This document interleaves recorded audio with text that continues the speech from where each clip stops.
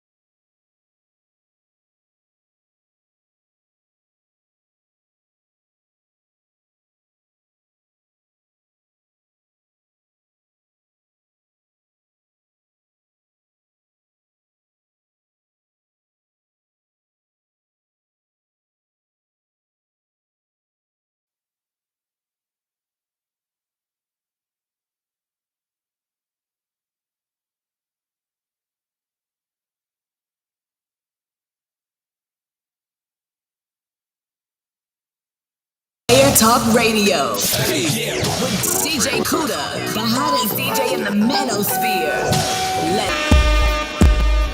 Felt the pressure, enterprise, and money in my bank keep me stimulated. Partnership, build with the family, then we elevate. Kuda, we come over here to give you some relief, bro. We don't want to talk about that. We want to talk about having fun. Yo, those dope boy Air Forces was nice, AM. Hey, no, it was not that. Jessica said, no, you goddamn listen to this. The sun has been coming up for billions of years, and ain't nobody call that old. The moon has been coming up for billions of years, ain't nobody calling that old because it works. If something works, and if it don't work, and even if it's a foundation, take it and retweak it and make it work to your advantage.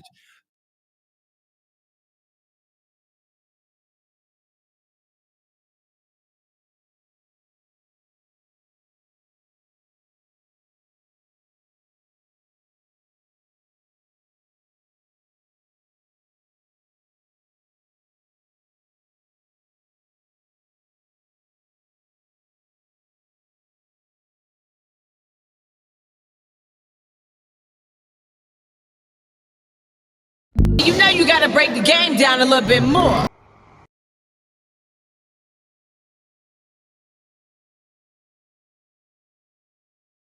All right, what's going on? Shout outs to everybody here. It's Player Talk Radio. We in the building, y'all. Shout outs to everybody in the building. We are here. Look. Shout outs to let me cut this off. Shout outs to everybody in the building. We got everybody here. What's going on, Big Cap? Shout outs to Big Cap in the building. Cap, if you get the chance too, man. And shout outs to everybody here. Make sure y'all please hit the like button on the way in. Hit the Cash App, hit the PayPal, support the show. You know what I'm saying? We got the radio station popping off on tonight's show. Man, we gonna have fun tonight. All right, listen, I'm definitely gonna deliver on tonight's show as always. You know, I host a masterclass every time I go live. You understand what I'm saying? Look alive, y'all. Hit the like button, support the show. Cap, if you get the chance, man, you know, promote your what you call it. I know people don't do this in this space. You know, I'm usually only the few content creators that do this, but make sure you promote your what you call it, your clubhouse, man. You know what I'm saying? You know, there's people here that may want to, you know what I'm saying, check you out, and you know, you family. So you know what I'm saying? You know, definitely promote your clubhouse when you get the chance. You dig? And when I get my account back activated, I'll definitely pop up. You did? Shout outs to Mr. O with the info. Got some news you can use. Make sure y'all subscribe to my brother. Good to see you, man. Good to see you. As always, shout outs to the cynical one in the building. As always, good to see you also. Yes. Yes, good to see you. Shout outs to Lord Offenberg. Shout outs to Bronze, Flat Power God, and everybody else in the building. Yes, sir. Ski. What's going on? Shout outs to Blue Marvel, man. What's going on, Ed? Good to see you, man. Shit. Good to see you, man. Y'all please hit the like button, support the show. Let's get the support going. Listen, man, we in the building. This Player Talk Radio. You dig what I'm saying? I'm feeling very good. Pretty motivated on today's show. You know, I'm not having a great week. The week could be better. But you know, it all comes together at some point. It's Player Talk Radio. Shout outs to everybody here. Give me 1 second, man. I got one more cut to throw on. It's Player Talk Radio. We in the building. Let's get it. Let's go. Welcome to Player Talk Radio with DJ Kuda, the hottest DJ in the Once it raw like a pick unedited, not credited. Even though I made vast improvements, hopping the coupe push start, I'm cruising. When they look at their past, they're fuming. I'm one step ahead like Arson Lupin. Can't be a part of this movement. Barbies think we're the hardest humans. Still target my target booting, regardless of any other armies trooping. Well, if you come to visit me in Toronto, I mean, you could always go see the St. Lawrence Market. What are you up to tonight? Because it's late in London now. And yeah, we could definitely like FaceTime or call or whatever you want to do. Two guns Guns up, everybody get down. If you heard that phrase, then you really know 40. Back then was the same old story, something on my hip like a walkie-talkie. But there's no communication when I'm in a nation, P-land, damn corky. Got a show in the crowd, there's 1,000. Tell the promoters I'll be there shortly. Sweet one, trying to get my attention. Tell her it's cool as I'm about just pouting. Deep down there's a stretch, no doubt. I'm trying to smash bros like Captain Falcon. But the game is the game, I guess. Can't say that I stress for the feeble specimen. Cause I was in a tea house scheming. Runners, they had more dark than melanin.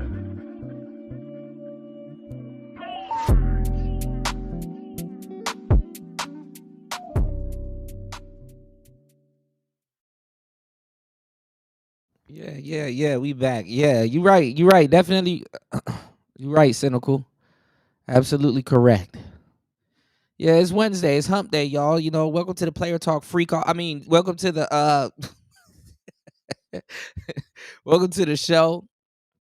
You dig? We are in the building. Got so much stuff to talk about on today's show. Let me know if you guys are hearing me loud and clear. We don't switch it over to the radio side of the game. So, you know, we always cooking up, you know. Let me know if we loud and clear. All right. You dig? We are here. Hold on, give me 1 second, y'all. Throw on some spitting music and stuff. Yeah, so you know, we back in the building, man. We got so much stuff to cover. Candice Owens, oh my God. Like her, hate her, man. This woman is diabolical.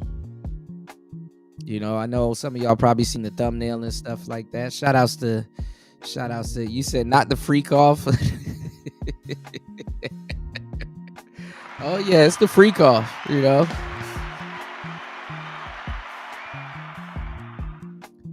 It's the freak off, you know. We got the surgical bags ready, you know. What party say? We got the Gatorade syringes. You know, if y'all get tired, you know, on some Kevin Gates shit, we got the Gatorade syringes and stuff. You know, we in it to win it. You know. So yeah, man. So much stuff to cover, man. Candice Owens been going off. She done did a show earlier. We got some more stuff going on. It seems like a lot of people are going in on feminists. You know, that's you know, pretty crazy, you know, at this stage. But I think, like I said, it's one of those years, you know, I'd be forgetting that sometimes these years come around where, you know, women are kind of fed up. And then, you know, with the Diddy case, y'all, you know, they fucking up. They're trying to make it seem like it's Diddy, but it's not Diddy. It's always women that fucks it up, but it's always men that got to take the rap. But they're fucking up, you know, getting flued out. You know, they're fucking up getting flued out. You know, fucking up getting flued out, you know. So it's just a lot going on, you know. We're gonna get into it though. But Candice Owens, she been going in on Tucker Carlson. They're making this you know, there was a conference, and Trump, you know, at first, because people were talking about it, Trump didn't really want to say nothing about you know, the floodings in Texas and stuff like that. I mean, I'm pretty sure, you know, I'm pretty sure he knew about it, because, you know, people was going in saying that, oh, you know, this nigga out here golfing and shit, and Texas is flooding and stuff. Like he's supposed to stop golfing, and all of a sudden the floods in Texas is gonna stop, you know. So, you know, he's up here celebrating, I guess, progress that he believes that the government is making. And then at the same time, you know, the world is falling, not the world, but Texas is falling apart. So it's like this thing where it's like you know, it's a tragedy, and it's like you know, it's a tragedy, and it's a I guess he's saying there's a lot of it's horrible shit happening. There's a lot of good stuff happening. And somebody, and I told y'all this was gonna happen. Somebody asked him, one of the reporters there asked him about this Harvey, not the Harvey Weinstein, but the Epstein files and stuff like that. And the lady that basically started the rumor and was saying that, oh, I got the Epstein files on my desk and stuff, she was there. And basically, I guess he knew this was gonna happen, but I guess he brought her out to, let them know, like, hey, hey, this is the woman that was, that was accountable. Or that should be accountable. She said that she got it on her desk and stuff. Hold on. So she had it on her desk, and she was like, "Oh, we're gonna, make the people we're gonna hold people accountable for it, basically, for the basically whoever's on the Epstein list." So basically, there was this reporter there, and he asked her about the Epstein list, and Trump kind of he was just asking about the Epstein list. I don't know if he asked her. But Trump basically cut him off and was like, are y'all like, with all the stuff going on in the world today, are y'all still, are y'all still, making a deal out of this damn Epstein list? And it's like, yeah, we making a huge deal out of this damn Epstein list. You know what I'm saying? So on the last couple of shows, we were talking about Elon, and we were talking about how, like, could he, and he's launching stuff too, insinuating that this is what he wants to do. But it's like, could he actually, come up with a new party? I mean, obviously, we're gonna go into a new, we headed into a new decade. Yeah, it's 2025, but nah, fuck that. I mean, it's basically, if it ain't 2030 in your mind, I don't know what's wrong with you. But then again, if you a year and a half, I've done this experiment so many times. If you a year and a half and 2 years ahead of niggas, they think you Jesus, and they're not gonna believe what you saying.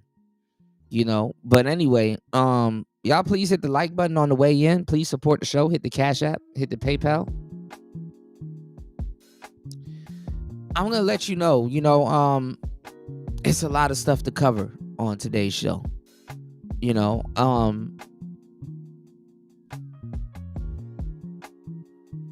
Elon, he's still going around, they say on Twitter, calling out other people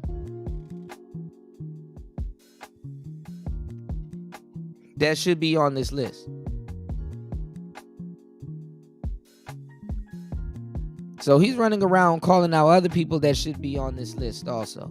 So I don't know what list Elon got, but apparently now he's resurfaced, and he's acting like he's sitting on some, on some information.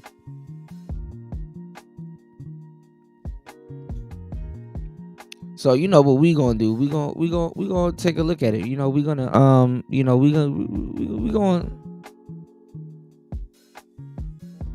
gonna figure it out. We're gonna figure it out. Hold on, y'all. Shout outs to everybody over on the Rumble. Shout outs to everybody over on YouTube. We are simulcasting. Please hit the like button. Support the stream. Support the platform. All right. Hold on. Give me 1 second. What is DJ Academic saying?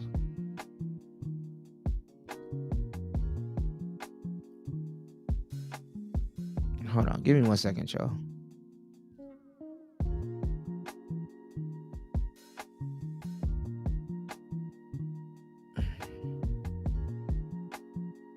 Shout outs to everybody that's in the Discord. I need to get it working. Let me see if I can post this in the Discord. But yeah, we got a lot of stuff to cover on today's show. As always, we're gonna get straight into it. And we're gonna get into Candice Owens, versus Tucker Carlson and your boy Piers Morgan.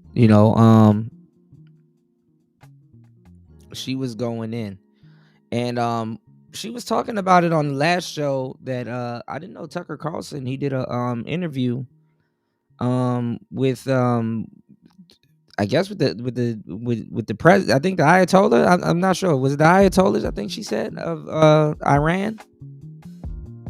I don't know how somehow, that's trading against the country, but then again at the same time, I can kind of see it. But hold on, give me 1 second, y'all.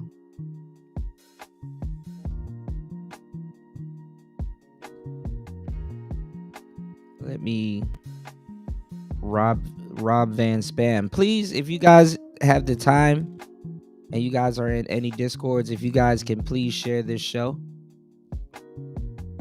We're gonna really start to we're gonna really put a effort in blowing this shit up. Hold on. Give me 1 second, y'all.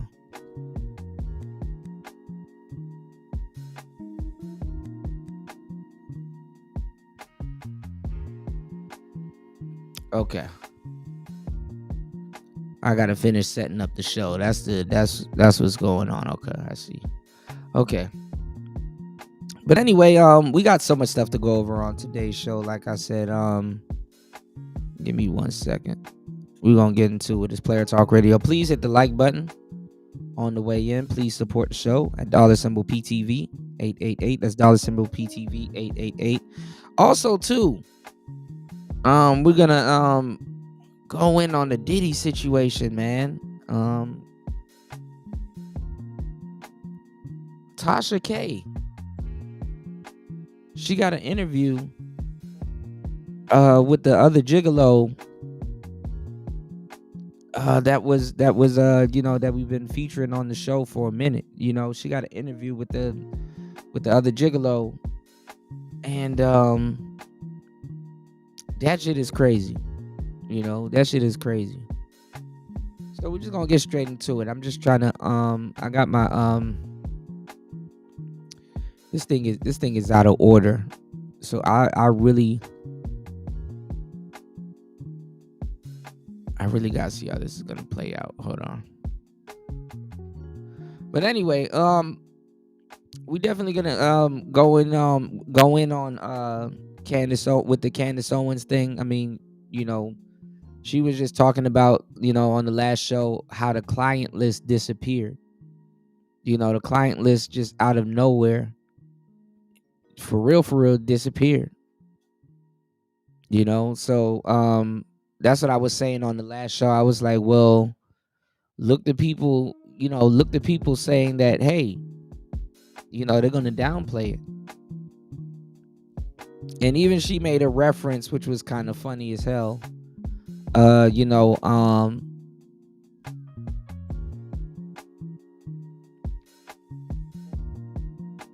the Men in Black, how it's just so easy how people could just point the pen in front of your face and just say, hey, this didn't happen. I mean, you don't even got to do that to people. You could play in people's face all fucking day. You could tell them the truth and they're still gonna forget. People are dumb, sadly. Smartphones, dumb people.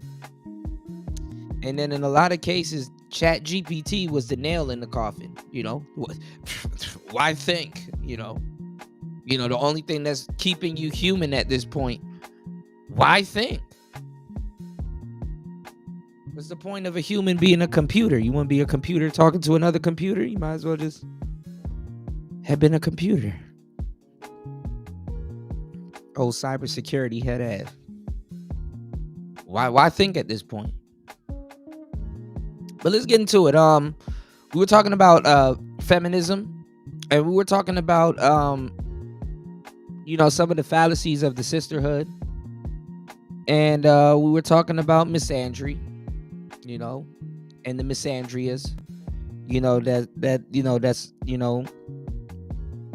in these spaces, not in these spaces, but in general, the matriarch that we live in.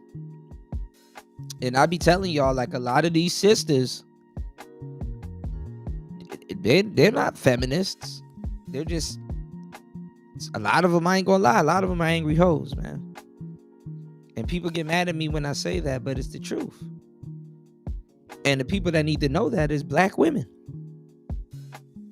Because these are the women that's around you. These are the women that's in your household. These are the women that you call friends.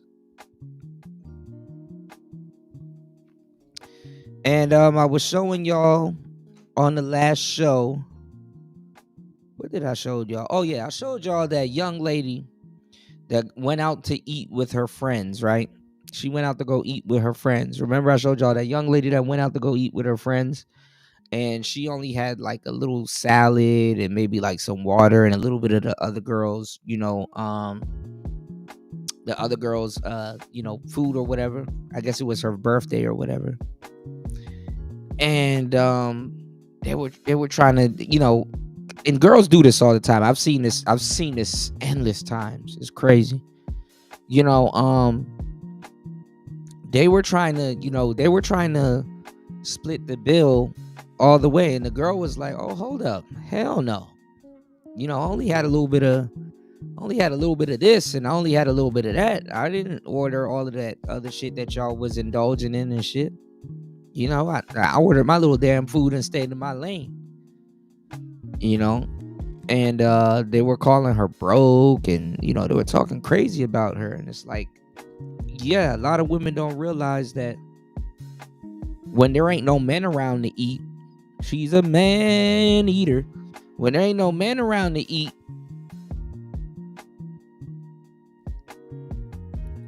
y'all start eating each other. Y'all start eating the hell out of each other. Pun intended. But no, she got up and left. She said what she said, and I respect her for that. I'm like, yeah, yeah, y'all are starting to see what men have been telling y'all for the longest time, and y'all are gonna start to see it individually. So I don't know if that's a W. I mean, I don't think it's a W for men. I mean, I'm not a fan of SB. I mean, I don't know what men want from women. They want to, okay, I'm sorry. Now all of a sudden, I'm going to start paying $20 just like the men do. No, they're not finna do that. Definitely not finna do that.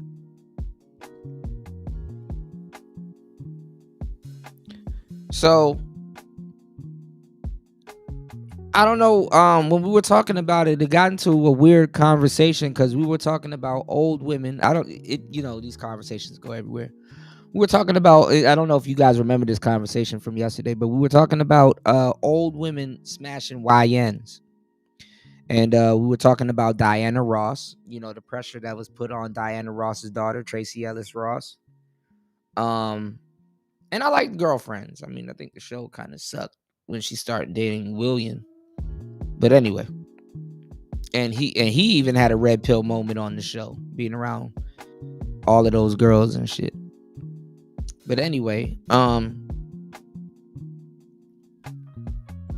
we were talking about Kendra G, how she froze her eggs. And oddly enough, crazy as kept, we talked about Claudia Jordan. Yes, we talked about Claudia Jordan.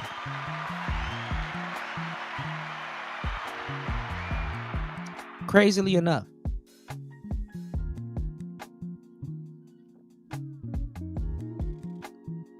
And we were talking about, well, I got into the nuances of, women and babies, And I said, I kind of respect it a little bit more because she waited till she was established and then she did the baby thing. Usually women do that in their youth when they're younger. They don't really have a place. They're not really established and stuff like that. But they have that baby. They cling to that baby like for dear life. That baby is the marriage. That baby is the check. That baby, whatever. So women don't really fear the consequences of having kids like that, whether they got to get on Snap or whatever, and and whatnot, whether the father's there or not. So Claudia Jordan. Let me show y'all. I can show y'all better than I can tell y'all.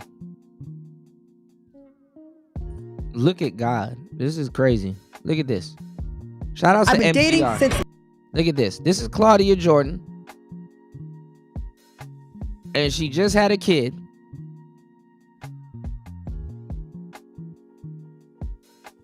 Check this out. In the 1980 something, and I'm still single.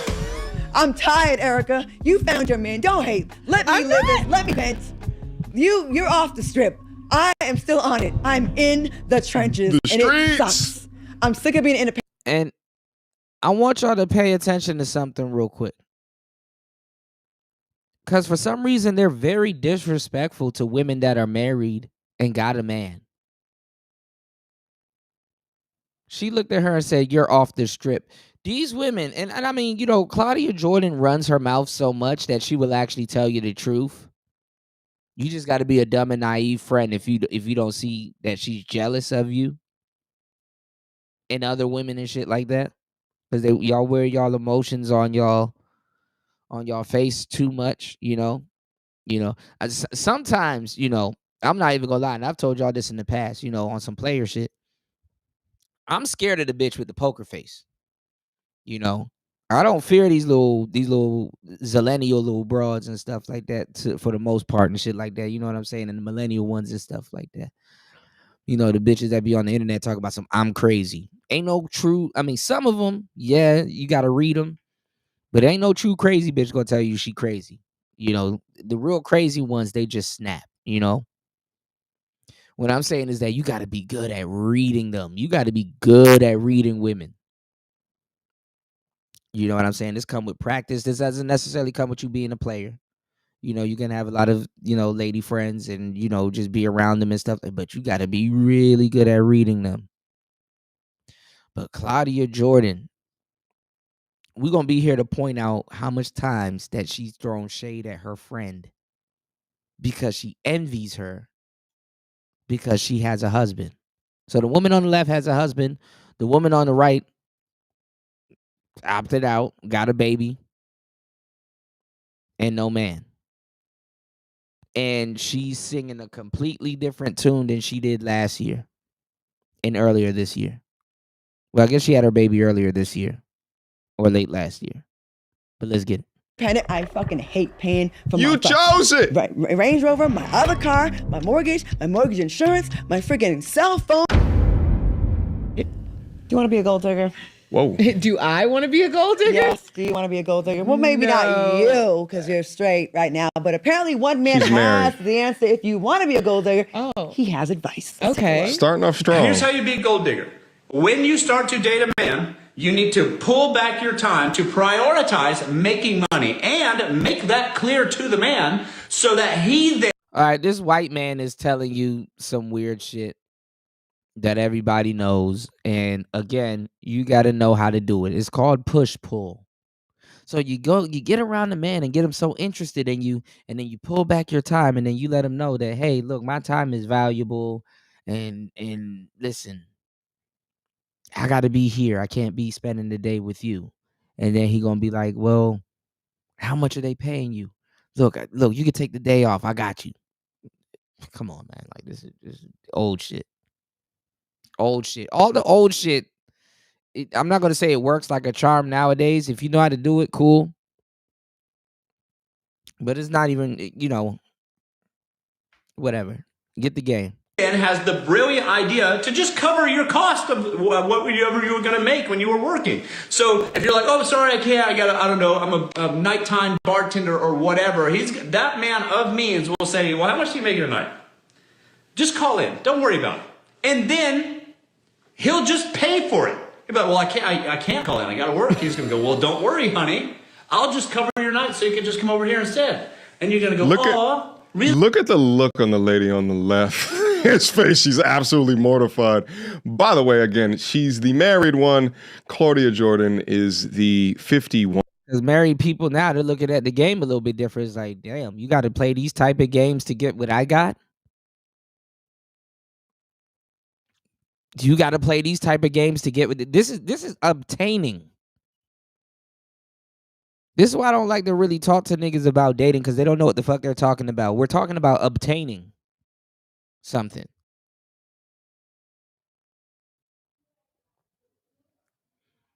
The game ain't in the obtain. The game is in the sustain.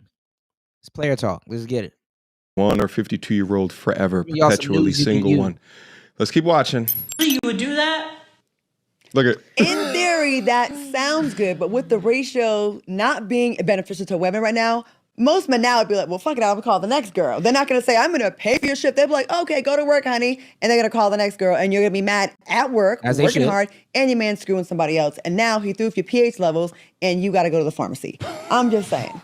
That is a tale of at least one tell. A tale of the tell. The tale of the tales. She's stumbling over the words. That's one tale. Another tale is. Yeah. The more that you listen to Claudia Jordan talk, you begin to understand why she is perpetually single. All right, let me try to break this down. The lovely young lady on the left is currently stumbling over her words because in the back of her mind, she's contemplating ever starting a friendship with Claudia Jordan. To whoever the husband of this lovely young lady on the left is, continue, because I already know you are, my G. Continue on telling her on creating and keeping boundaries away from this one. Let them bang with each other from a business relationship perspective, whatever, all right? She has some media goal aspirations. Let them do that. But when it comes to being actual friends, you must understand she will inflict the single woman perpetual boss bee bullshit into the married young woman onto the left. So my brother, hold the line. Okay, anyway, let's get back up into the content. We can never have a Anyway, like I said, like, and I feel bad because this is what happens to a lot of, women, that they get to that point and then there's no instructions there. And I've been telling y'all, the same way, like I tell y'all, a lot of the old niggas, what they do is they sabotage the young with their advice. Well, women do the same thing too. I've been saying this for the longest time. They give a lot of other women, especially the younger ones, they give them tainted advice. They give them tainted advice. Then again, to a certain degree, the youth, you can't really talk to them anyway. You can, but you can't. They give them tainted advice. What's going on, Chris G? Good to see you, player. Welcome to the show, as always. Good to see you.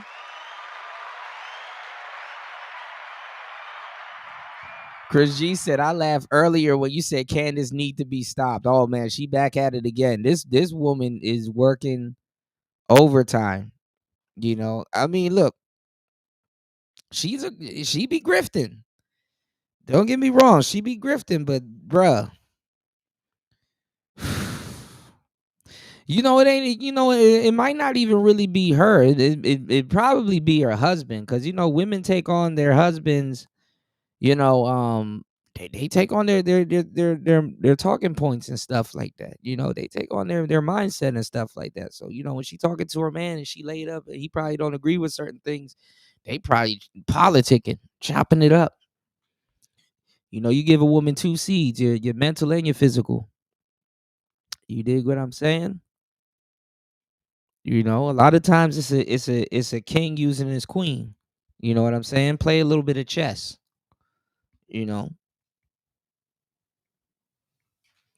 But nah, I think she doing this on her own and shit like that. But it is what it is, But Candice is crazy as it can be, and she's unhinged. She got the juice, But we're gonna get into that a little bit later, because this woman is diabolical. Y'all take a look at the thumbnail. You did. But shout outs to Chris G in the building. Y'all make sure y'all please hit the like button. Support the show, show some love, support the platform. All right, we getting into this real quick. Let me show y'all how fake women are to each other. This married woman and this unmarried woman that basically had a kid on her own terms. Let's get it. Conversation about gold diggers up on these platforms and just not outright call them for what they are. Sex workers. They're scamming sex workers. That's what they are. But instead of starting from the position of, hey, let's not do that, we're starting from a position of, hey, do you want to be one? And if so, this is how you try to do it. Meanwhile, if you're exchanging the time that you're working at a place, a business, an organization, and if you're exchanging that one-to-one for whatever the guy says that he can buy your time for, number one, he's buying your time for sex, so that's prostitution. And then secondly, you're giving away working time and hours to gain skill sets, transferable skill sets that could be utilized in whatever your next come up or your next gig is to go get your box rearranged, or what Claudia Jordan said, to get your pH off balance. But through the bitter singleness of the young lady on the right. This nigga said Claudia Jordan. Is it always comes down to the guy being ain't shit within this transaction. Y'all, please hit the like button. Please support the show. If you guys can share this on your social media, share this in Discord, share this on your socials. Please don't abuse your wrench. Please share this on your socials. Support the show. Let's get it. Transactional relationship, and it's short-term thinking. They never talk about the type of intentionality of that guy. See, it'd be a lot different if a guy was serious about your time, energy, and attention, and he's trying to pay for your time, but he has obvious long-term goals established or situated for you.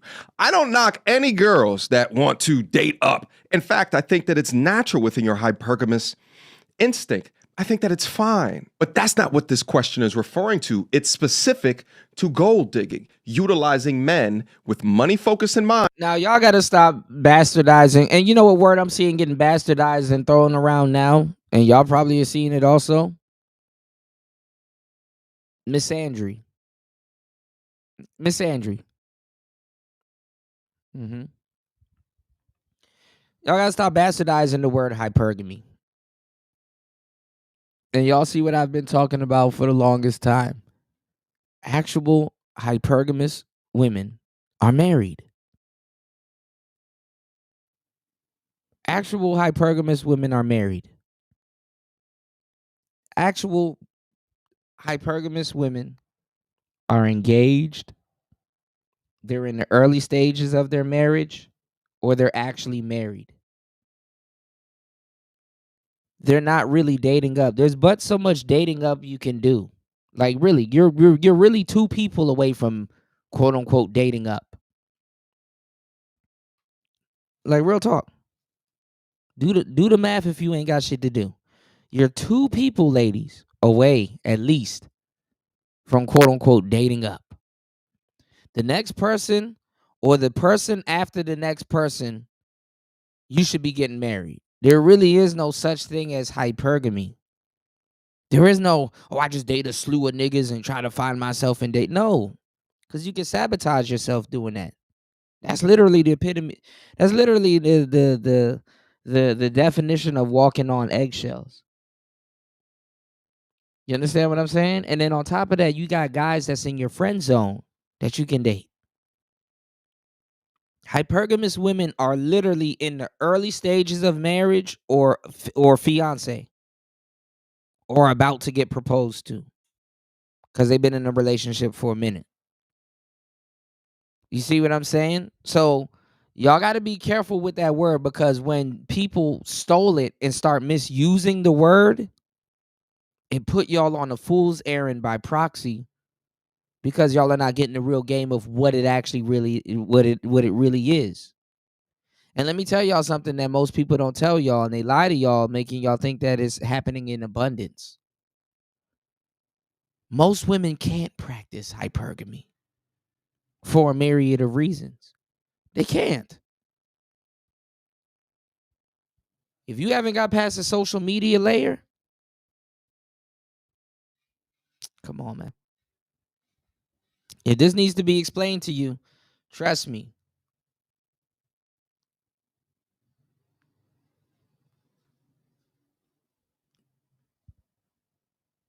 I don't know what to tell you, you know? For a transactional relationship. You get money, you don't have to work in the short term, and he gets the insides of your orifices. Thank you, sexual revolution and the feminist movement, for you have perpetually destroyed a majority of the mindset of the modern young woman today who is turned into that on the right. Let's proceed. That's like, why am I so tongue-tied? Because it's ridiculous. So he's not 100% wrong, but it's problematic for reasons that people don't consider. I know people are going to think it's problematic because he's saying, oh, you should be a gold digger and depend on a man, and that could be problematic in itself. But I'm going to leave the obvious alone because a lot of people aren't seeing this.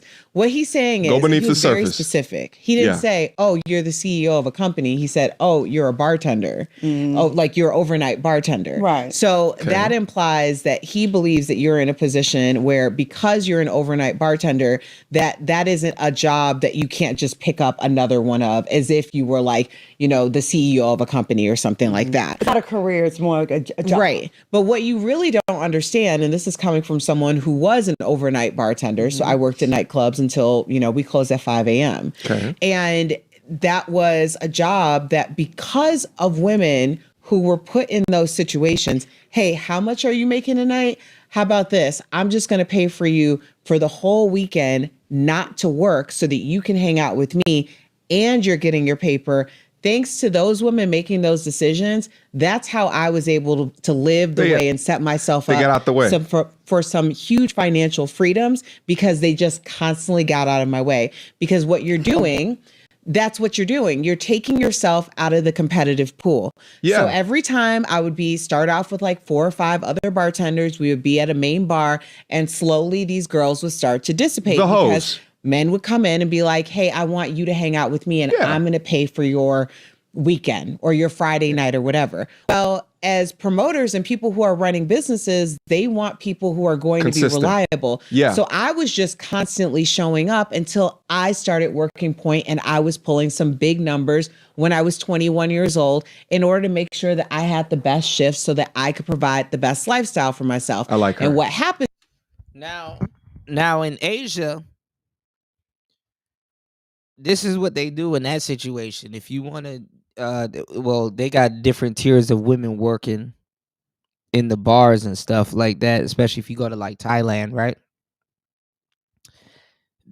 They encourage a guy to pay for a woman's time. They encourage that type of behavior. You know? And it really don't make that much sense in the West because the West doesn't have what's called bartering culture, even though sex is transactional and negotiating and stuff like that. Literally, if you think about a date, it's synonymous with bartering. This is why, fellas, y'all got to hit the like button and support the show because a lot of people don't have this game. It's bartering. Now, a lot of people don't know what the barter is. They think it's a Young Thug album. I'm not talking about the Carter. We're talking about bartering, barter. Knowing how to negotiate. Knowing how to have a mouthpiece. Knowing how to talk. And one of the things about bartering is that the deal or whatever you negotiate, it has to make sense. You know what I'm saying? It has to make sense.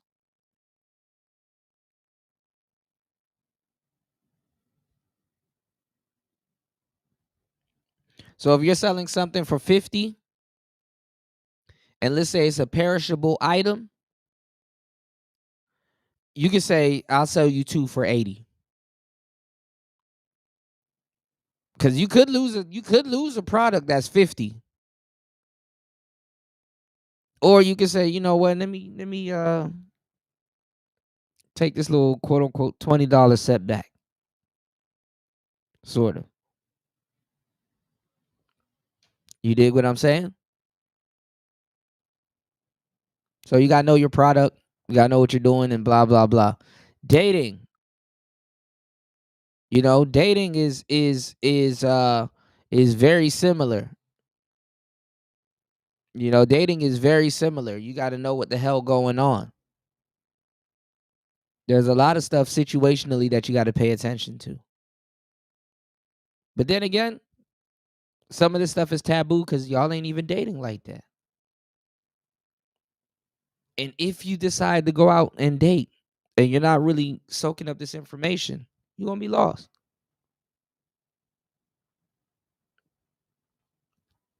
For sure. And you need that time to figure out, what category you got this woman in. Sometimes you're dating to secure a jump off. Sometimes you're dating to secure a wife. Sometimes you're dating to see where it goes. You got to give yourself that time. I talk about it in both of my books, the audio book and the one that you can read.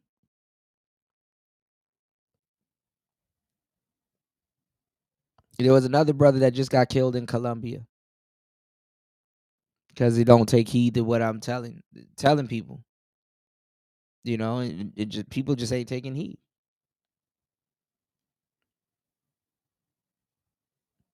Some of you guys, just as much as women can't practice hypergamy, you can't thrive in hookup culture. You're more of a lick than a hookup.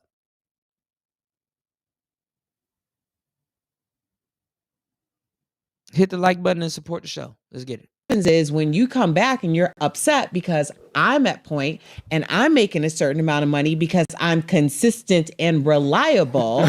No one is checking for you because they know that the next guy is going to come in and stand next to you and say, hey, how much are you making? And you're going to pull that same crap. But let me tell you, it doesn't just stop with the overnight bartender. No. Because that can be your 20s, your 30s, 40s, however long you decide to bartend and make it that your career for the rest of your life, that is great. But just know that those same tendencies are going to follow you the rest of your life. And you are going to be seen as an irresponsible and inconsistent person. And when you're looking at the people who made it, you're going to wonder why you weren't one of them. And that's because you decided to go with some man who offered to pay for your night. That's a very pro woman. Shut up, Claudia. Amazing.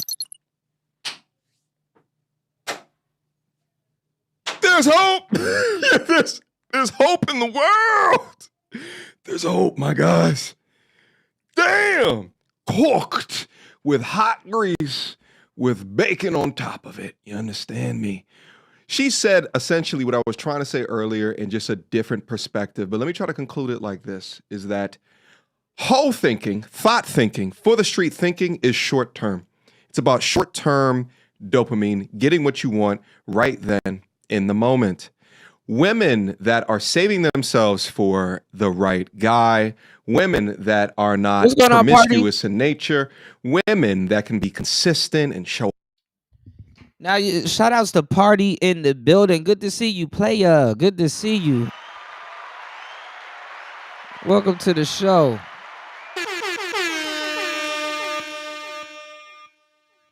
Now, you got to be careful too, man. I mean, I'm telling you guys, in Western thinking is crazy.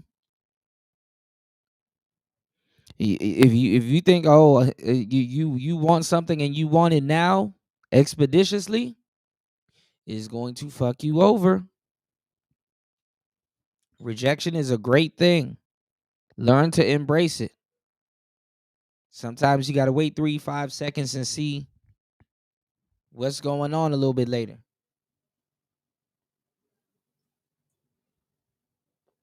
Could be a goner. Let's get it.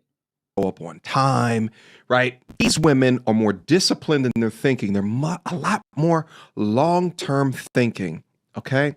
So whole thinking, right? Like, it's hard. Being a hoe and you have whole short-term ass thinking, businesses, right? Like, you don't have the consistency for people to hire you long-term within businesses unless you change your mindset. And oftentimes these people are just driven to be satiated by the short-term things, material goods, money, things that essentially don't matter in life. Whereas the long-term thinkers, there's something that they're waiting for. There's the forest beyond the trees. They understand that the effort that they put in today will pay them dividends into the future. No, don't get your back twisted on a Friday and Saturday night by Tom, Dick, and Harry over there standing in the corner. No, don't you do that. No, don't you accept that offer from the dude that's got the yacht and wants to put your ass in that yacht and a couple of your homegirls on it for the weekend. No, don't you do that. And they have morals and standards.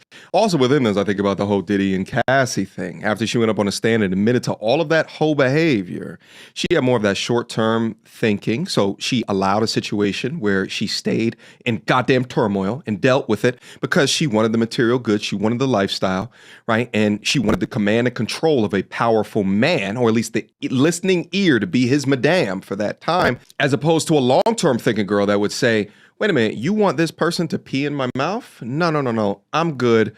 I'll see my way out. But these gold diggers, whether it be from a Cassie or the chicks that fly over to Dubai to get on, no bounds. Let's go. Seeing like strong, independent women, but might I add another angle? I would feel like, why the hell ain't no one trying to scoop me up to save my life? Am I ugly? That's what you would think? Looking at me like, why are they getting saved and I'm over here working, taking on extra shifts now? Because she got Richard Gere that came and scooped her up, and now she got an easy life, and now I got extra corns on my toes and my back hurts because no one's saving me. So you have a very positive attitude. I would have been a little bitter, like, why the fuck? Why not me? Why not? I don't. That's because you're an immature baby lady. See, I mean, at least she's telling y'all. I would have been bitter.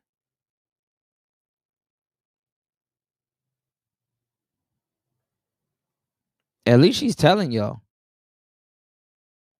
So, like I said, I give Claudia Jordan credit for that, but you know, because she running her mouth now. I mean, she was running her mouth then, but it's like she's supposed to be this accomplished woman. Why are you jealous? She's a very jealous individual. You said this nigga MTR falling in love, right?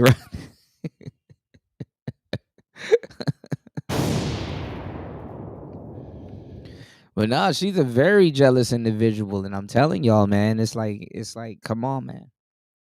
Come on now. You supposed to be the gamma woman. She's a gamma woman.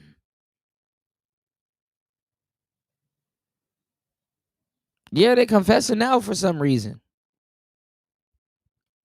Get it out before 2030, man. She's a very jealous individual. But at least she'll tell you. You know, because most women won't tell you. You know? So, look at how now she's spilling the beans. I ain't even gonna lie. She's not even hitting. Well, I don't know if she is. I mean, she probably is behind the scenes, but is she hitting up Ayanda? Like, yeah, you was right. That's another thing, too.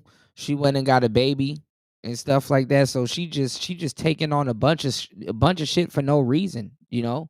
Just filling up her plate. Crazy. I want to be irresponsible. I'm sick of it. No, I'm tired of the goddamn cape. No. Somebody save me. I want to be Julia Roberts on Hollywood Boulevard. You hear her voice breaking. Somebody save me.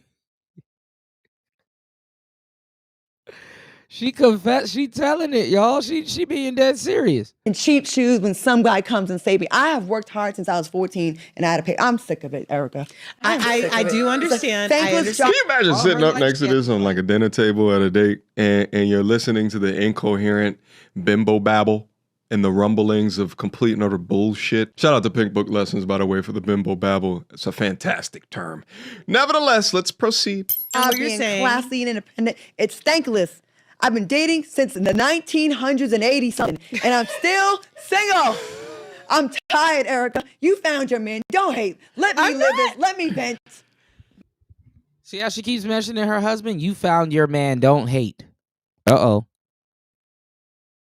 You're off the strip. I am still on it. I'm in the trenches. The streets. And it sucks.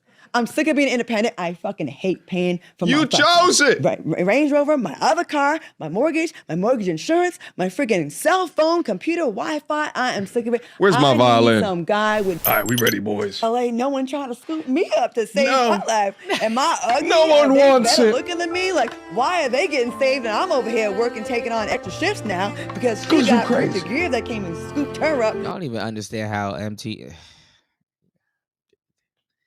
Hey man, Courtney works, y'all. I don't even understand how this nigga. This ain't even a flex. Like, why do dudes think that like they I don't know. I don't. Well, maybe because I don't hate on people. I genuinely don't hate on people or jealous of people and stuff like that. I'm genuinely not. But I don't get nothing out of a woman suffering, bro. It's more so like you kind of should have listened, you know. I'm not about to go out of my way and get a violin and get all this joy out of this shit. This nigga getting joy out of this. Look. Now she got an easy life, and now I got extra corns on my toes, and my back hurts because no one's saving me. So you have a very positive attitude. I would have been a little bitter, like, why the fuck? Why not me? Bitter. Why not? I don't want to be irresponsible. I'm sick of it. No, I'm Claudia. tired. I'm tired of the She's goddamn tired. cape. No. Somebody save me. Save I want her. to be Julia Roberts on Hollywood No, you Boulevard don't. in cheap shoes when some guy comes and saves me. I have worked hard. Geriatric pregnancy. And I had to pay. I'm sick of it, Erica. I Menopause. understand. I Thankless understand job what you're being saying. classy. She used her youth. It's thankless. I've been dating since the 1980s. Talking shit to men. Something, and I'm still single. Still I'm tired. single. And y'all be up here arguing, oh, you need to have a jawline and you need to be 6 foot and you need to do this and you need to sounding like these hoes. She said, I need some man. They look at men so delusional. She said, I need some man to come by and say, Erica, you found your man. Don't hate. Let me live it. Let me vent. Let her vent. You're off the strip. I am still on it. Streets. I'm in. that shit is crazy. And the jealousy, ladies, gets even worse when you have a husband because you have a specific man that saved you while she's just looking for a shadow.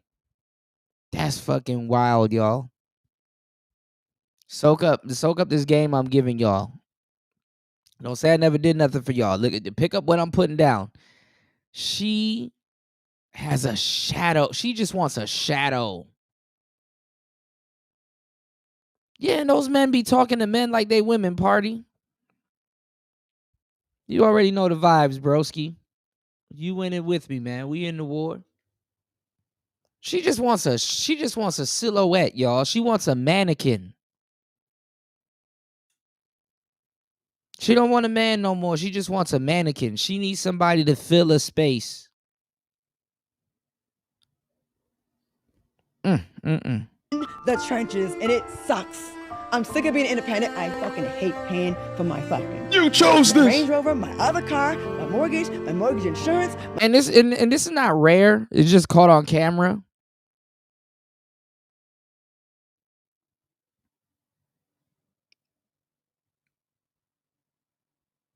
She's admitting it. I'm not even gonna lie. If y'all don't have the right set of eyes and ears, low key, she crashing out.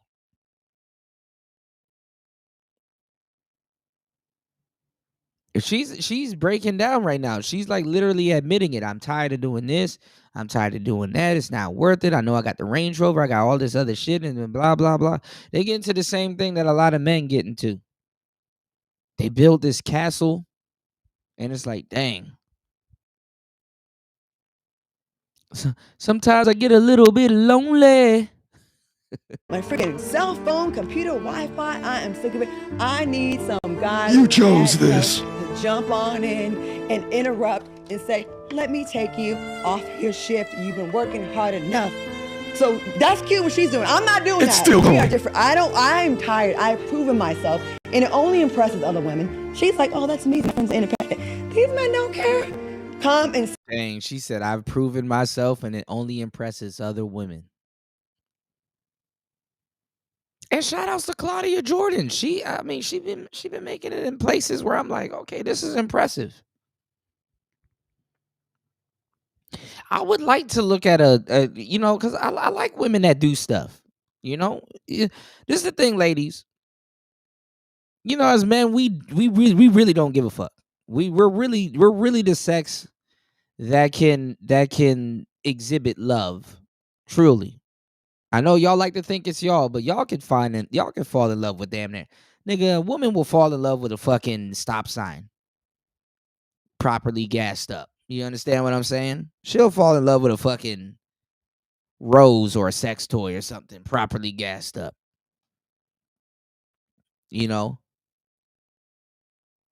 But men, we can, you know what I'm saying? We can love a woman with nothing. We will compromise our lives for a woman that we found behind a trash can. We we can practice love in all stages of her life. You dig what I'm saying?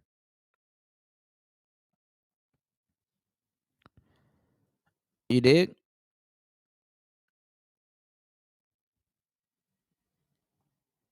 So we find true love. We can love somebody truly for who they are, not money and lifestyle and all this other shit.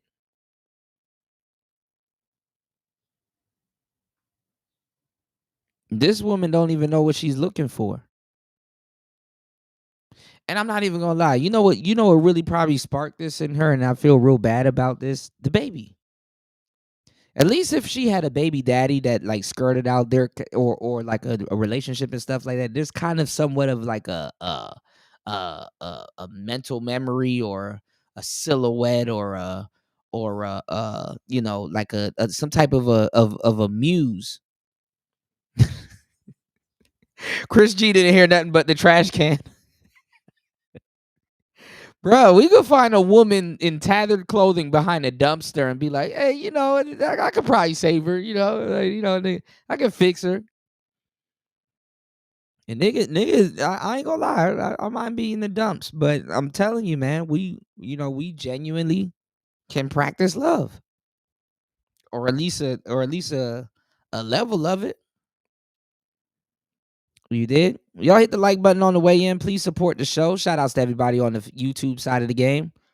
Show your support. Show some love. Support the platform. Please hit the like button. Shout outs to everybody on the Rumble side of the game. Please support the show. Show some love. We're going to get into the show. We're going to talk about Candice Owens. I got y'all. We got some stuff to get out the way first, though. Shout outs to everybody here. All right.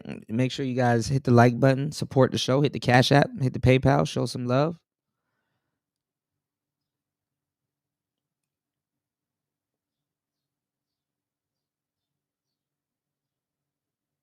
Now,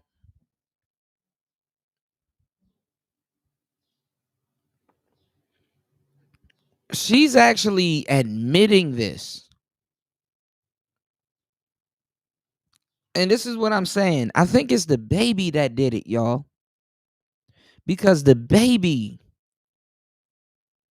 will show you, you know what I'm saying, a level. Oh my God. Truth only. What the? Shout outs to Curlin. Nah, man.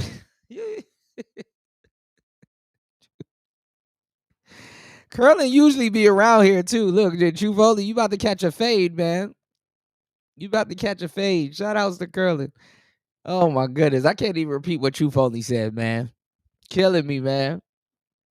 But no, I think this is what I'm saying, y'all. And I want y'all to soak up this game. I think the baby, not the rapper, the actual baby that she had made her realize, because a baby will make you realize how lonely you are. A baby will make you realize, like, damn, this shit for real, and I ain't got nobody here to share it with. I think yeah, party. Children changes everything, but hear what I'm saying though. I think a surrogate baby.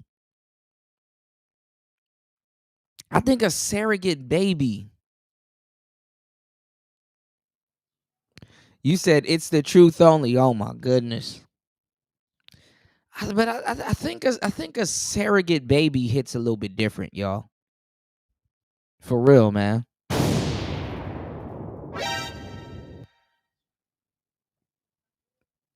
I think a surrogate baby hits a little bit different.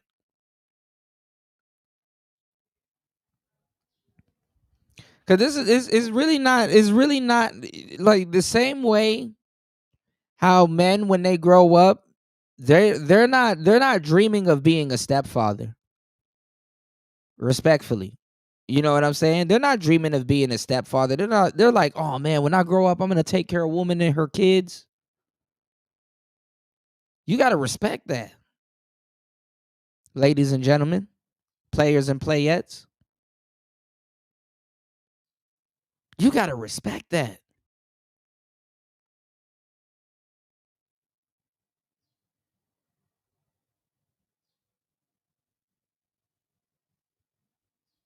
Gotta respect that.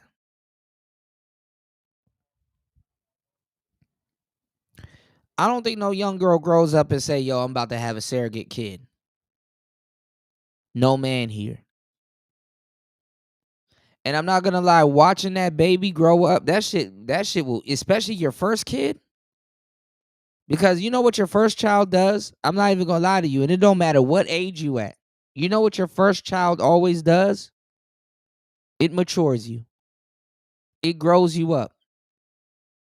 The first child always does that. That's like it's a new level unlocked.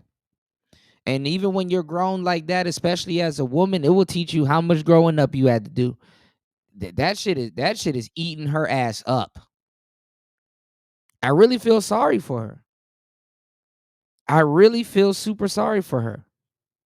Y'all please hit the like button, support the show. Let's get it. Save me, some chic, minus the dookie. Just please come and save me. I'm tired. I'm tired, Erica. I don't want to do it no more. Where's my Melania? Kevin is somewhere smiling down on us all, listening to the complete and utter bullshit. First of all, Miss Jordan. Yeah, I mean, your first child, especially if you had your child young, your first child is watching you grow up. You know? And kids stay on record.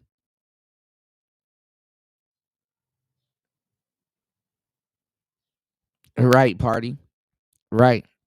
Absolutely. If you're looking for someone genuine or serious about you after all of that boss babe, I am a strong, independent queen talk for all of these goddamn years, expecting for him to be able to take care of everything for you. How is that feminist agenda working for you? You know what I'm saying? Like, you rode it on the wave to wealth, and now that you got there, you don't even care about all the nice shit that shit held out for.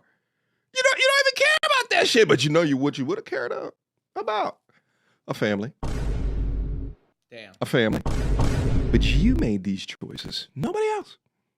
You.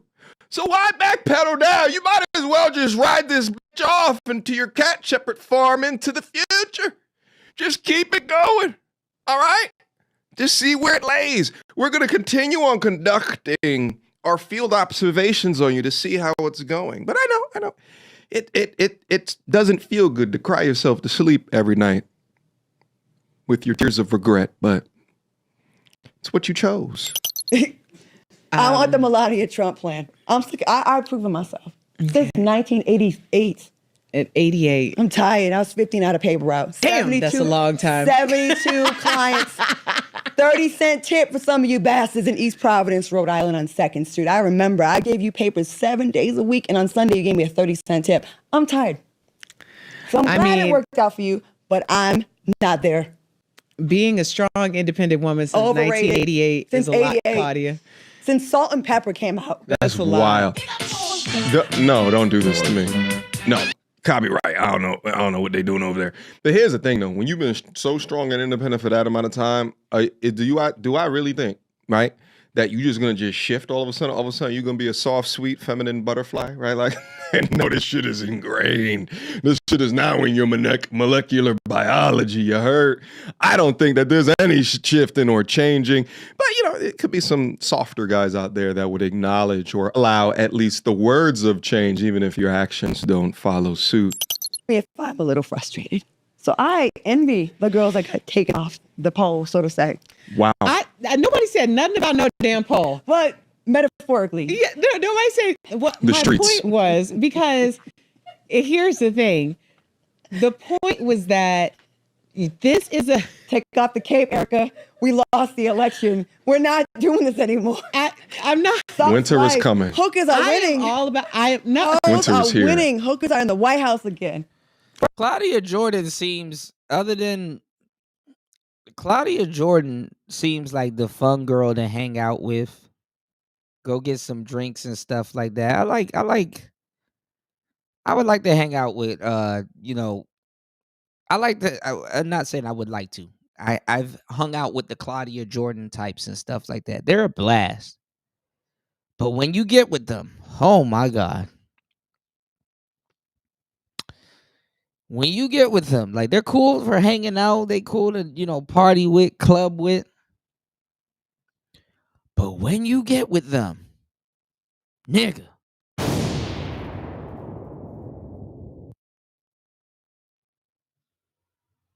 you got to have walls in your house to just separate y'all for a good minute. Just, you stay in that room, I'll stay in this room. When you actually get with them, it's a different fucking story. First lady. Some women will be your best friend in the streets and your enemy in the house. Not in the sheets, in the house. If you will, I'm over it. It's no one cares. Nobody cares about independence anymore. But I respect it, but they don't. She's crashing out. I get it. But my point was that this gentleman's advice, I do not think she got that hot flash. Was wrong. It's just that it's not long-term advice. And the problem with it is when you preemptively dip your toes into these luxury ponds, then all of a sudden you get hooked real fast. She's good. And you start jonesing. Yes. And you're like scratching. Yes. When is my next luxury bag? I want dopamine. Oh, Lord. Yeah. My YSL. Can I get the Hermes? I'm twerking for her Birkin. And then you're just walking around. Yes. And then the bag looks raggedy AF because you bring that bag everywhere because that is your entry into I am somebody. And after a couple weeks or so, maybe a month, it starts looking just as raggedy as this shtick that you're playing. This is and the it's all Cassie because paradox. you listened to some man on Instagram who told you this is the way to be a gold digger, and you can only get your trial run for 36 hours, and now you are up Schitt's Creek. Why so And short, up 10 Eric? bodies. Why so short? Because most men do not have a long period of time.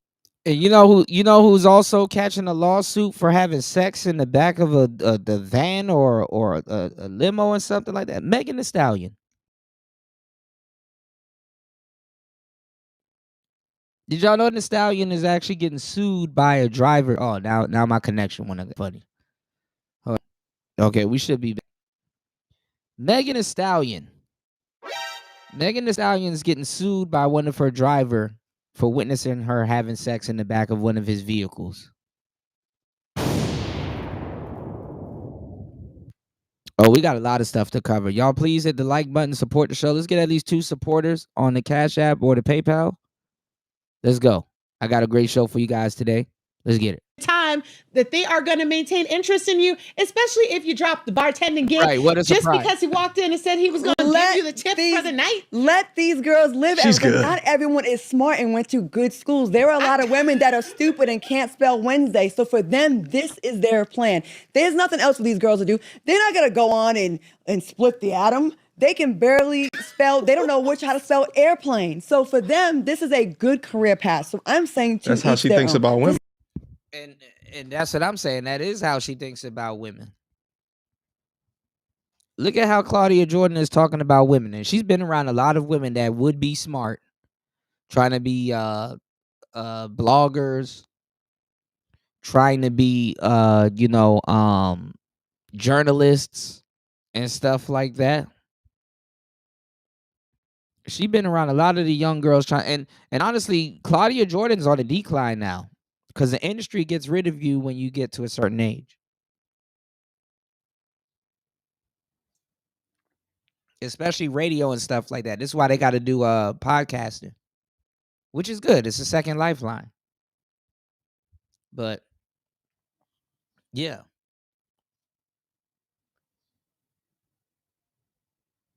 This is why the Breakfast Club and what you call it was supposed to be replaced. Darlene, the woman that be with Corey Holcomb, but they tapped in. You did, so she's still around. She cool as fuck too. But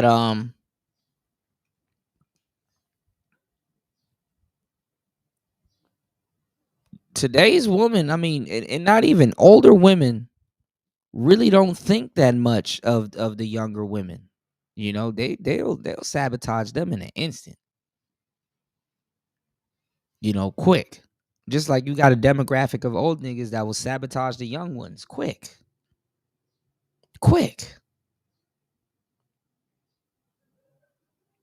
Claudia will take a YN at this point. She just wants a shadow.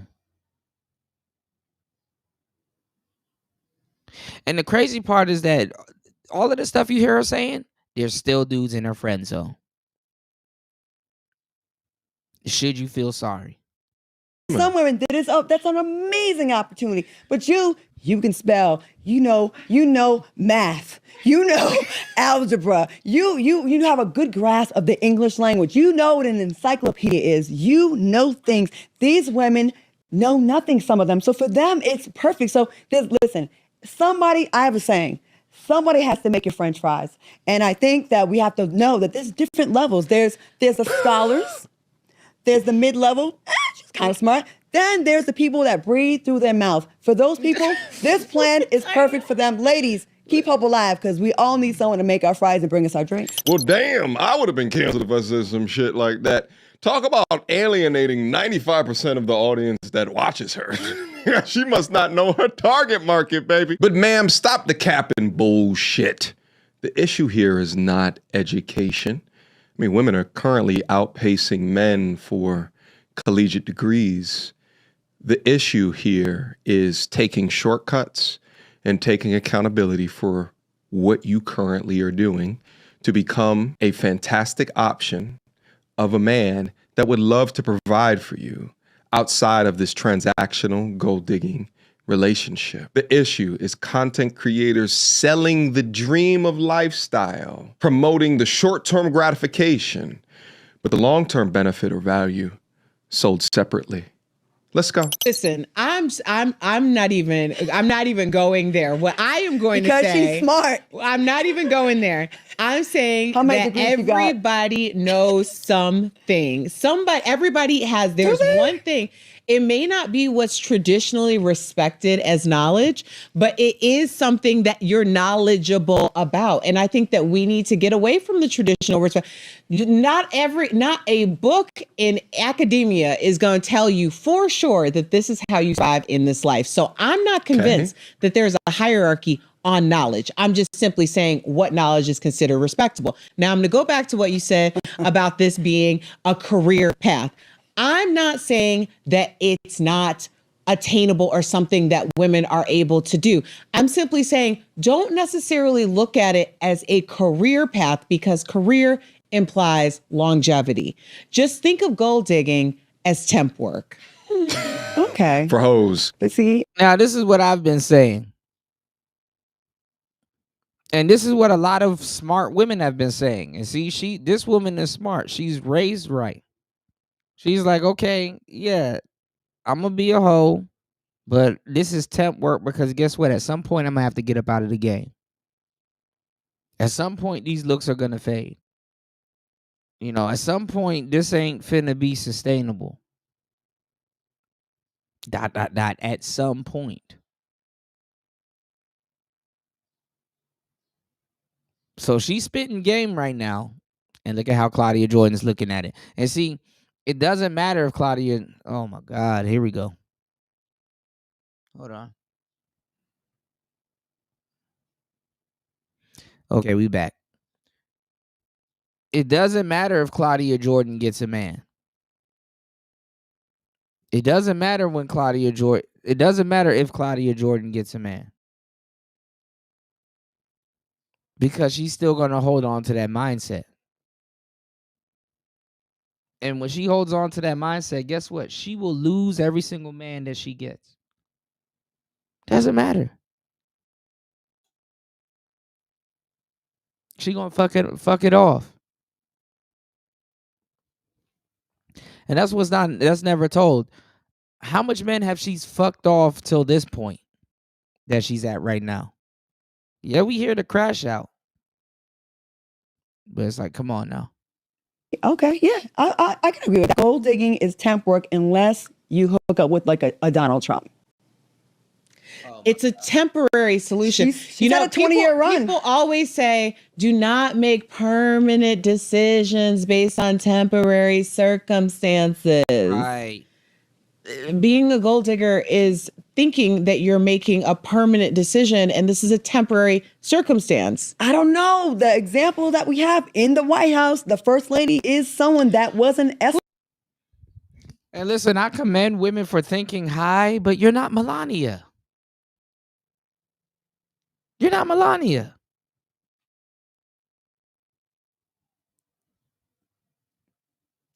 And rich men don't want you like that. Not long. Bro, if a broke person don't want you long term, a rich man definitely don't want you long term. And you can't even, listen, Melania's job, just like any goofy broad that probably lucked up, is to shut the fuck up and fuck her man and go on about her damn business and just keep the house in order and look pretty. That's it. That's it. You can't do that. Just shutting the hell up is gonna be hard as hell for you.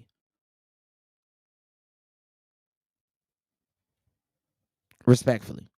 Who wants to deal with that? Is the juice worth the squeeze? Well, like, is it? Not for me, but she's someone that can't spell Wednesday.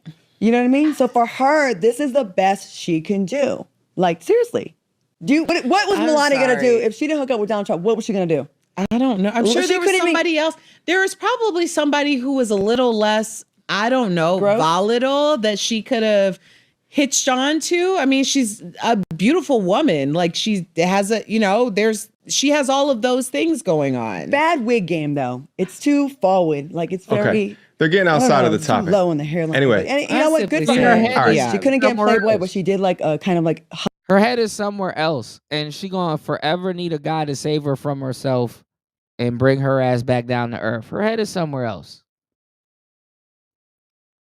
Worried about that woman's wig.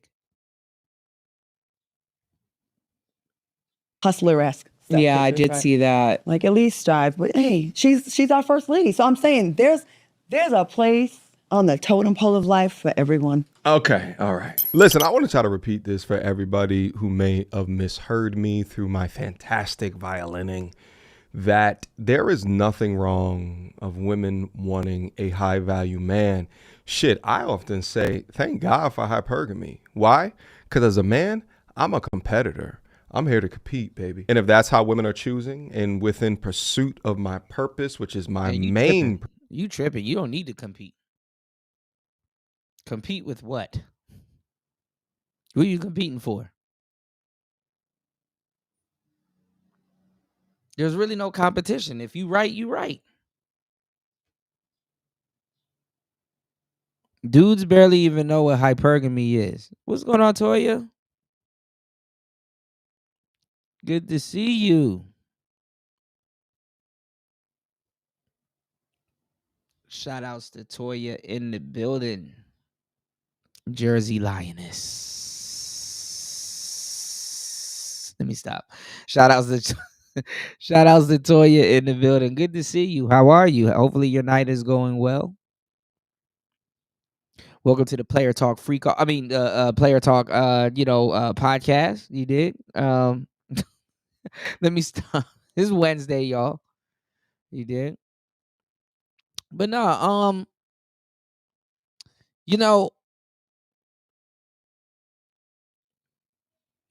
I really feel bad for Claudia because when you have a surrogate kid,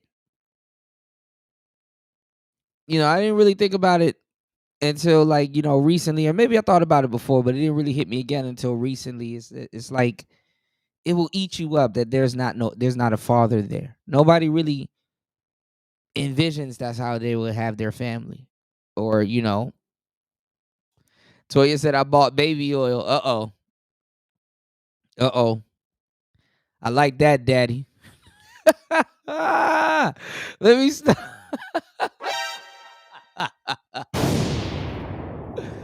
But nah, I mean, it just hits different when there isn't no father there. At least the studs, like let's say if you were a lesbian, right? And you got a surrogate baby, at least there's another woman there.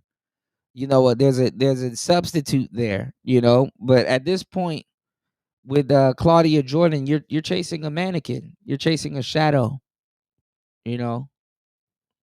And it's unfortunate, But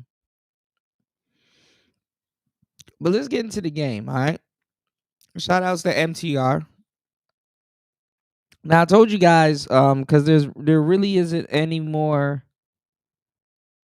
quote unquote red pill guys really around. And like I said, a lot of the guys that used to diss the red pill guys, they're actually red pill themselves. It's just that when they're dissing somebody, they get to hide behind them and pretend to the world that they're not red pilled. Who am I talking about? I'm talking about Abba and Preach. Okay? I'm talking about Abba and Preach. Recently, Abba and Preach did a show. And they were talking about how this woman witnessed. So I wanted to play these two. Right? How she witnessed a man's reality. Now, shout outs to all my brothers that's in LA. Because this is definitely the reality. But this is the reality of growing up in the hood. Being around violence. Being around an uncomfortable level of violence. And things that you have to face in the hood. Okay? Check this out. Two videos back to back because I feel like there's a little through line between both of them. So the streamer lady's talking to some guy in LA. They're on the side of the street. They're just talking, and then some other people show up. No, I don't gangbang, bro. No, I don't gangbang, bro. No, I thought you was that one Salo that I seen on Instagram. You got orange on too. I don't got no. Nah, bro. I seen you on LA Hood page. Nah, wrong nigga. You're not from Snowbird. I don't gangbang. You're not from Snowbird. You sure? I don't gangbang. You're not from Snowbird. You're not from Snowbird. No, you're not from Snowbird. Yeah, we don't call niggas fuck Snowbird for that. He slapped you. Who slapped you? Did you just get slapped? I did. You just got slapped? We talked about this on the last show, because there is a peculiar relationship between white women and black men. There's a correlation there that's somewhat similar, but it's absolutely not the same. It's somewhat similar, but it's absolutely not the same. Dude talking to a streamer woman and he gets slapped. She's still recording, but watch what happens. You got smacked? Yeah, he smacked him. The one that was yelling the loudest, he smacked him and then they left. Are you okay? Yeah, I'm good. Yeah, it's just Tuesday afternoon. Right. For me. They're gonna come back next week. The way he's taking that, right? If you ain't gang affiliated or you ain't Shit, even if you gang affiliated in LA, you'll still get slapped. Being a part of a gang don't stop you from getting slapped. And it's goofy, but old boy gained some points because now he get to rap about, man, I'm slapping niggas in the, you know. And niggas be like, yeah, man, I seen him. They're gonna talk about he ran off. And then at the same time, nothing would have happened to him anyway, because guess what? He would have got jumped. Foolery that goes on in the hood. But it's the reality of being a young boy. Women don't really got to go through this unless she out there gangbanging too. I ain't gonna lie, this new generation of kids, they don't give a fuck. Bitches getting shot, all kinds of shit. I'm not even gonna lie, it's gonna sound crazy, but I know what the fuck be going on, as some of them should. Because they use women for drive-bys. They use a lot of women be into some shit they shouldn't be into. Some of you niggas gotta open your eyes. All right? Y'all, please hit the like button. Please support the show. Almost 2 hours into the madness. I've been dropping this game for a good minute, man. We got to blow this channel up. If you guys have a wrench and stuff like that, we got to take this to the next level. Please share the show on your socials. We're going to blow this shit up. Honestly, I like the you know, I'm on a quest, and I want you guys to be on this quest also. We don't need no big crowd over here, you know. The most super fans and super supporters that I would like to have is about 1,000, but I'm cool with a faithful 300. You know. Now we don't need a whole bunch of people over here. That's when channels start becoming fake and shit. All right. I need you guys to please hit the like button and support the show. Show some love. You know, I make sure I'm here damn near every day. Entertaining and giving y'all some real good game, all right? This is the sad reality of a lot of young men. He up here, you know what I'm saying, getting slapped. You can't do nothing about it. You know, niggas be like, man, I would've. No, you wouldn't. No, you wouldn't. No, you wouldn't. But let's go. He's used to this shit. This is environment. He's like, I know what this is. I know how to react. I'm gonna calm down. I could lose way more than a slap right now. So a snap is a good cop out. So let me just. It's cool. It's cool. It's Tuesday afternoon. It looks like that. Too. Really? Yeah, no, to me it looks like he's actually really hurt by it, but he's just putting it on the face. Oh, you think? Oh yeah. That's possible. Hold up. We'll scroll back so you can see his face. Did you just get slapped? I did. You just got slapped? Wow. Nah. He hurt by that. You see when I'm not saying he's not hurt. I'm saying that the way he was reacting, he was not like startled or anything and stuff like that, or going back or whatever. He was like, "Oh, I know what this is." It hurts. Like it's humiliating. But I'm like, I know what this is. Gotcha. I know this environment. That's the position I am. I definitely think there's a lot of truth to that. And I mean, she's live. So he got slapped in front of her audience. I think a lot of it's just shock. Most people, when they get punched in the face, they don't react. Sure. They sit there. I can. You know, because you don't have the anger and everything till you get back. Mm-hmm. Right. So right there, you just shook. Yeah. You don't know how to react. I can understand. Yeah. And that's what he's like. So when you doing this shit, he's like, I'm fine. Not okay. Are you okay? Yeah, I'm good. I'm so sorry. Yeah, this is LA. I'm gonna make it out though. I'm gonna be a millionaire. Oh my god, I'm so sorry. It's all good. I'm gonna catch you though. I'm really He sorry. said, that's all you can say. This is LA though. I'm gonna make it out. I'm gonna be a millionaire. I believe bro probably is gonna be a millionaire. That's how much you gotta make to live there. Sorry. See? That's a shame that comes in. Yeah, of course. Because it's filmed. Wait, do you want to get my Instagram? I thought you already gave it. He can't stick around. All right, bye. I don't know. I feel so bad. I'm gonna go to my car. Wait, I'm actually gonna cry. I can't believe it just happened. That's the funny part. A woman will see you get drop kicked and shit, and then she start crying like she got drop kicked. It's like, oh my God, here we go. She turning on the sprinklers.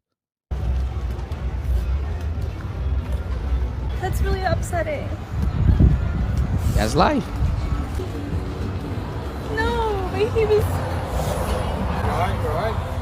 And then you got somebody asking her, "Hey, are you okay?" The person that got fucked up ain't getting asked if they okay. What's going on, Degenerate? Good to see you, man. Welcome to the show. Shout out to Toya and Degenerate in the building.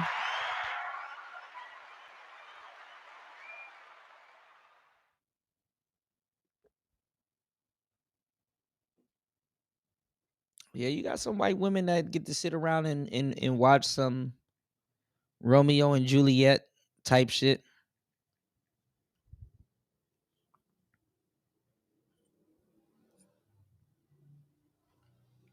She get to see how life is for other people.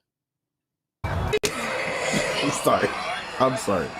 I'm sorry. I'm sorry. I know it's. I know it's. But it is kind of poetic. You said laugh out loud. We are hell. We equal women. Well, no. This is the thing, though. Toya. I'm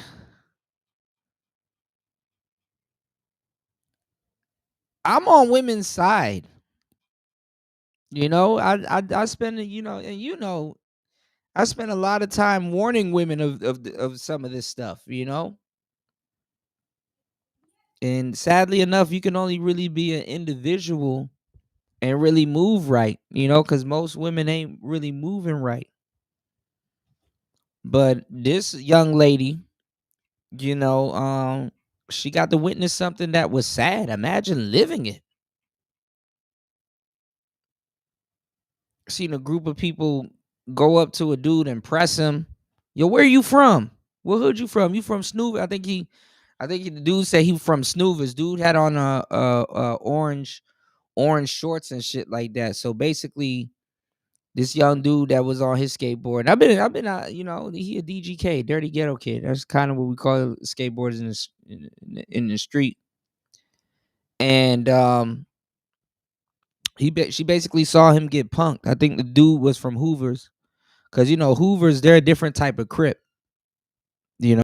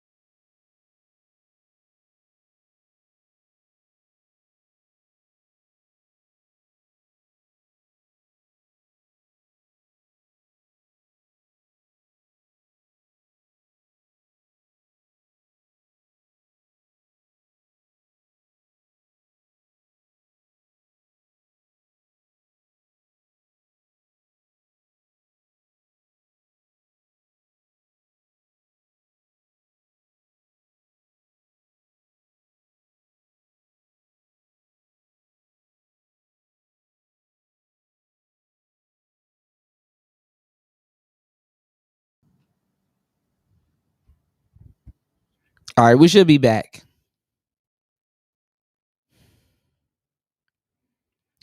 What I was saying was, they were saying that the dude was from Snoovers. I think the young kid was from I think he was a Hoover, because he had on orange pants or orange shorts and shit. And those are the Hoover colors. They wear Houston Rockets hats, and they wear they wear orange, which is supposed to look like dried up blood. They're like Hoovers are like a renegade Crip gang.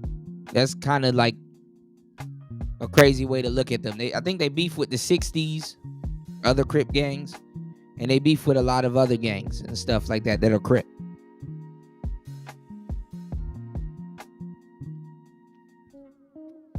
But they're not blood.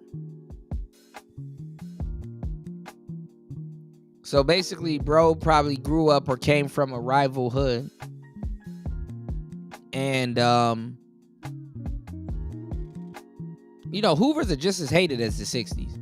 But bro probably came from a rival hood or grew up in a rival hood. So, he going to inherit what happens in a rival hood. You dig? Let me catch up on what you said. You said she never seen no shit like that in real time. Right. You hear about it on the internet, but recording that shit on your show? Shit.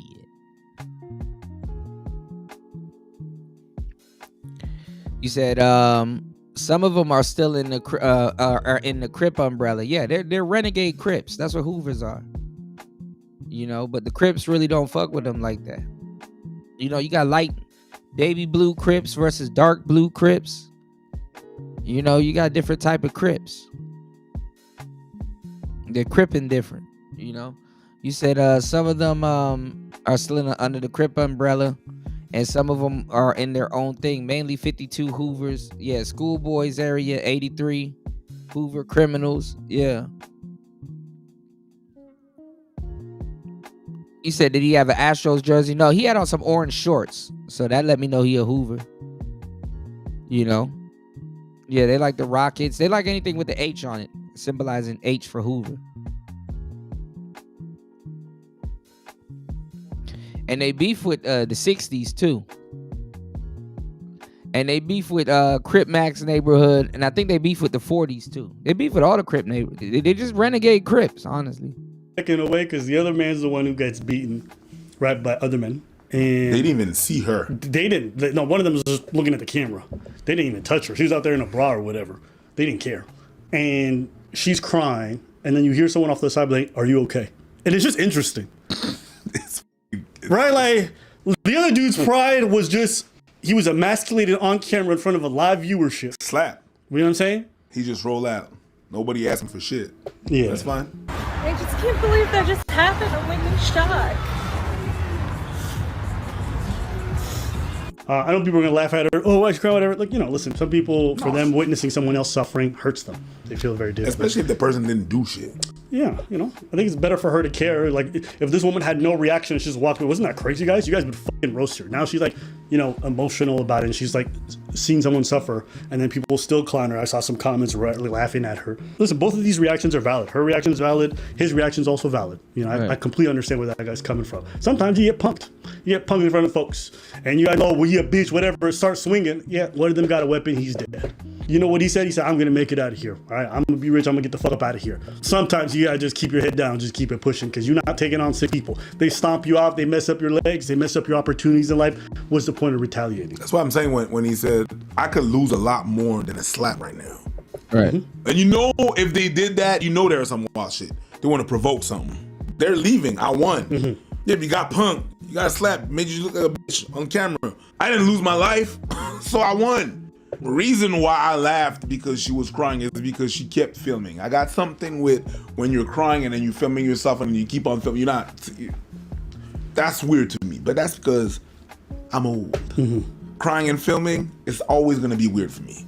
There's an emotion going. You don't want to deal with that. You want to keep on. Wait, I'm confused. You want her to turn off the camera? Bro, crying on cam to me is weird. There's something weird about it that I find it. I have to dissect it to see it where it's from. Sure. But it's always going to make me chuckle. I'm always going to be like, okay, content. She ain't never seen nothing like that. I think she had a genuine reaction.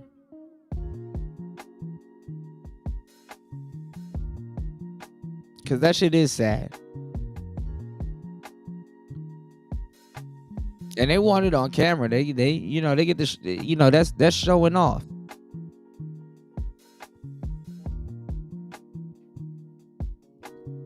Right. I understand it might not be that because the whole thing just happened and she might be in a state of shock, so she's not even thinking about necessarily shutting it off and being like, oh, why am I shedding tears or let me process my pain and then I'm back with you guys. She's probably not. It's just automatically. I see someone filming and keep on filming. I'm like, I'm gonna chuckle. I wouldn't clown her or comment on it. I think that's even too much. She's not having a full-on breakdown. She's just trying to hold herself back from crying. Okay? Sure. You know, she does something upsetting in front of her. 100%. I saw a couple comments. Oh, lady, have a human reaction. Why'd you offer her your socials or whatever? Why'd you offer? Well, because it looks like they were exchanging contact information before the shit started. Wait, do you want to get my Instagram? A lot of people like judging her. It's so weird. It's like she just watched somebody get beat, and she's just like trying to. Do you want to stay in contact? Like, are you okay? She's trying to because she just met this person. That's a human reaction. I don't know. Like I think sometimes the armchair quarterbacking of people in the moment in front of an assault. Like I have seen people freeze completely in those kinds of moments when you thought they should act. And the reality is most people freeze. A lot of people don't know how to react. A lot of people are too afraid to, or they're shook. They're not used to those kinds of environments. Some people that is their job gonna freeze. It's your whole ass job and you're gonna freeze. I know my first few times that it was something that happened, I froze. Yep. It's the freezing part, I get that. Like it's not gonna be always perfect. Whenever some things like that happen or an emergency happens, it's never going to be perfect. You learn through time. It's going to be another one and you're like, all right, I remember what happened last time. I'm not going to do it. A lot of people freeze the first time. Absolutely. Oh, and a lot of people freeze the second time because they haven't processed the first time. And then they freeze up on the second time and really don't know what happened. People freeze. Like the freezing part, I don't mind that. Yeah. The socials, she's really just trying to figure out if he's okay or whatever, whatnot. I think that was humane, but yeah, you know, this guy's probably hurt by this whole situation. I mean, those guys are cowards. You know, I mean, they grouped up on somebody, you're a group of 6, you smacked him and you ran. Like, there's nothing more bitch made than that. Think about that. You ran up on him with a group of 6 to smack and run like a pussy. Do you understand how cowardly you gotta be knowing someone like that can't retaliate or do shit? So, you know, you really can't say much to that kind of situation, but I feel for the guy for sure. When you get punked in front of other people, that shit sits with you. You know? And you replay those moments in your head. You don't forget that shit. You remember areas. You have a certain level of paranoia that comes in and creeps up on you. So this is not just an assault, like this is also a situation that this person is gonna really affect how they approach a lot of situations in life. So I feel for him. There's another video I want to show you. It's very much in line with this. What? So this couple, I guess, are just having some Wendy's in the park, which poor decision, but.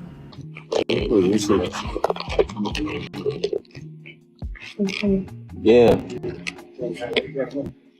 On game bang. Huh? On game bang. You on game bang? Nah. Sure? Yeah. You don't kick with nobody? Huh? You don't kick with nobody? Nah. Oh, this is all LA shit. You're not from Chicha? Nah. This is all LA shit. You sure? Yeah. Huh? On game bang. You sure? Yeah. What about you? That's my female from game bang. This is Blago's homie. Alright. This is Blago's homie? Some place? I think it's a place where he's ripping. He's ripping. Got you. He's ripping his set. What the fuck you looking at, huh? Yeah, you turn the fuck away. You feel me? Did this guy just get hit by thunder? What was that? Yeah, that was God being like, nigga, you get to live. There's a little thunderclap. Little Zeus action. No, you know. Probably. This was added in post. That's such a weird time. And dude leaves. Man, that'd be crazy though, wouldn't it? You with your girl, some nigga punk you, then lightning smites him. What you looking at? I'd look at my girl. Oh my God, I did that. As soon as that lightning hits that nigga, I'd be like, bitch, if you cheat on me.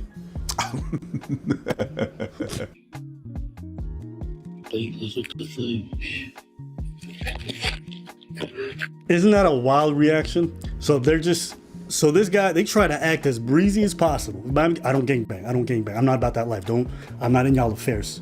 Dude still tries to punk him, right? Because he's fishing for something. And she keeps eating. They try to just move on, like everything's normal. But that's also what shock looks like. I mean, it's to make them feel like it's an ego boost.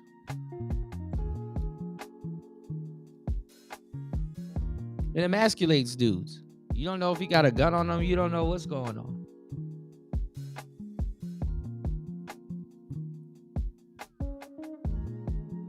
And that's one thing you learn too. And I was a pickup artist, but we have to learn to use that to our advantage. When you approach somebody, people are asking 2 questions in their head. Who is this guy? Even if they like you or entertained by you. Who is this guy and when is he gonna leave?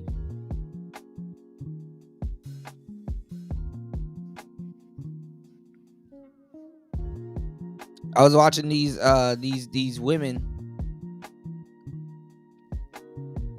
scared as fuck and react to a bear, approaching them and shit like that, and they didn't know what to do. These hoes out here talking about some, I'd rather deal with the bear. These bitches never ran into a bear in real life. Wouldn't know what to do. Wearing that fruity. If you showered with fruity shampoo and go out in some of these forests and stuff like that, that bear will smell you from a mile away, thinking that you're food. They don't even know that. Goofy ass women, right? Oh, I'll date the bear. No, you won't. A bear can't do nothing with your little coochie. You think everything revolves around your coochie. These bitches were scared. And somebody said something which was true.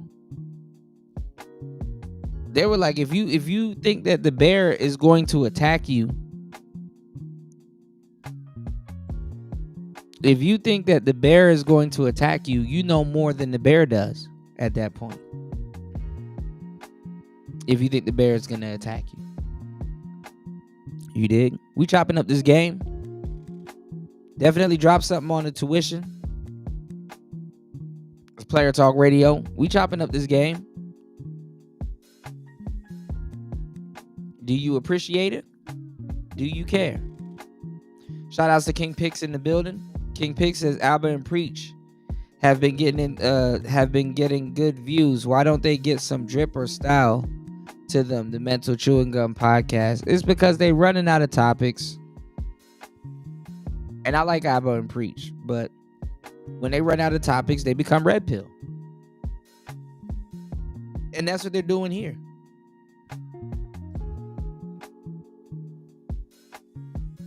They gotta fence it. They gotta one day go at red pill people, then the next day pretend like dudes are toxic because they advocate for men, and then they do videos like this. They play the game, and I can do nothing but respect it. And honestly, people are better off not changing. I watch a car channel because I don't be in these spaces all the time because I work here. If y'all appreciate the work, please support the show. I work here. And I'm going to let y'all know I don't watch red pill content and stuff like that. Maybe when I'm going over it with you guys, I don't watch this shit. Coaches don't play, baby. But I'm going to give y'all the game, right? I watched this car channel named Doug DeMiro. He make a lot of money. And he has his own car. He has his own car auction, website and stuff like that. His channel never changed. And I respect that. Because he just took a good thing and just kept it the same. No matter how much money he makes, You said, well, people don't like base takes. They have to take the extreme route or get views and stuff like that. Well, I've been preached. They reach what's called an urban audience. You know what I'm saying? What's going on, Ola? I've been preached. They reach an urban audience. So their audience gets swapped out all the time. So whenever something happens, they can grift it. Them and what's his name? FD Signifier and a bunch of other people, they kind of pass around the same audience. A lot of people really, they'll click an extreme thumbnail or title, but they don't want to really stick around extreme information. Because to a certain degree, they don't want to hear it, and then there's a level of responsibility that comes with it. So they like to straddle the fence. You dig? Some people are too real. Myself. Some people are too real. You know what I'm saying?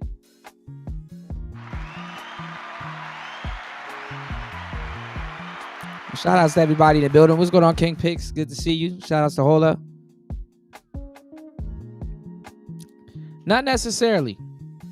You know, if you get discovered, you'll be okay, but it's the algorithm.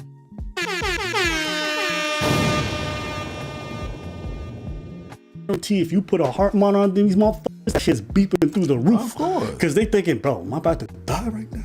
But I'm just showing this because a lot of people judge people's reactions to these kinds of moments because, like, how you gonna just keep eating your fries, lady? But she's doing the right thing. She not saying nothing to escalate. She's just trying to play it as cool as possible so she doesn't elicit any reaction. Because you saw what the guy said?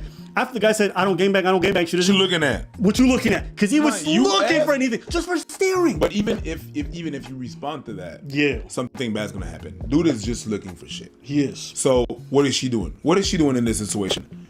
Nothing out of the ordinary. She's just out. You came here and I was eating. You're talking to us, I'm eating.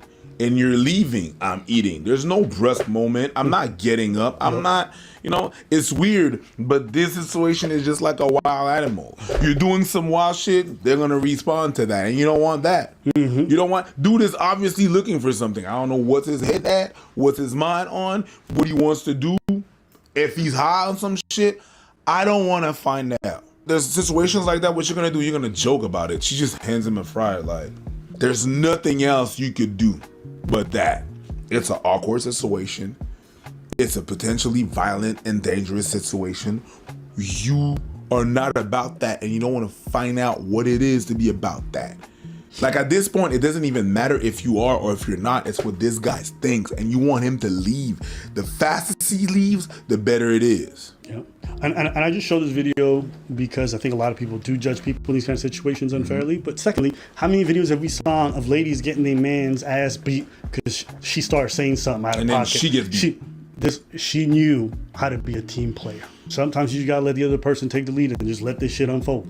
So shout out to her, shout out to them. I'm glad they made it home safely because at the end of the day, you know what I mean? That's all you could really try to do in many places. Maybe don't go to the park really late at night, especially in shit neighborhoods. But outside of that, and I'm glad they make it home. Maybe they just didn't know, but that's besides the point, man. They did what they had to do, and that's the way. Okay, that situation's happening, boss. It's there. It's now. I don't know about you. Me going to the park late at night was for nothing good. I wouldn't do that now. Yeah, of course not. Yeah. I wouldn't do that now. When them lights come on, I'm heading my ass on. Any place that has gangbangers, I ain't going to the park at night ever. Nope. But that's just me personally. Maybe y'all feel differently. But yeah, anything else? No. All right, let us know what y'all think in the comments.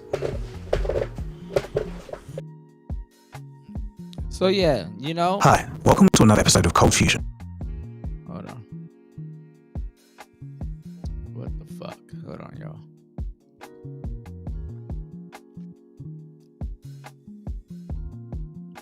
So yeah, like I said, they go red pill when they don't have nothing to when they don't have they go red pill when they don't have no red pill people to actually criticize.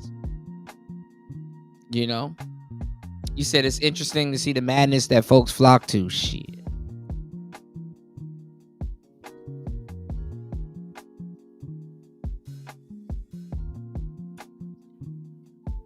I mean, there really ain't nothing to it.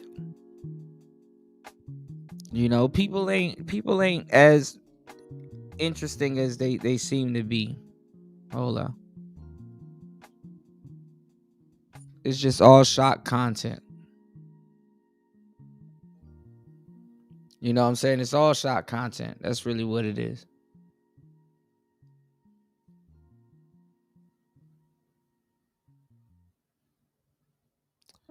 All right, let's get into the other pieces of content that I wanted to get into. And then we're going to get into Candice Owens. I got to run you guys down and warm you guys up to the conversation.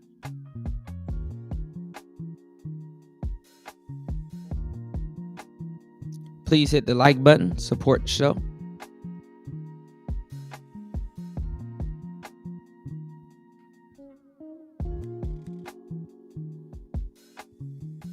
What the hell? Hold on, y'all. We got Cardi B breaking up with Offset. Shout outs to O'Shea. We got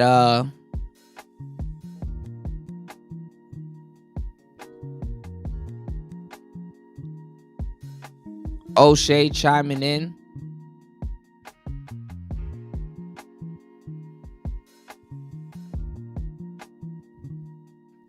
On the Diddy case, but he got Judge Mathis. Judge Mathis got a reaction to the Diddy case. Let's take a look at it. What's good, everybody? It's your boy O'Shea Duke Jackson, back at it again with another episode of the Celebrity Junk. Many people are up in arms about the Diddy's verdict, and understandably so. Okay, Diddy, we all know by now what he did to Cassie. Some of the things going on with Diddy, personally, it's not a good look. We found out a lot of truth about Diddy. It was always speculative, but hey, people have the opportunity to make their decisions on anybody that they see fit. And what we know is that there is a verdict, okay? And two of those counts, I believe it's counts 3 and 5, were 10 years. And people were really, like I said, divided about the whole situation. And Judge Mathis came out and gave a little bit of understanding professionally as to what should or could happen. Now, this is crazy. As the judge himself. This is crazy because they said that people are canceling Judge Mathis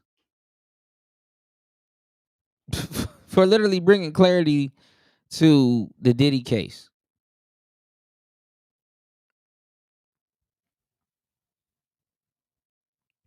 I know Super Sly goofy ass is somewhere in here. Yeah, let's go. By now, you know that Sean Diddy Combs has been convicted of interstate transportation of prostitutes, two counts, and has been denied bail. Although I really am concerned about the assaults against the women, particularly disrespect black women as such, we must go with what he has been convicted of and respect the jury. And as I had predicted, he should be convicted after hearing and closing arguments of only the 2 counts of interstate transportation of prostitutes. We'll see in the future. Listen to us this next week on the Mathis verdict, as we'll talk about the entire case and the sentencing. The sentencing guideline for a first-time offender is 21 months to 27 months for each count. We'll see whether they're consecutive, whether they're concurrent, or if he deviates from that first-time offender assessment or sentence, if you will. Stay tuned. Now, you got to understand, Diddy's bond was denied. Okay?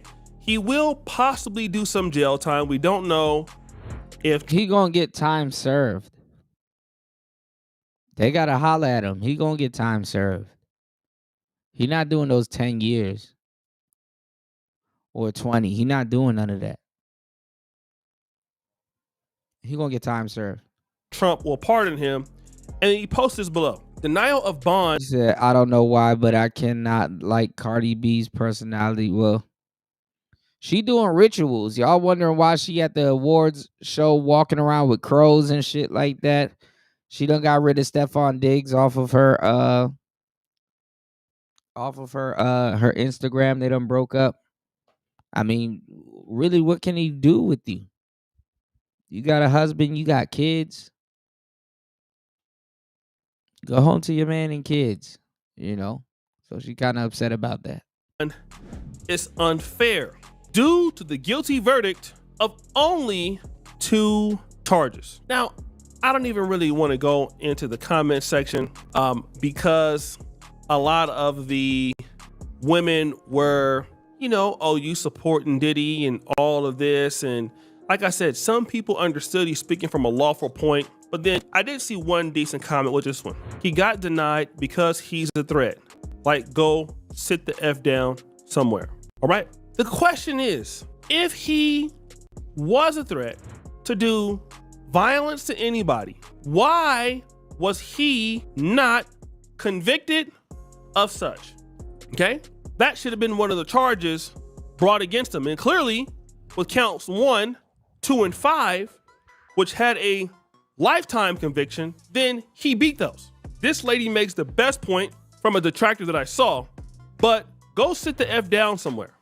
The threat is not based on the law. Now, let me just tell you guys something, okay? Not only did Judge Greg Mathis catch a lot of heat. No, what they're mad about is that his assets aren't getting freezed and stuff like that. So, to a certain degree, Diddy still has his money. And that's what a lot of people are mad at also. So, he's still up a couple $100 million. He still got his money. You know, he lost endorsements. He lost. That's really what it is. It's really about financially draining him. People really don't care if the man is sitting in jail, unless something happens in jail. And people are dumb, you know. But let's get it. But I want to bring to the black man's attention something that's important. You can have a lot of money. You can have a lot of things going on. You can have a lot of cash. You can have this and that. All right. But the moment that somebody feels that you're not supposed to get what you're supposed to get or what's fair due to the law, first time offender, never having a criminal record, you got to understand that you run the risk of not being treated fairly. And you can think that it's going to be okay because you're rich and because you have money, but you are still black, especially if the woman is non-black. I've been seeing a whole bunch of dudes going in on Cassie. They had Cassie making threats. They had Cassie doing all kind of stuff. It doesn't matter though, all right? And you got to understand that the best way to not be like Diddy is to don't make them mistakes. It's the only way forward. Because now we're asking, damn, the denial of bond is unfair.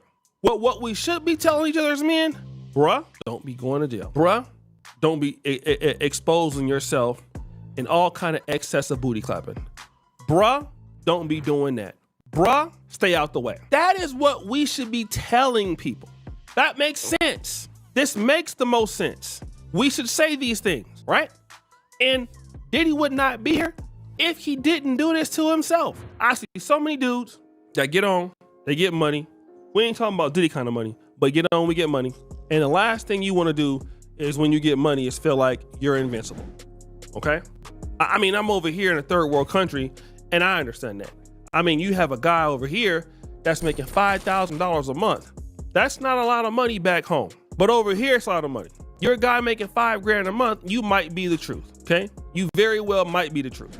But all it takes is for anything to happen and you're down bad. You're fighting for your life. And the same people who used to rock with you don't like you no more. And this is the issue with a lot of dudes, right? Like, gotta understand that you have the bag now and you just can't be out here acting like you're a guy above the law. The reverse is actually the truth. You have to be out here acting like every female that come across you is not an opportunity. Everybody that comes to you wants to take from you.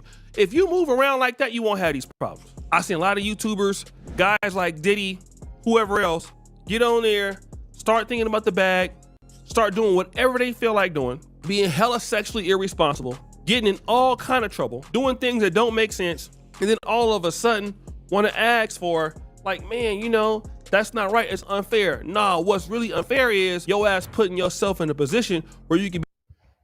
Hold on. You said I see how I see now the pretentious black left wing like FD signifiers, little bills of the world are now going in on Tariq Nasheed's cult group. I told you Tariq Nasheed's about to get canceled. Y'all don't want to hear me though. That's cool. Y'all need to hit the like button and support the show. I've been telling y'all all of this stuff. I don't know.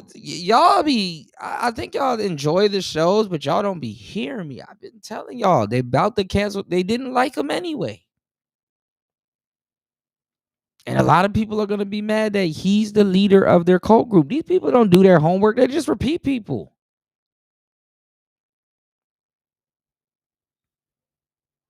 That nigga single-handedly instilled confidence back in black people. Black people didn't know what the fuck they were going to call themselves.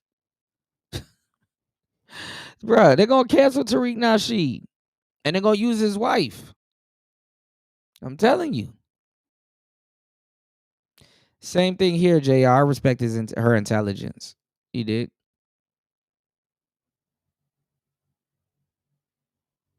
Yeah, they wanted his money. They don't care about Diddy. They really don't. People really don't care about you if you're gay and you're black, portraying as a straight man. They really don't. You have more value just coming out as being gay. This is why they're undermining Tyler Perry and a bunch of people. Money don't mean shit. Being gay means more is worth more than your money. Crazy as Cap.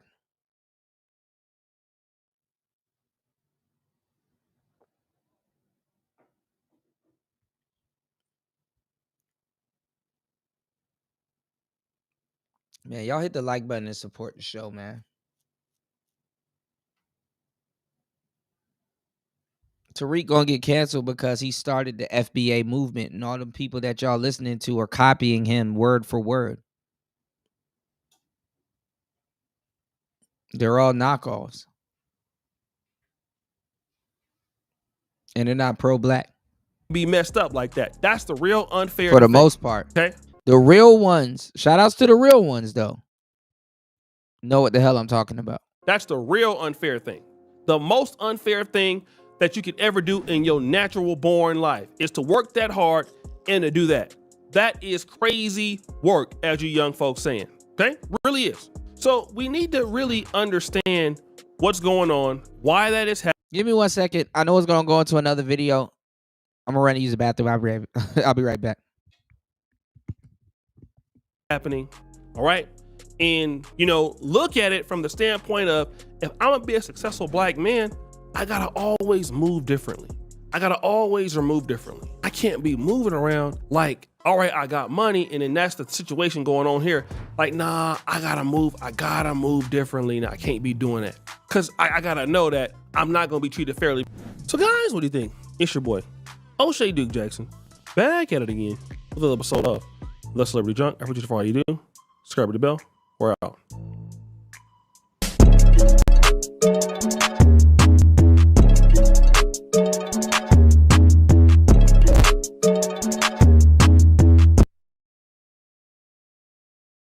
The Rock Nation CEOs Jay-Z and Desiree Perez just woke up to the worst possible news ever. Both Jay-Z and Desiree Perez are currently involved in lawsuits with their children and or alleged children of theirs that's literally going to define their legacy. It's gonna make or break their careers.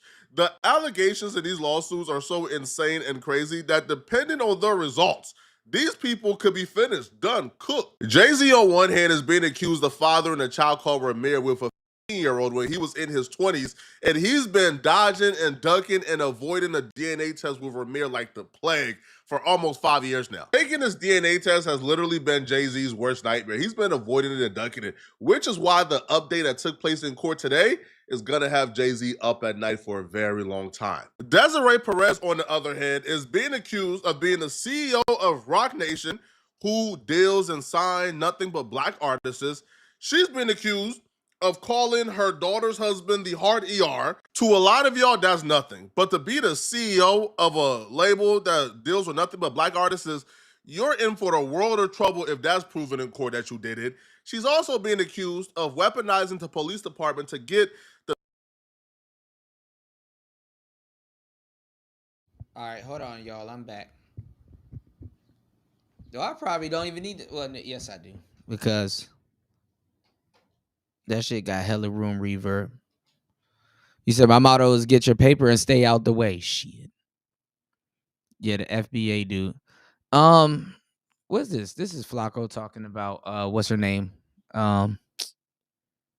This is the girl from Rock Nation. This her daughter.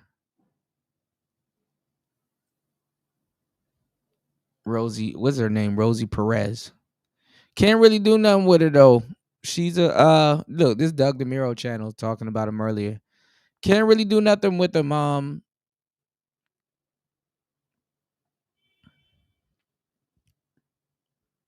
Can't really do nothing with Rosie Perez. I mean, with her daughter because she a Fed. Fed just giving all kinds of people immunity. And you know what's the crazy part about the Feds giving all kinds of people immunity, y'all? I don't even think is more so of a power thing.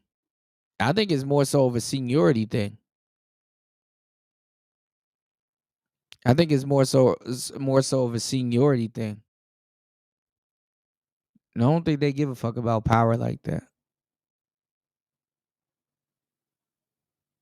All right. We're going to get to the game. Let's at least get 1 to 2 supporters if y'all rocking with the show.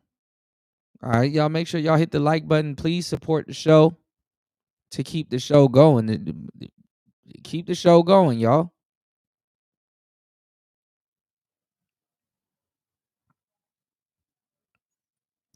All right. We got to get into what I'm about to do. I had it loaded up and I gotta find it. All right. So speaking of Diddy, Tasha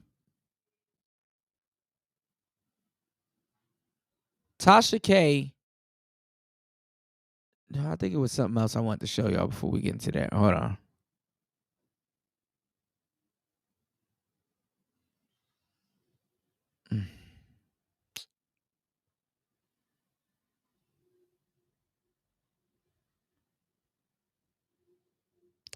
All right, anyway. I think there was another video I wanted to show to give y'all context. But Tasha K did an interview with the guy that allegedly got Cassie pregnant. And he said she gave him an STD. You know. Now, chlamydia ain't bad.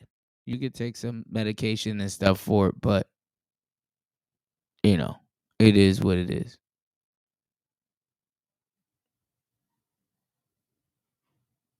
She definitely should have bounced after she got her 30 mil. So this shit about to blow her wide open. Pause. And the Punisher, he been going around. He been on these podcasts having fun. He on a tour. I don't think this guy get the same thing, but I guess Tasha K picked it up. So let's get it.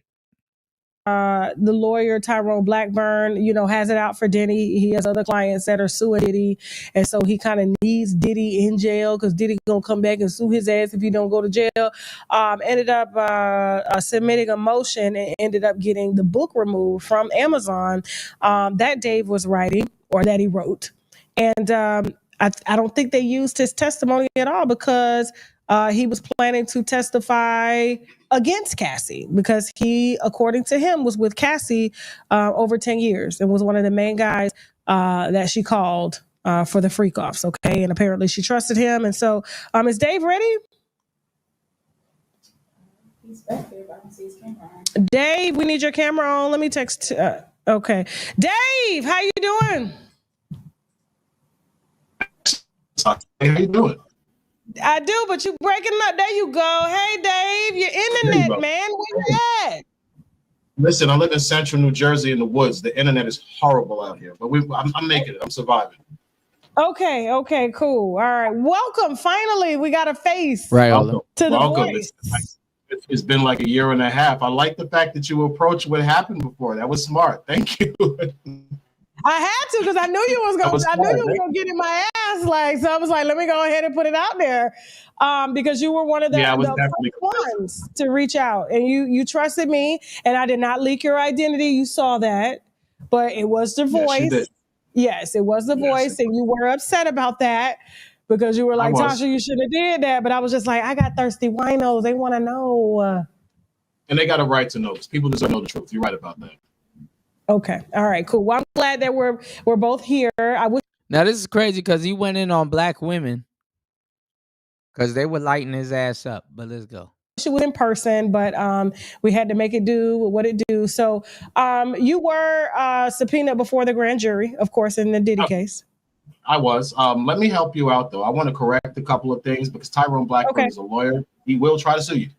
So he's don't know me. You're about to know me too. So what he did is Tyrone was aware that I wrote this tell-all memoir about Cassie since January of this year.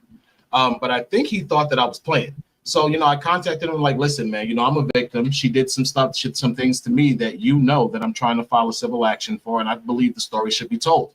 So I entertained the fact that I was going to. Tyrone is a lawyer, and he basically played him. Write this book. I started writing the book, but I really didn't finish until he told me that Douglas Wigmore insulted me and called me a dirty sex worker. And Tasha, I got pissed. You said I can curse, so I can say this. I got so pissed because I'm like, hold on. This bald-head white man calls me a dirty sex worker when his client is the one who pulled off the condom and initiated unprotected sex with me. Oh, hell no. So I finished the book off. So now when I finish the book, Tyrone says, yo, you cannot release that book. If you release that book, it's going to be favorable to Diddy and he might get off. Cassie's lawyers is getting her ass in trouble. Cassie's lawyers is getting her ass in trouble. And that's crazy because as the client, you really ain't wrong following your lawyer's advice, but her lawyers are getting her ass in trouble. I said, listen, man, I'm going to release the book. It's my story. I'm going to release the book. So now Diddy's team subpoenas my records for the book. What Tyrone does is he submits what's called a motion to squash, which is to squash the subpoenas so he doesn't have to turn over the book. And he lies and tells a federal judge that the book is actually privileged notes for the lawsuit that's going to be filed. And that's a complete lie. I gave him a separate statement of facts, and I also had a 90,000-word manuscript. Okay. Yes. Slow down because you were breaking up just a little bit. Okay. So you said he filed a motion to squash. He didn't want the book released. He didn't want the prosecution or Diddy's team to have your book. Yes, correct. Okay. So he filed the motion to squash. Because I was going to release it. I had put an Amazon pre-link, the one I sent to you. I had an editor who was contacting people. I believe my editor contacted TMZ. He might have contacted you also. He contacted a few people for a podcast because I want to tell my story and it promotes the book. So when Tyrone saw the Amazon link, he realized, oh crap, this guy really did write a book. That's when it became a problem. And so like I was saying, Diddy's team, I believe it was what's the attorney's name? The one that did the Young Thug trial, Brian Steele. They subpoena. Yeah, Brian Steele. They subpoena the book. Tyrone contacts me maybe, I want to say, the second week of May. He's saying, listen, they subpoenaed your book. They cannot get that book. I'm going to submit a motion to squash. I said, well, why can't they get the book? The U.S. Attorney's Office knows that I've said all of this stuff about Cassandra. It's not like it's new stuff. They know. I've been telling them for a year. He says, dude, that book would destroy her. I said, well, if I have to give him the book, I want to give him the book. He says, all right, let me take care of it. So I find out maybe, I think it was like May 17th, May 15th, that he submitted this motion to squash, where he completely lied to the judge Samaranian, and he claimed that my book was actually privileged notes. Now that's a lie because the book is not privileged notes. So the judge orders him to turn over the manuscript. I believe I contacted him a week after I find out the judge orders him to turn over the manuscript. And I asked him, I said, hey, did you turn over that manuscript? He said, hell no. Why would I do that? See, crazy? No, if I turn over this manuscript, you're going to blow this case apart. It's like that with everything. When men start doing what women do to them, women don't know what to do. And then the funny part is that their legal defense and all kinds of other people are still, they're dumbfounded also because it's like men normally don't do that. So women aren't used to being prepared to, to deal with anything like that. And this dude is pissed off. I said, Tyrone, listen, I don't want a problem. Turn over the book. My phone dies. So now when my phone starts back up, I sent him a text message. Listen, brother, I don't want a problem with a federal judge. I'm going to release this book. Turn over the manuscript. I don't believe he still turned over the manuscript to the defense. And I remember you reaching out because you said, hey, I'm getting ready to write a book and I want to do an interview. Yes, I do plan to testify in favor of Diddy because you were, according to you, the main one that Cassie called for almost 10 years of the relationship. And so... Another correction. 8 years, because I don't want you to be sued for anything. 8 years she called me. 8 years, okay. And so maybe I got 10 years because they were together. Almost a decade. Dang, Cassie damn near knew him long as she knew Diddy. Probably at that point. So I'm just kind of stuck on how long they were together. But I know it took some time for him to warm her up to doing freak offs and things like that. And so, the judge had ordered too, because we were getting ready to do your interview and help you to promote your book and stuff like that. But then the judge said that you guys couldn't speak to media at all. Exactly. And so I can't speak to media. You've heard my name mentioned probably a dozen different times in this trial. I'm in the actual freak off video. Several of the videos, unfortunately, are me covered in baby oil in a room with Cassandra Ventura.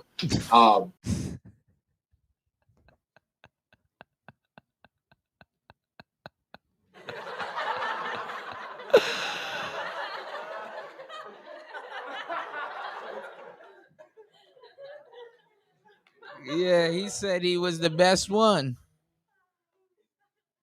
He threw a shot at the Punisher. This man was her boyfriend. He was her husband. This really was a relationship. Yeah, the main side nigga. This really was a relationship, Paul. This some burlesque house shit. I was the main one. Cassie. I out of Cassie. God. I have no clue why they not called Daniel Phillip. Daniel Phillip and I were in an orgy with Sean Combs. This nigga said, okay. Wait a minute. Wait a minute. Went out Wait for a a minute. second. Yeah, you said Daniel Phillip? Daniel Phillip. I met Daniel Phillip in an orgy at Cassie's apartment. somebody in an one of orgy the Trump crazy. buildings in Midtown Manhattan. I believe it was 2011. That's where I met Daniel Phillip in an orgy where I was called by Cassie to have a sexathon. And basically the goal of this sexathon was for one of us to last the longest. Whoever lasts the longest was gonna become her main boy toy. Tasha K, I see your face. Not a freak off. They had a fuck off. This is the truth. So for hold 2 on, days, hold on, where my manners? They had a off. myself and Daniel Phillip, we participated in this sexathon, Sex and Cassie. Daniel Phillip hung a f***a-thon. A f***ing f***a-thon. in there, but I think it was a Wednesday morning, actually. I think the morning of the wrap-up of the thing, he finally couldn't. Oh, y'all not entertained? Hit the like button, support the show, y'all. God damn it. Oh, God damn it.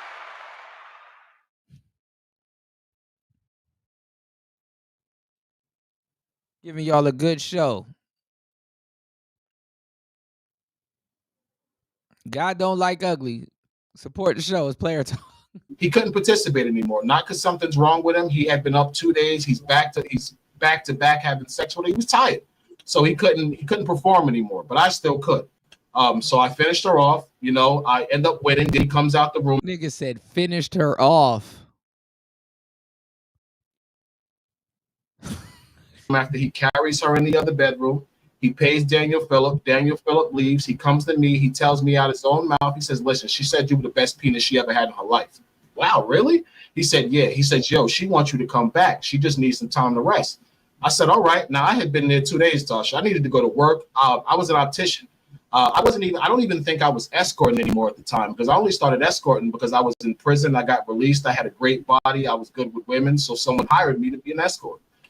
So maybe a year or two into it, I stopped. I got a job. I was an optician. I was trying to get my life together. I didn't have time for that. But Cassie paid me so well. It was kind of like a no-brainer. Beautiful woman, $5,000 every time I got to break her down. What? 30 Rico said. I'm not gonna lie, y'all. I'm gonna tell y'all the truth too. And I mean this, and I say, and super pause. Super pause.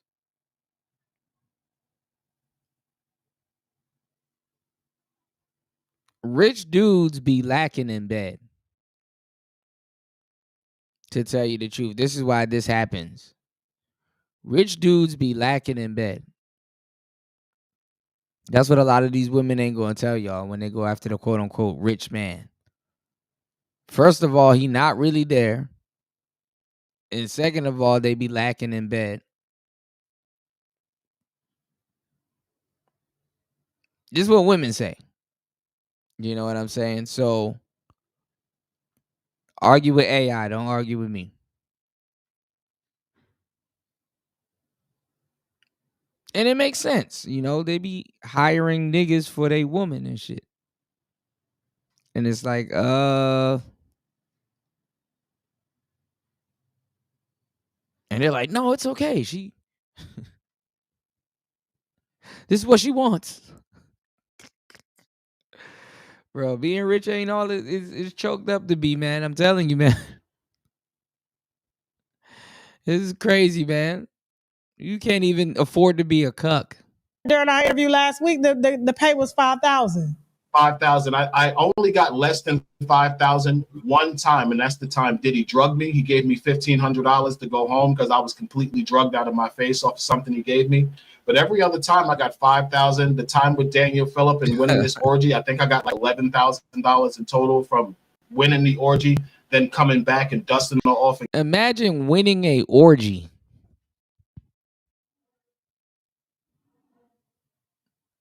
Nigga.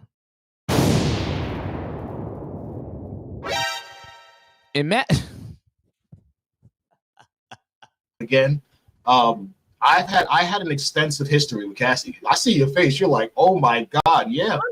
How many hours did you go? Oh, the longest I ever had sex with was 4 Party, where you at? He had the Gatorade syringe. days in Miami. You had to put your glasses on for that one. Okay, now hold on for a second. So when you have sex for 4 days, do you stop to pee? Do you take breaks? What happens? Yeah. With the 4 days? It's kind of like, you know something? People don't realize something. Diddy is rich. He's as rich as a king. I don't know if you've ever seen the HBO TV series Rome, like where there was with the Julius Caesar series Rome that they had years ago on HBO.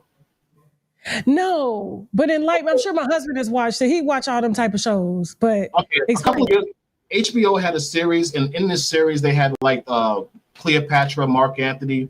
They were smoking opium. They had a bunch of slaves in there that she was sleeping with that had larger members than Mark Antony. This is what a freak off really was. I was made to be completely naked, baby oil, and basically kept on standby for every time Cassie needed to come.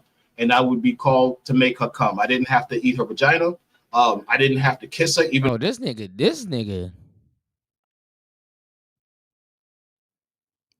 is unhinged.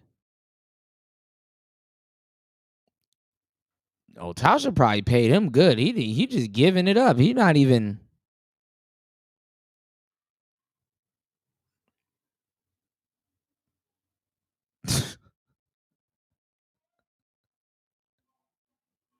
You know what, Tasha? I didn't have to eat no coochie because I had to. This nigga is unhinged. Nigga, I forgot where I was at for like 2 seconds. Like, whoa.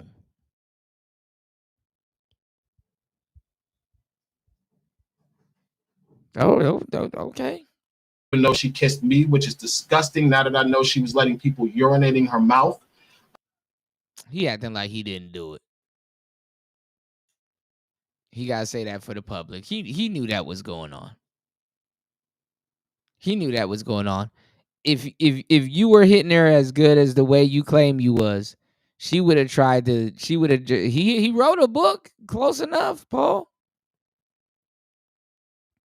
She would have tried to put him on to that shit also. You know. But this is the whole point of.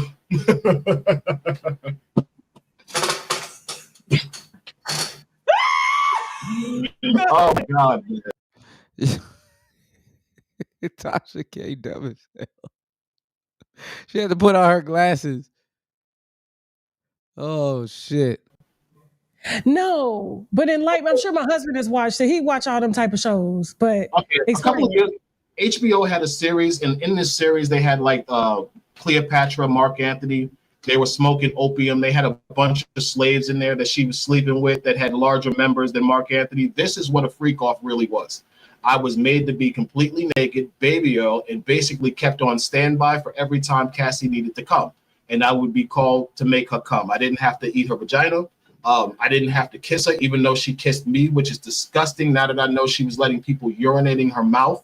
But this is the whole point of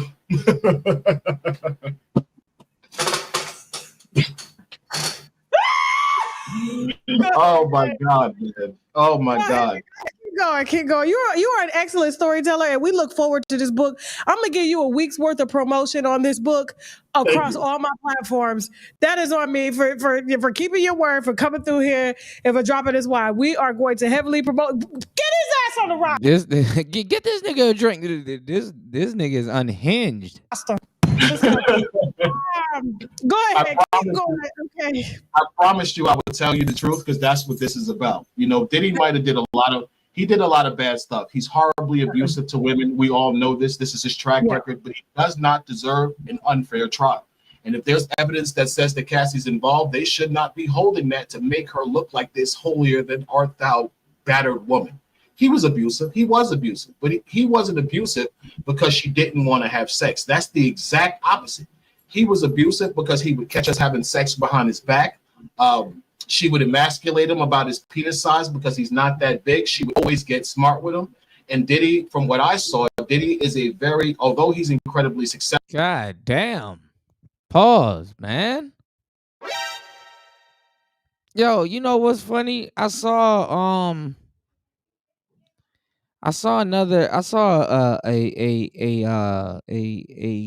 video, and it was on YouTube. There's this guy. I can't remember his name. I think he's a DJ, and he has a show where he interviews like the corn stars and stuff like that. What's his name? Bougie? Is it Bougie Radio? I forgot his name. But he cool as hell. But there's like a whole bunch of other podcasts. There's this other one with this albino woman too, and she be interviewing like the corn stars and stuff like that, right? But bro, earlier today, and it's funny because I commented on it because it was funny as hell. I don't know where this came up. It came up on my YouTube timeline. There's this guy, and it makes sense because he's selling supplements and stuff like that. But there's this guy that's like advertising I guess some sex supplement or whatever. And he's like literally he has a Rey Mysterio mask on. And I don't know. I'm gonna just have to bring it up and show y'all because y'all wouldn't believe me. But like this dude is like up here talking about dudes like girth and size and all this other stuff, and obviously he's selling a product and stuff that's kind of based around like, this nigga selling dick pills and shit. But anyway, I be forgetting there's dudes out here that really be insecure about like they manhood, and that shit consumes them, even with their interactions with women and all kinds of other stuff. And usually when dudes are cucked out like that, they usually kind of, not gonna lie, they kind of, if what he's saying is true, they kind of got the Diddy thing going on. Do you know? Oh, I'm not enough. I never. And then they'll pay for it. They'll pay for it. But it's not just dudes like Diddy. It's dudes that's like police officers. There's dudes. It gets into a lot of weird territory. You know, I can understand why police officers do it though. You know, because they have like a different type of complex going on. You know, but you know, they just want to see their woman in bliss and like in pleasure. You know what I'm saying? And they don't have to necessarily be the one doing it. They just want to see it. You know? And they want to be convinced.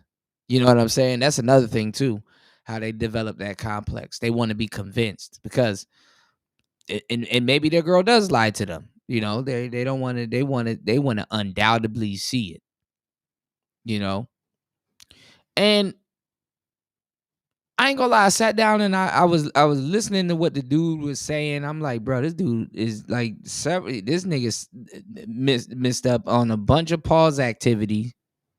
You know, he missed a bunch of pause opportunities, and like this dude is dead serious. Not just selling a product. This dude is dead serious, right? And I'm like, man, you know how much quote unquote fake ass black pill people would love this fucking shit? Like some niggas sitting around talking about another man's manhood and be seriously interested in that shit. Even when we were going back to movie night, shout outs to everybody that came through on movie night. I go above and beyond for my audience. Please go above and beyond for the show. You got a lot of white men and black women.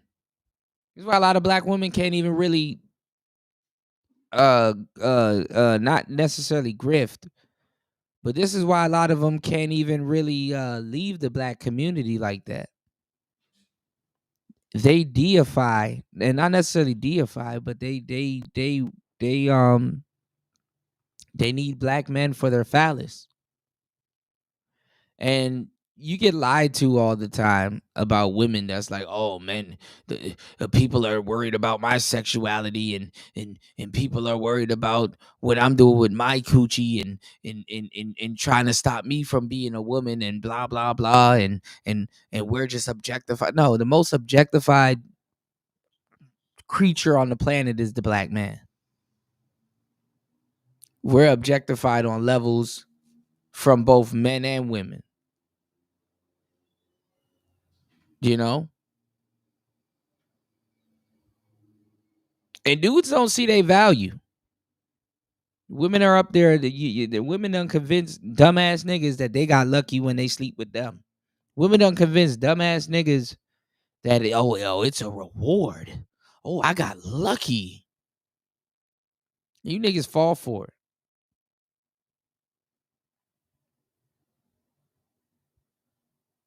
Women done convinced men to pleasuring them and getting paid out on top of that. That's crazy.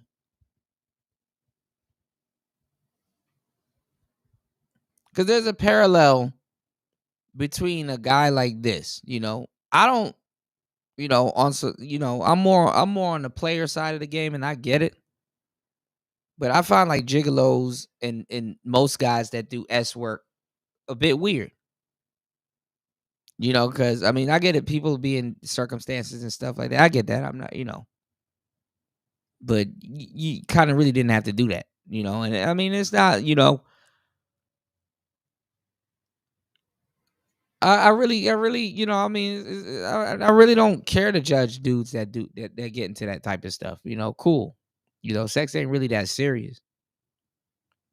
But cool, get paid from it. That's what women do. But time and time again, it shows that men's sex work isn't women's sex work trumps it, which it really doesn't, because men doing sex work is like an anomaly. Which it should just rise all the way to the top when it comes to sex work. Women doing sex work is common. Nothing really special about it.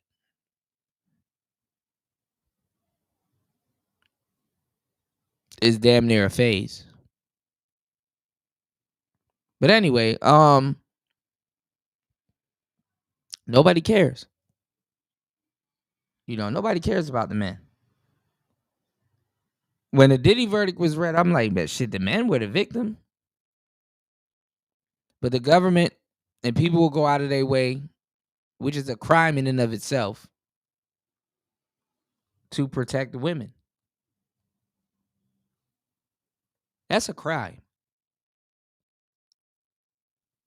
Oh, we're gonna give somebody that we know is guilty no time. But they can dictate if somebody else that they help do what they did, time. Remember, y'all, women bring victims into it also. Cassie introduced Diddy to certain people, therefore creating other victims. Cassie brought other people into her S life, therefore creating other victims.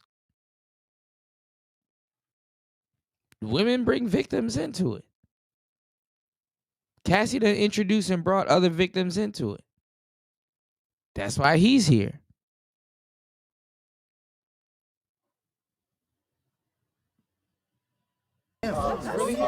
You're a victim. Here we go, CSI. Come on now.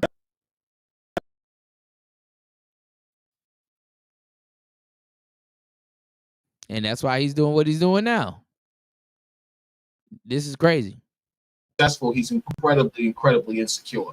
His ego is on everything. He would compete with me to try to sleep with Cassie better than me while he was paying me to do it, which was insane.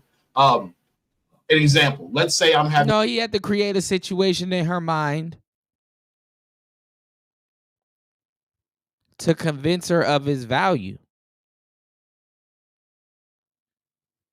If her eye is wandering somewhere else, what you do is you set it up.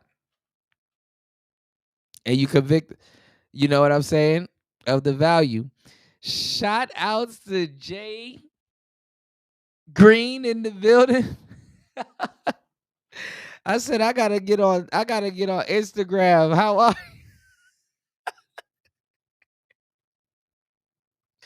Shout out to Jay.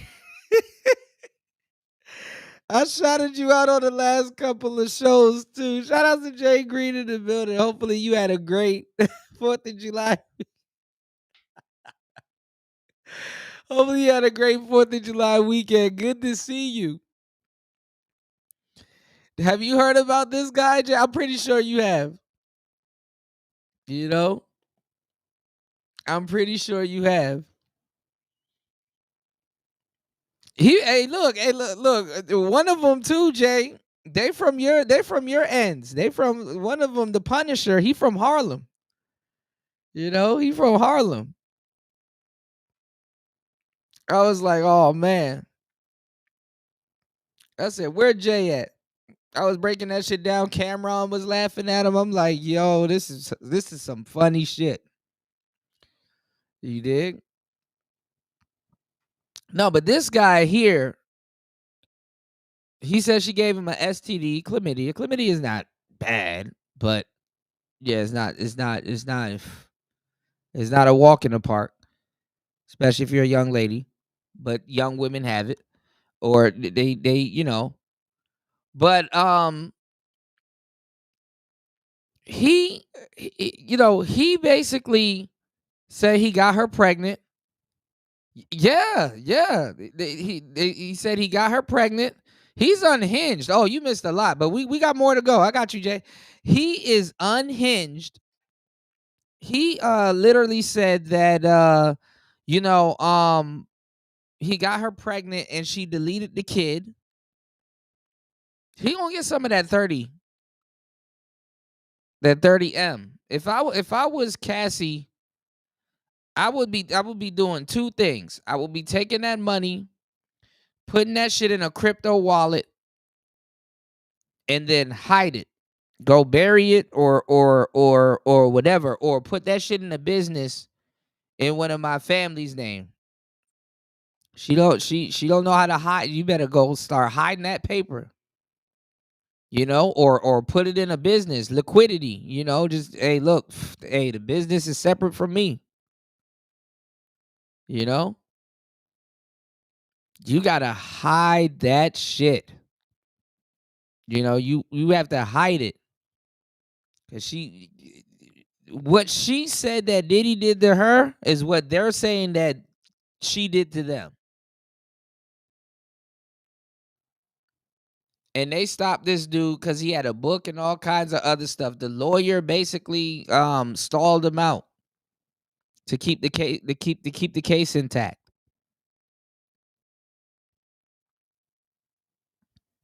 This shit is fucking uber ridiculous. As always, shout outs to Jay Green dropping a huge. Thank you so much for supporting Player Talk Radio. $10 on the Cash App. Right. He's unhinged. We Absolutely. What a money reside. going. What a money reside. What a money reside. What a money reside. Okay, let me tell you something. Where the I'm doing money something real reside. big this month. Any deal that y'all got and they beating us, I'm gonna be about $400. Just give me your pen and the paper because I'm asked what the what? What a money reside. What a money reside. What a money reside. What a money reside. Okay, I told y'all before. Y'all know what I do. I give all these good deals and everything else. Y'all better ask about me because I do on that all the time. And that's on who? Mary Had a Little Lamb. Okay. Shout outs to Jay Green. That's all. Mary Had a Little Lamb. Thank you so much, love. Yeah, absolutely.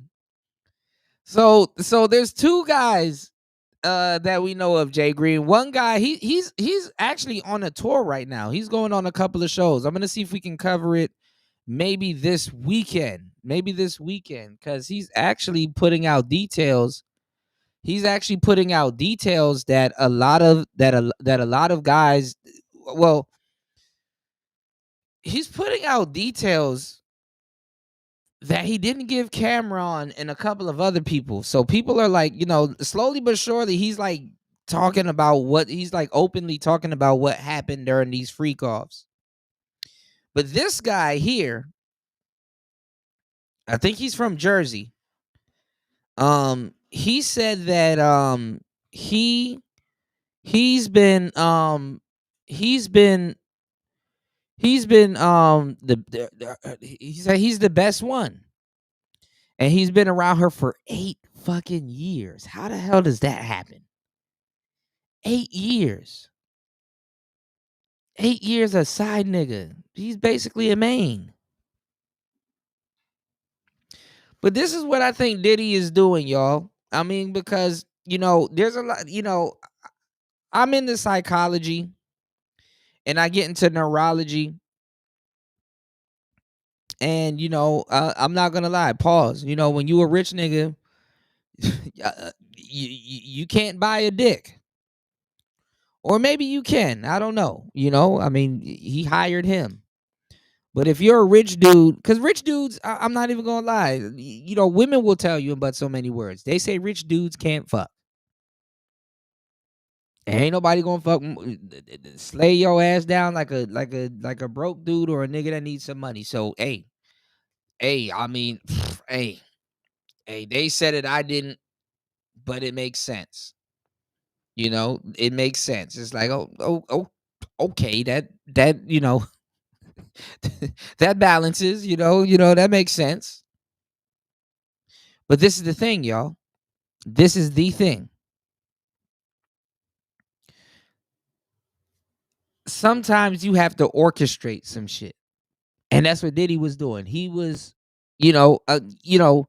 really Jay said they really can't. But this is the thing, though. This is the thing. Sometimes you got to orchestrate something. Look at it like this, right? This kind of, I'm not going to tell y'all to be a cuck, but put yourself in position like this, right?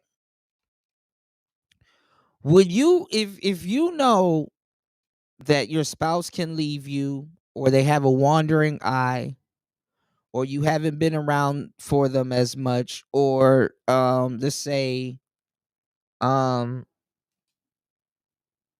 let's just say you're insecure, or for whatever reason you think that they might leave you or cheat on you, or in this case Cassie has cheated on him and brought other guys into the situation and stuff like that, whatever, right? For whatever reason, would you rather orchestrate and create your competition, or would you rather leave it up to them in circumstances to create the competition?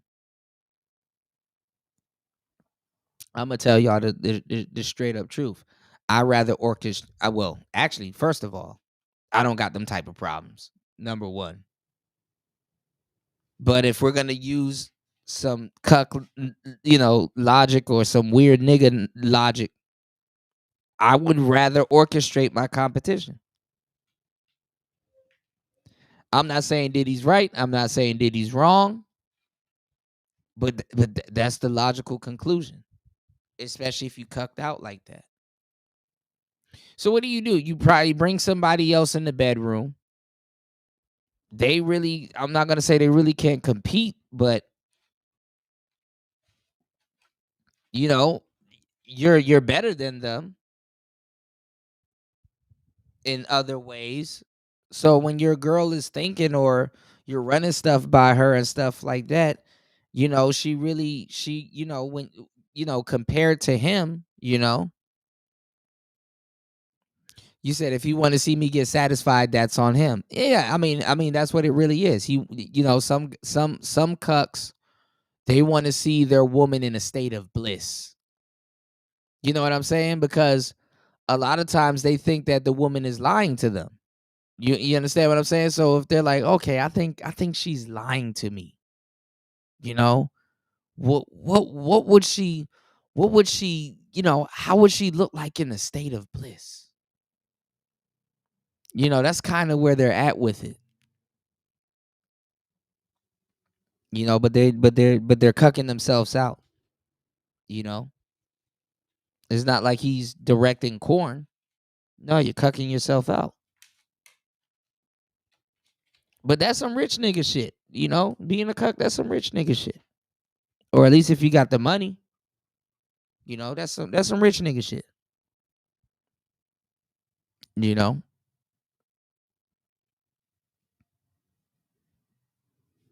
Yeah, they want to see. Listen, if they don't know how to move their Johnson, or if they got erectile dysfunction, or whatever, the drugs and the sex is really to see their woman in a state of bliss.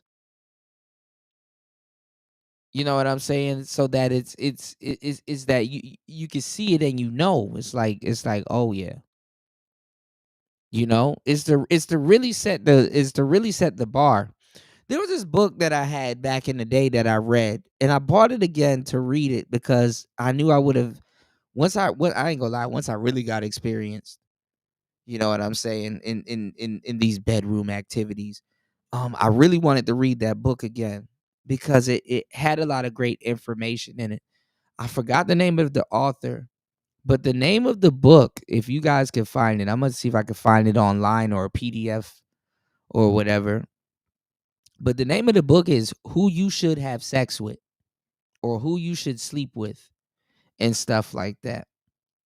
And I've talked about it before, but that book goes into depth. I didn't read that book as much as I should have.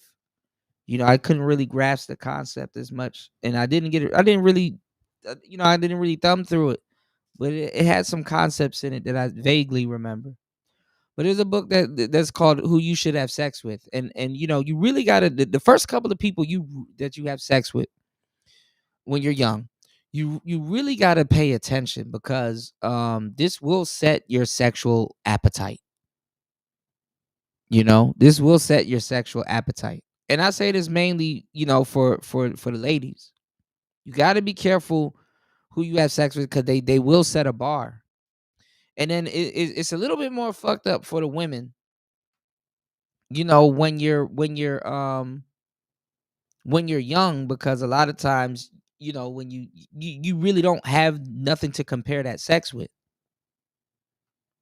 So you got to gain some experience. It's like, okay, this is good dick, this is bad dick, this is that, this is a person that clearly knows what he's doing, this is a person that doesn't.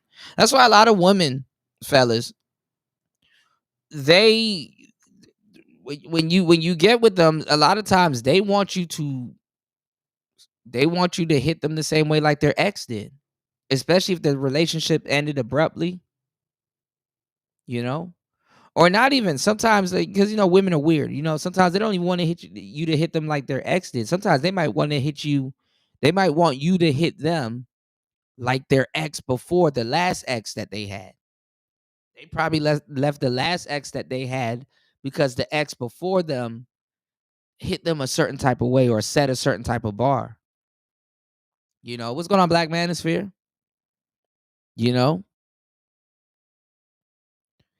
if you know, she'll be like, hey, do it like this. That's kind of what her ex did, or an ex or a guy that she slept with did, you know. But it's different nowadays. You know what I'm saying? I mean, shit, a woman can sleep with a guy, cause back in the day, dudes would be like, man, I swear if I hit her, she ain't gonna want to mess with nobody else. Bullshit. These hoes be lying like a motherfucker. They be coming all over the place. Why am I even talking like this? I'm just as unhinged as he is. Goddamn. But I'm telling you some real shit. You know, I know. You know, they be lying. Broads be with one night stands and all kinds of dudes squirting and doing all kinds of crazy debaucherous shit. And then they'll stay in a relationship with a guy that don't even give them that type of pleasure. And I understand that too. You know, I too was a side nigga for a good minute. But not necessarily a side nigga, you know. I don't sign up to be a side nigga. That has some cucking elements in and of itself too. You know. Being a side nigga has some cucking elements in and of itself too. Sex ain't that serious for you to be a professional side dude. But you know, who ain't a side dude at this point? You know, it's just more on how it's presented, knowledge of it. You dig? You said man knows what's best for women. No man would recommend his daughter try out different men sexually. Well, it's experience. You know, I understand the promiscuous woman. You gotta gain, you know, you gotta have some comparison. Women like variety, men like variety. You know? The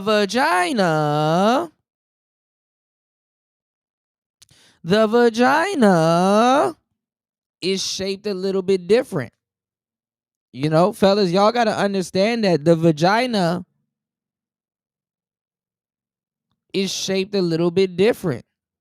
Some women like something curved. Some women, they don't have that much room. Some women have a lot of room. Some women hot dog in the hallway. Some women, you know, different keys open different doors, my boy. So the vagina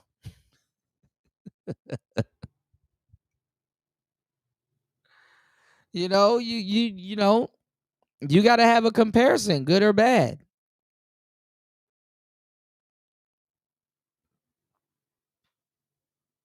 Oh, women want and need variety. You know, some dudes can get jiggy with it. You know, you deal with the freak, and I ain't gonna lie. I remember when I was a young player, and I was pulling a couple of freaks. I knew I was dealing with the freak, but I wanted to turn the freak out. Hopefully every man goes through that stage. You know what I'm saying? I wanted to turn the freak out. I knew if this person was a bona fide freak, and I got them to undoubtedly say, okay, nigga, you know what the fuck you doing? Or you know what I'm saying? Or nigga, yeah, you pressure. Oh, I knew I was gonna be a menace. It's one thing to think you a menace and think. See, there's a difference. I'm gonna give y'all the game. There's a difference in a lot of things. There's a difference in a lot of things, right? There's a difference in a lot of things.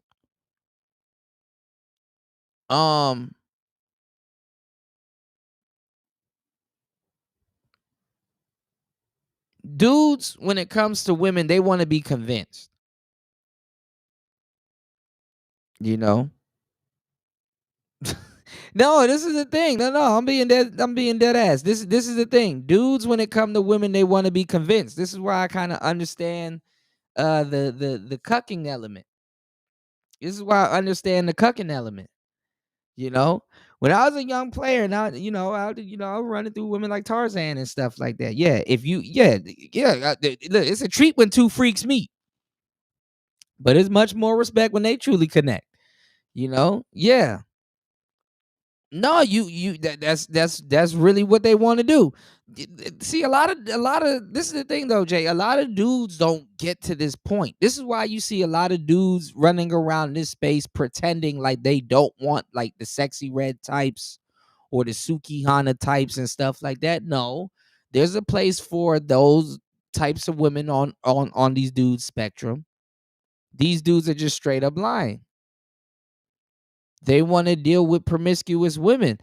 How else are you really gonna compare what you can do in the bedroom? I know some dudes ain't thinking like this and stuff like that, but it is what it is. A lot of those dudes are lame anyway, or didn't know what the hell they were doing anyway. But no, you want to turn a true freak out, So sometimes you might run into a true tramp, and yeah, if you can imprint a freak, that's what a lot of these dudes go for. So even in my 20s, I'm like, shit. If I can get a true freak to admit I know what the hell I'm doing, a square woman don't stand a chance. That's how that was my train of thought. That was my train of thought. And it wasn't even that, because I was freaked out also to a certain degree, not super freaked out, but I like to play. I like to pleasure women. I ain't gonna lie. To a certain degree, I could be a menace. I'll straight up torture a bitch with her own orgasms. I'll torture a woman. Not necessarily torture them, but well, it is torture. I ain't even gonna lie. This is sad. There's a sadistic side to it, but you teach her a lesson or two about her own body. That's really what it is. Is really to put her in a state of bliss, to be like, okay, but then you realize you can't do that with every woman. Not every woman is worth that. You know what I'm saying? You start to mature and be like, okay, I'm not trying to have this crazy motherfucker on my line. Sometimes you gotta be a little bit, lazy, and sometimes you know what I'm saying. You got to perform. You got to show up. So knowing that, y'all, and you look at a rich cuck like Diddy, hey,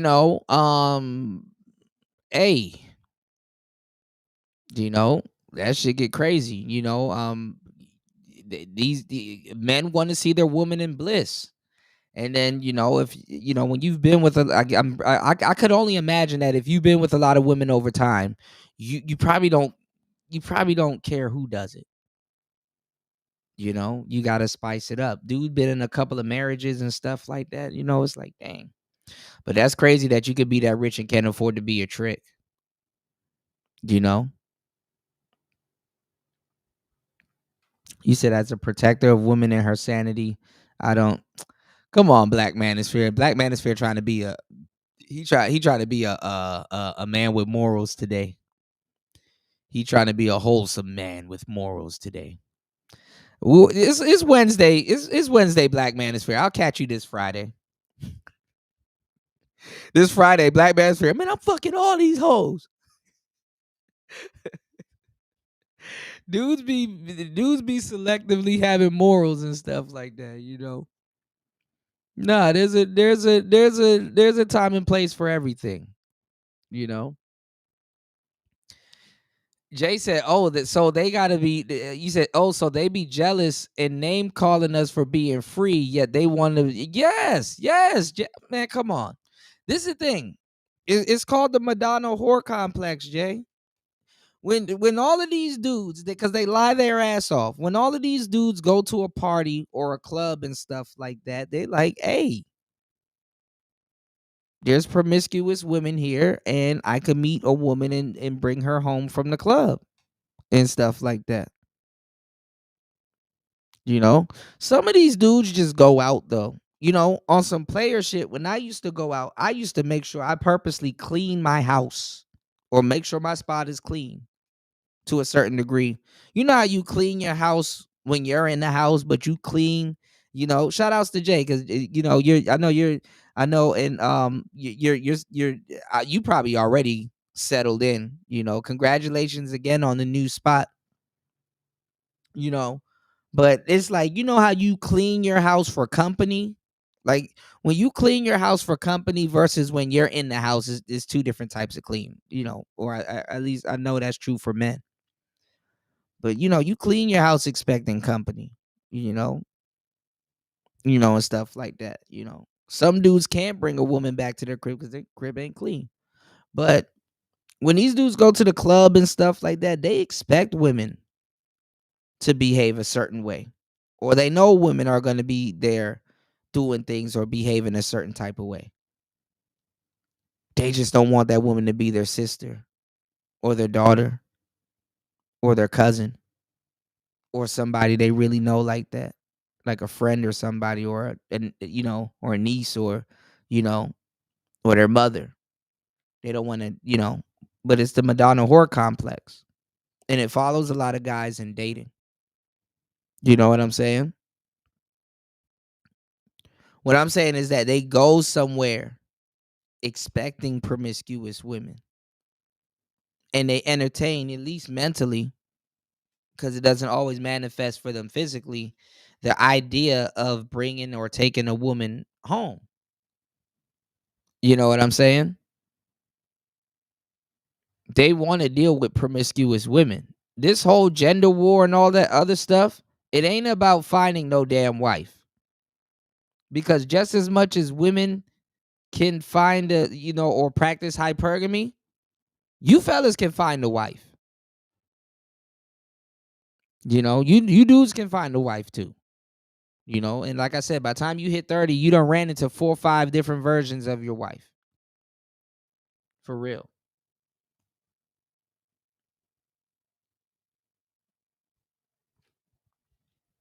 There's thousands of women out here you can marry and have a successful relationship with. You said I consider everyone as a man and a thinking man trying to always make sure everyone is okay, satisfied, and care and taken care of. I think like a family man. Yeah, but family men like hoes also. And what a lot of dudes fail to articulate, right, y'all, is that even if a woman is promiscuous and a freak and all this other stuff, technically all of those seasons, right, ladies and gentlemen, all of those seasons of her sex life should be practiced with her husband. Technically, this is the stuff that men don't know how to articulate. It's like, okay, yeah, I do like a freak, but I would rather my wife be the freak. But then again, men are so backwards, ladies and gentlemen, that they don't want their wife to be the freak. I'm not even gonna lie. I'm not even gonna say what the hell I'm gonna say because that's too X-rated. That's way too X-rated. But men will have a different type of sex with a side woman or a one night stand or a mistress or a different type of woman than they would with their wife. They will have a different type of sex with a different type of woman with their wife, because after a while with their wife, they don't want to have a certain type of sex. And when you listen to some of these women on some of these podcasts and shows, and when they talk to therapists, there's a lot of women that believe the same. They think the same also. All right, let's get into it. It's Player Talk Radio. Let's go. Sex with her, she comes, she's laying in the bed, she's like, oh my God, shaking. I usually would get up and stand off to the side to let oh yeah he gave her one of those seizure sex. You ever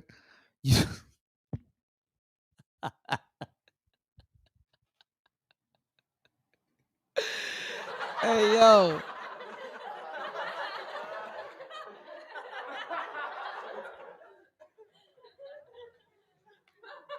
if you never gave a woman an outer body experience, or she feels like her bones, because I had a girl explain this. She's like, it feels like her bones is like, she can feel her bones like shaking out of her body. If you never gave her one of those, and fellas, if I know a lot of y'all I know this is foreign territory to y'all.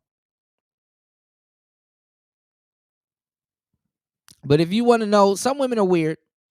But if you want to know if you're really pleasuring that woman, look at her left leg. Her left leg gonna be shaking. It's usually always I think it's the left one, if I'm not mistaken. It's usually the left one, not the right one. It's usually the left leg. The left leg jittering and shit. Yeah, you in there. All right, let's go. And watch her react to coming. He would jump on top of her right after and try to have sex with her, I guess, to make her come again. Now, see, and that's there's some bedroom politics here. They're going after T.I. next. T.I. and Tiny.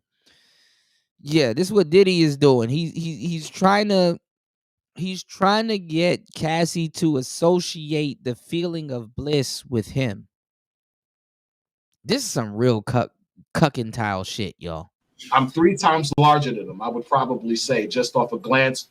I never had a sexual relationship with him. I need to say that because you have a Keep going. now shit break in a up. room with this guy for 8 years. So it's like playing on basketball when you're walking around with people. Y'all, please hit the like button, support the show. Giving y'all some good game on today's show. Y'all, please hit the like button, support the show, hit the Cash App, hit the PayPal.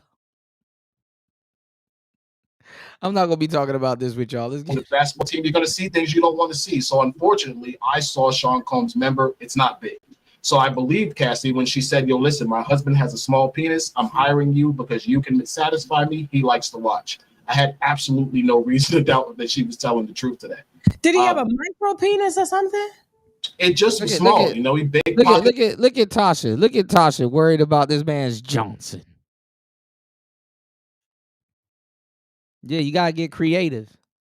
She said a micro. His little member. That's just what it was, man. He big pockets, you know, and women don't care. No disrespect. Women don't care when you got a lot of money. Listen, you got a lot of money. See, this is why a lot of dudes that's well endowed, they don't really give a damn about money like that and shit like that. It's like, I really don't need it. I hate to say it, if you're not well endowed, you ain't got shit to do but chase money. You already lying to her.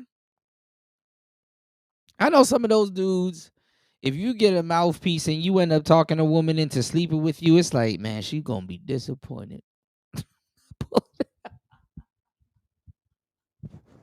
Okay, I'ma chill.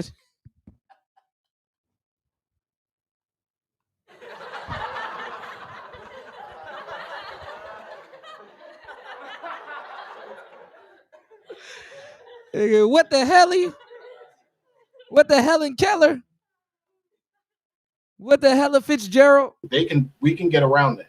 He got enough money. She was a young, horny girl. She liked to have sex. And this was the arrangement. He took her around. They would have these freak offs because she was into the swinger lifestyle.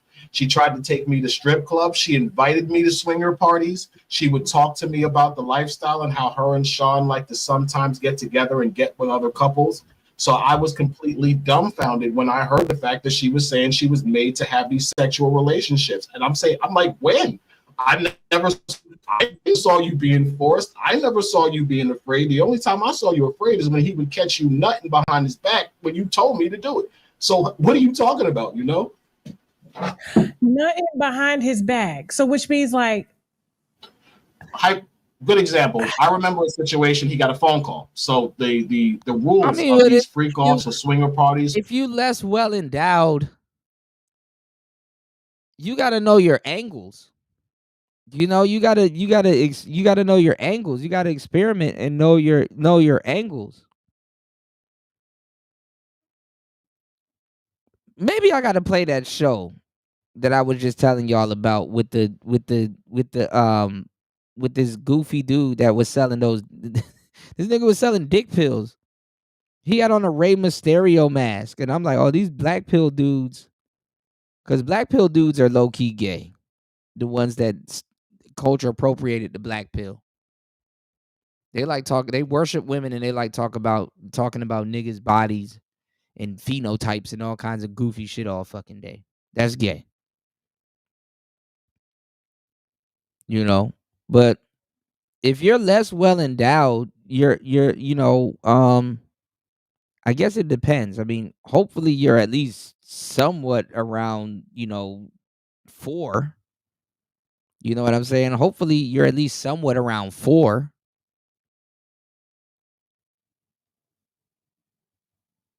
But first of all, you got to know your woman's body, and you got to know your. No, he wasn't selling pink horse. This nigga was selling some shit that looked like muscle milk. Pause. But no, you like honestly. First of all, if you're well endowed, I mean, if you're less endowed, my bad. Use your fingers. I don't know why you niggas are acting like y'all don't have fingers. You can use your fingers. You know, your fingers, if you know what you're doing with your damn fingers, your fingers are a dangerous weapon. Your fingers are a fucking dangerous weapon. Because you can feel around. Wink, wink, nudge, nudge. I don't know why dudes be doing too much. That's niggas' problems and shit like that. Niggas be doing too much. Your mouthpiece is a dangerous tool. Use your fingers.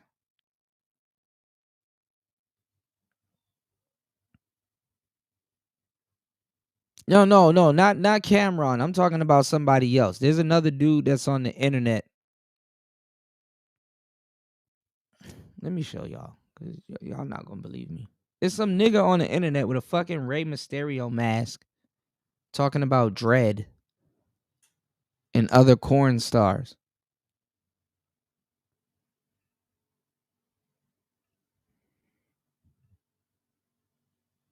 But this is the conversation a lot of these goofy dudes want to have. They want to talk about dicks and pissing contests and shit. And a lot of these dudes don't know what the hell they talking about. And it's gay. Like, they first of all know how to please a woman first before you start judging your manhood.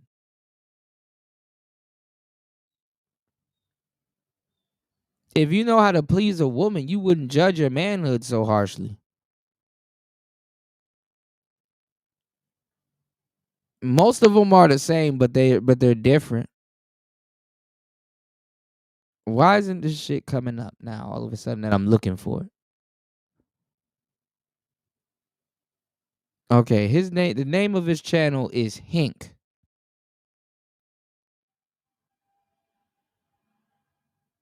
Hold on. Let me get rid of one of these windows.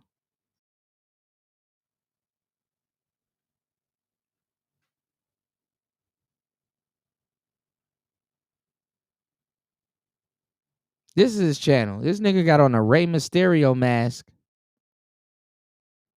Okay, so there's some recent photos that were posted on Twister.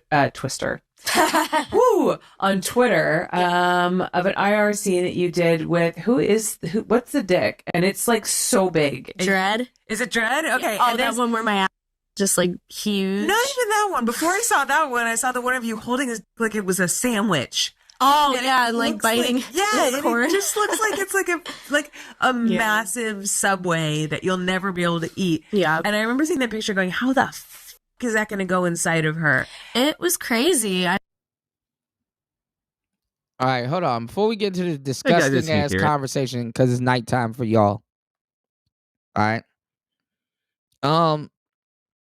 In high school, right?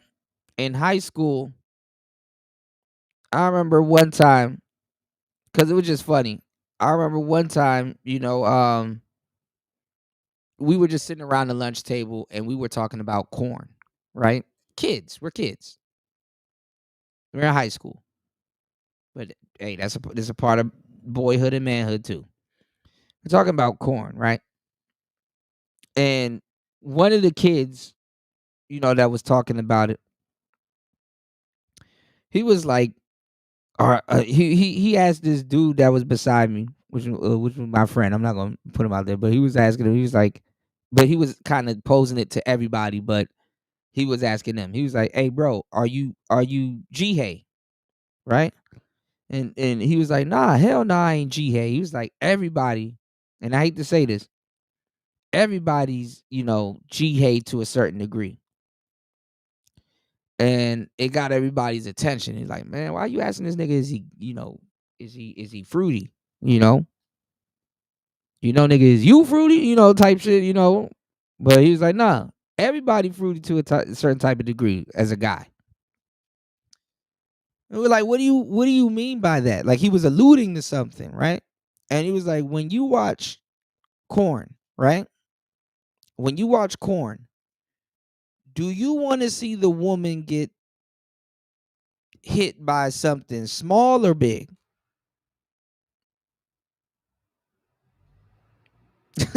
And all the dudes sat around and they're like, all right, touche. I mean, that don't make them gay, but you kind of do got to acknowledge that. And that's because a lot of the stuff is acting and some of it's true. There's like a thin line between acting and there's a thin line between the real thing. You know what I'm saying?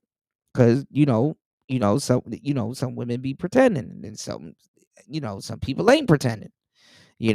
But when it comes down to it, dudes want to see a woman get plowed. Women also, you know, because people be, you know, um, I wasn't in that conversation. I was tell you, my friend beside me got asked that question. Pay attention, y'all. Okay, I'm teaching y'all putting y'all on some game. But it's like people want to see people get plowed. Dudes would want to see a woman get plowed. Women too. They want to see women get plowed also. So it's one of those things where it's like, oh, okay. You don't want to watch you don't want to watch a film or something. It's like, oh, this is Huff, or clearly she's acting or something like that. You kind of want to get into it and you kind of want to, you know what I'm saying? And you kind of, you know, you kind of want to, at least your brain, you kind of want to believe this is somewhat real, because most people that watch that stuff, they're not watching it for the I don't know how to explain it. Your brain wants to be convinced. You want to be convinced. You're in a state where you're probably turned on or you're just watching it. People want to be convinced. So when he posed that question, everybody was like, you know what? That's true. We not gay though, but that's true. There's some truth to that. And this goes into the production.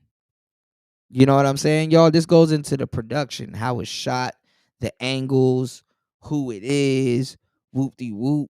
Some people take it to the next level, you know. But this is the thing though.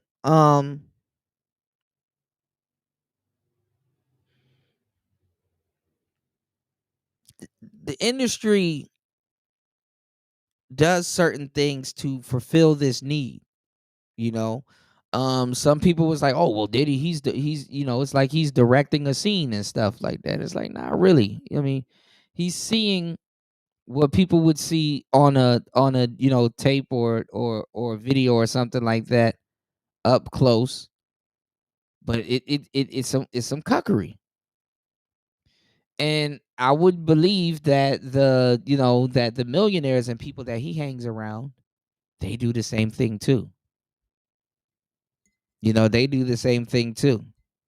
You know, and you never know. I mean, how does one get put onto stuff or turned out into something like this, y'all? You know, if you if you uh if you have a wife or you and your wife were swingers and stuff like that, there's a lot of guys that can get turned on to the stuff that Diddy was into. you know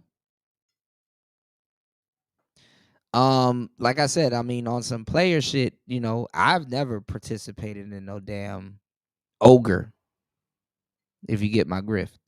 you know um or no damn train. I'm good, you know. Coochie ain't that serious, you know. I don't participate in stuff like that. I push a hard line, and I draw a line too. You know, I'm like, nah, I'm good, bro. I'm not finna be in a room with a bunch of niggas, butt naked. Nah, good. But there's a lot of dudes that hey, and if that's you, cool. You know, I don't really judge dudes for doing that, but you know, there's a lot of dudes that end up mentally, you know, in a you know where Diddy is, in the Diddy mindset, and then couple on top of that, the tricking and all kinds of, you know, it's like, god damn. And then the nigga got some money. Who gonna tell him he can't do what he wants to do? See what I'm saying?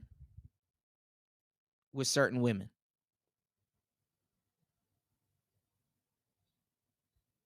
So yeah, Diddy was cucked out. And insecure too.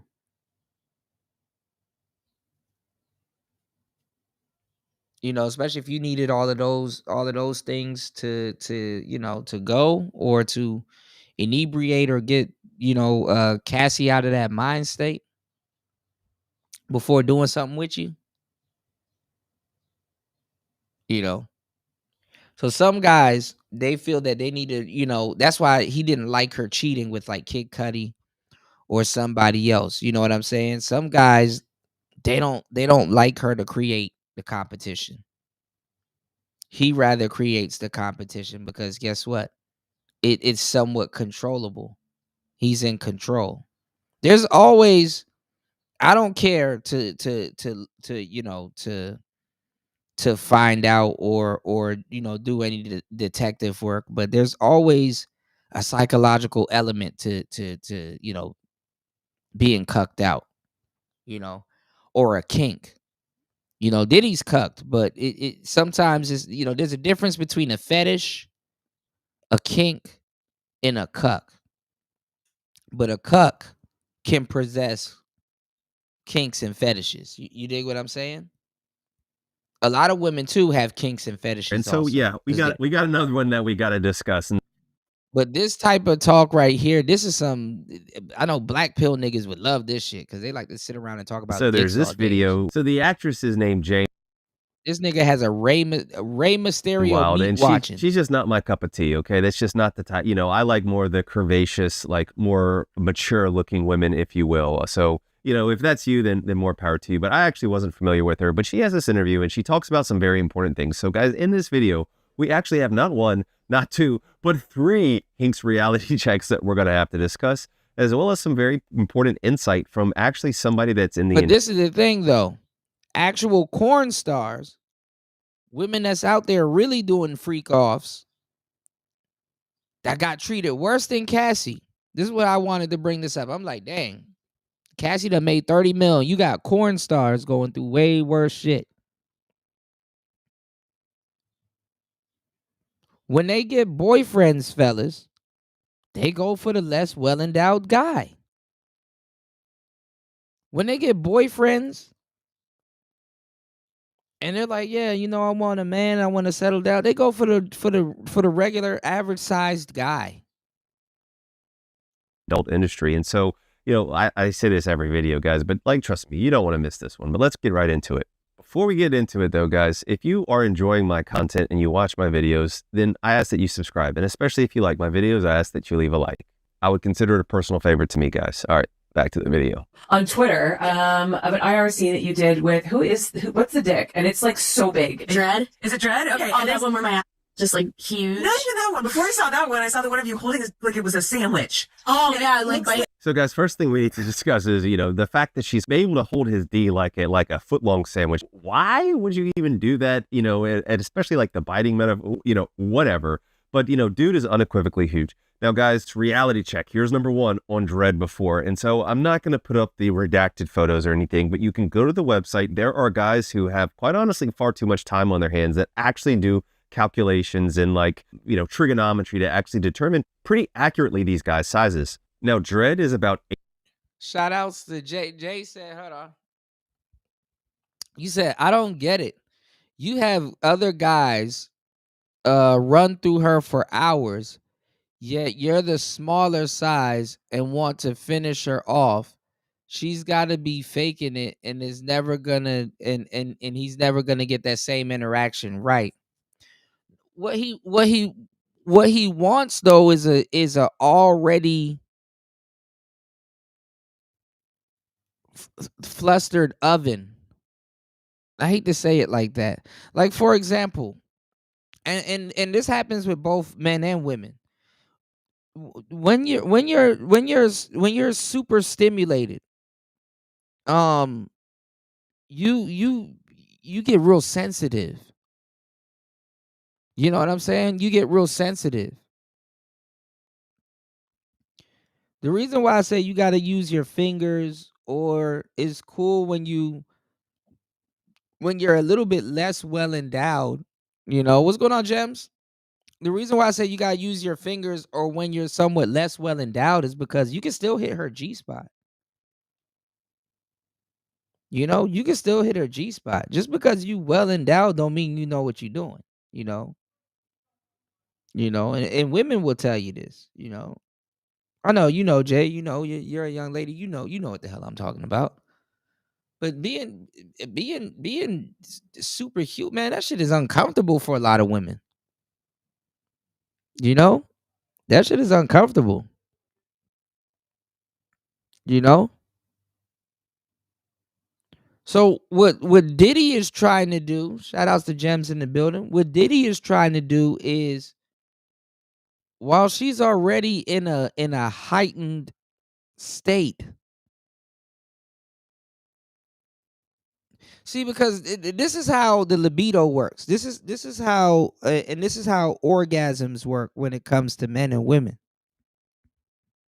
A man's libido slash like orgasm slash, men are like light, like not like light bulbs, but we're like a light switch. We're like a light switch, off and on. It's like a build up and then a cork. And women are the same thing too, but it's like it's different. You know what I'm saying? Women are the same way too, but it's different.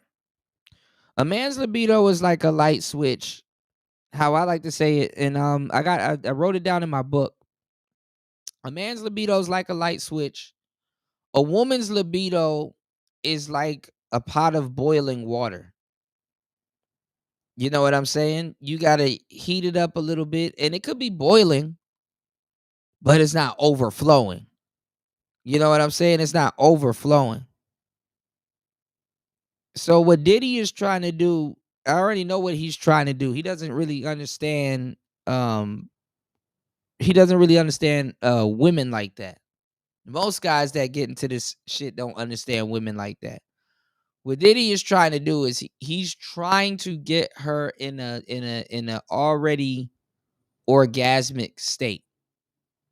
So after she done busted off a couple of them, he thinks that it's easier for her to have more orgasms, but he's gonna be there when she's having the orgasms, not the people that warmed up the stove. So he's using other dudes to kind of warm up the stove and stuff like that, and get him aroused and stuff like that, and then he finishes her off, or he gets the guy that kind of finish her off or whatever. You know what I'm saying? Like I know it's weird, but I kind of I don't want to have a visual of any of this shit. But you can kind of see that's what's going on. And it ain't even I don't even think at this point it's really about, making sure Cassie has an orgasm or whatever, but it's making sure that she's satisfied and he has something to do with it. You know what I'm saying? Like, cause that's really what it is. Like, a lot of women will be like, I really like that guy.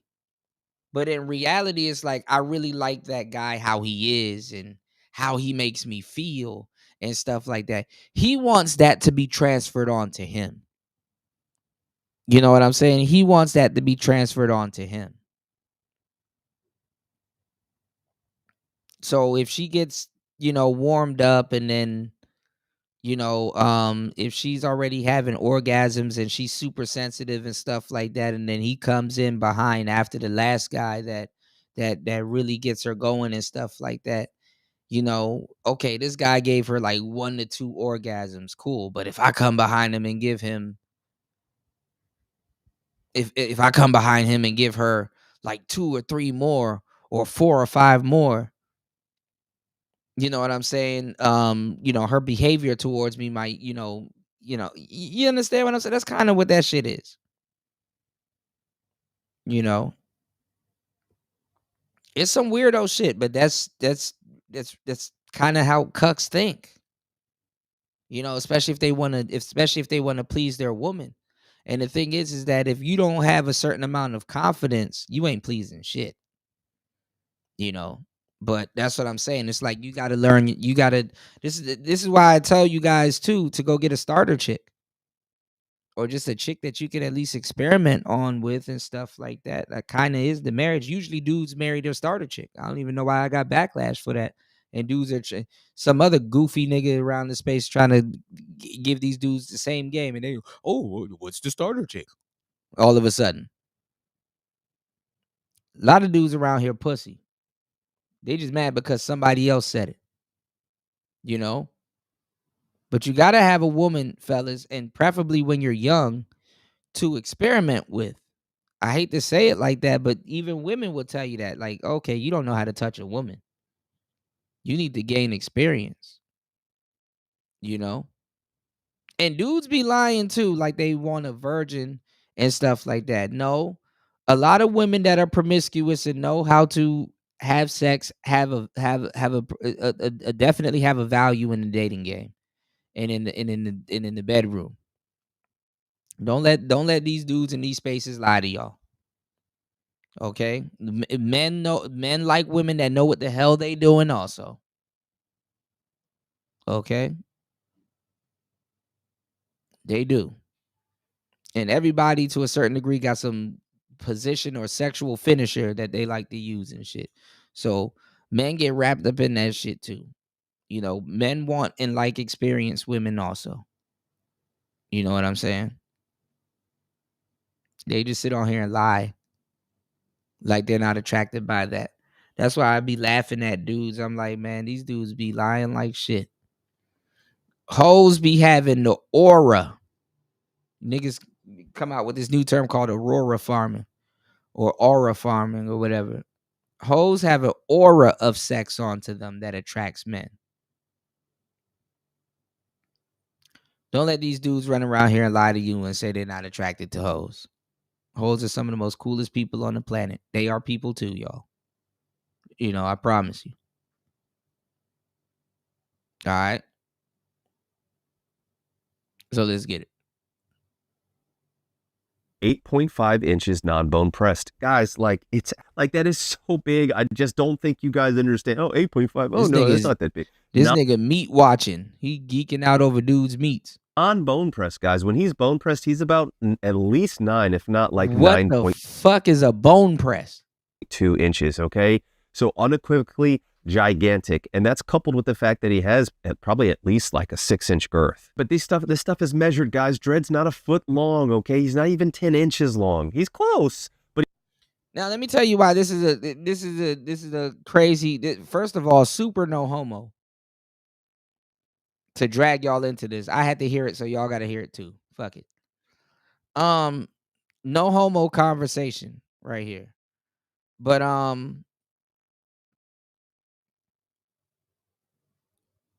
when we brought the word hypergamy into these spaces before people start misusing it and don't know what they're talking about, naturally that follows after that hypergamy conversation are usually goofy ass conversations like this, worrying about if a guy has a bigger Johnson than you. if you know how to use your weapon, you don't give a fuck what came before you or after you. You don't. I'm not, nigga. Man, listen. That's some high school shit. You know, maybe every so often you may ask a girl, like, what's the, what's the, probably you might ask a girl, what's the biggest you've ever dealt with? Oh, for real? Okay, you a beast, huh?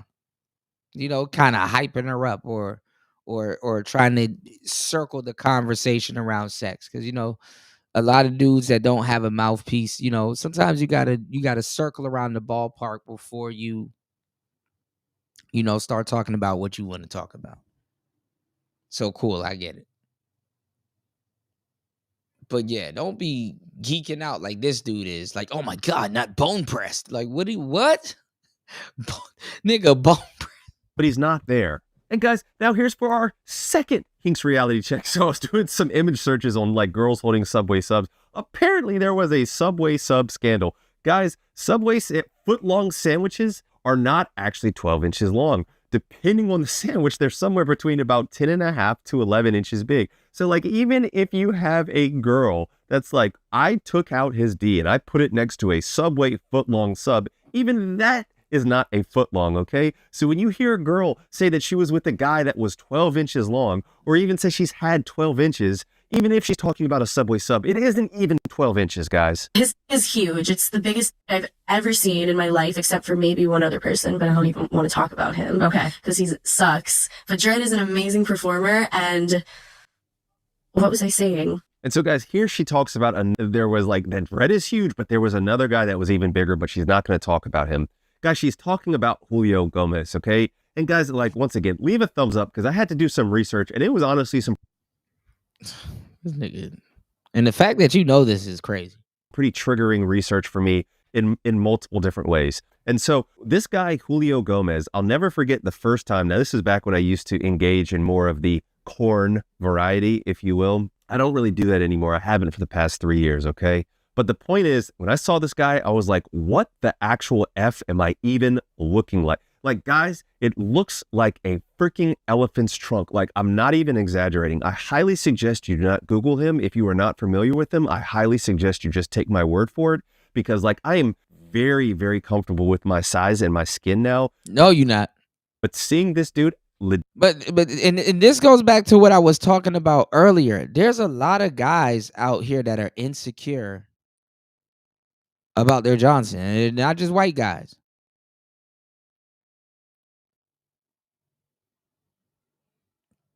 They be D watching. They be D watching. So, and it's the craziest shit ever, to even think about this, because you just, hopefully you just minding your business. Hopefully you're not old boy right here after D watch niggas with a Rey Mysterio mask on. That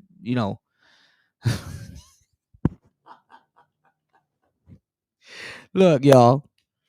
Let me tell y'all something real quick. Let me just run something by you real quick. Okay. First of all, D watching niggas with a Rey Mysterio mask on is diabolical.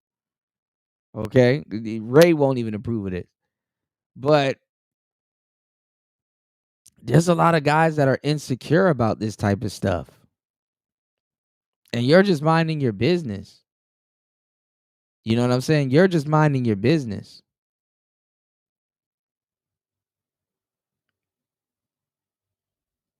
Some of these dudes get rich.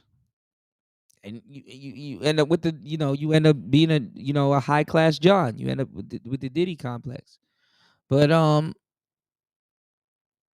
this conversation, and this is why you have the black pill sector that's talking about the goofy shit that they talk about, is because this is not talked about in the red pill spaces. Even when we brought, for the most part, and I was one of them, the conversation about hypergamy. The conversation about hypergamy comes from a conversation that's rooted in male fear that another guy will come by and come through and take their woman.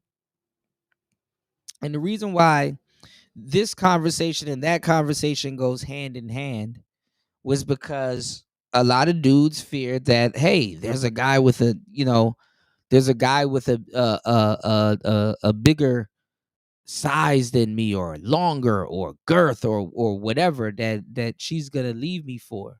Even Scarface says it. With a nigga with a biggie dick and a bankroll, she gone. He was talking about that, right? And people talk about it. Biggie talked about it. A lot of people talk about it. So when we talked about hypergamy, we actually left this part out. And the reason why people don't know what the hell they're talking about nowadays is because they're just repeating us. Me and a couple of other brothers from back in the day that reintroduced this word to modern vocabulary in the space. Now y'all hearing people talking about misandry and some other stuff, but we're going to get to that later. I'm giving y'all some vital information. Please hit the Cash App, hit the PayPal. Please support the show. Now, the reason why they misconstrue the conversation about hypergamy is because they don't think about hypergamy before them.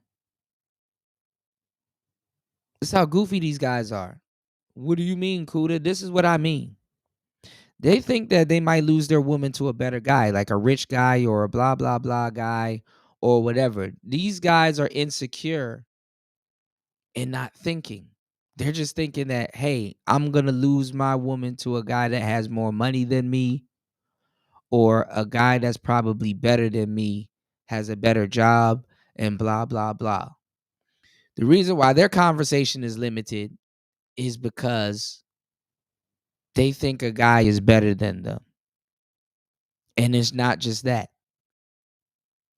They're not smart enough to think. They're so rooted in fear that the thought of a woman doing that to them overrides their common sense. See, being a player, knowing what's up, and using your mind and possessing some of this game will prompt you to understand and think a lot differently. Our train of thought ain't as simple as most men and women. Shout out to my players and my playettes. These niggas never think that she could have dated a rich guy before you, bro. You just never thought about that? That just never crossed your mind. Oh my gosh, she's gonna leave me for a rich guy. You never thought that she had one before you? Oh my God, she gonna leave me with a guy with a bigger penis. You think she didn't have one? She didn't have that before you?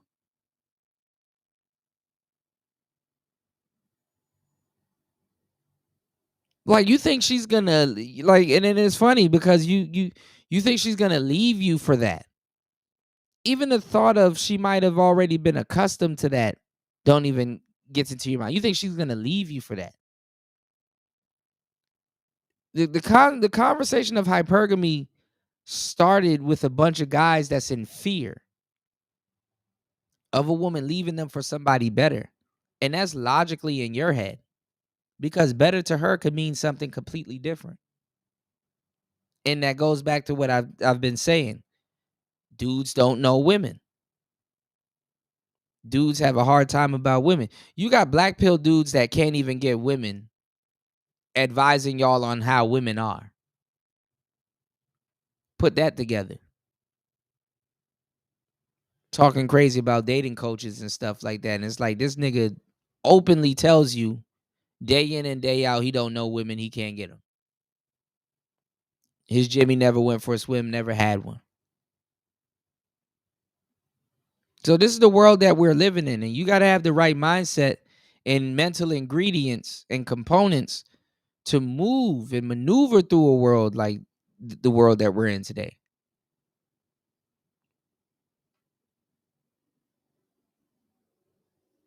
Real talk.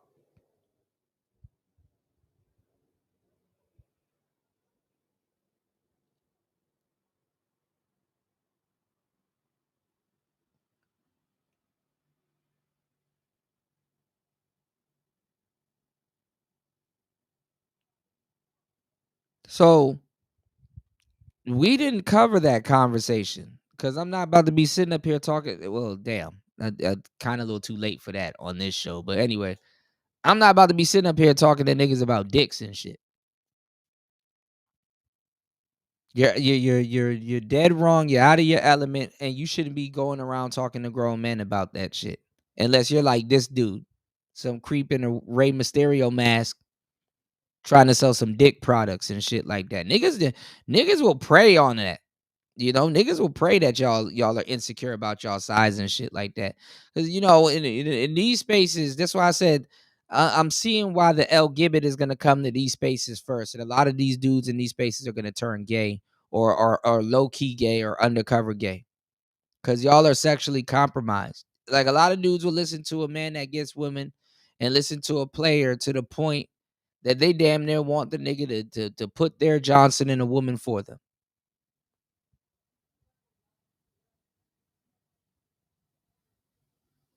They just got to figure out how to try to request that shit without getting their ass whipped. A lot of these dudes are just lazy as fuck. You're not black pilled, you're gay to a certain degree. Don't ever disrespect no real black pill shit like that ever in your life. These niggas want niggas to sit around and talk to them about dicks all day.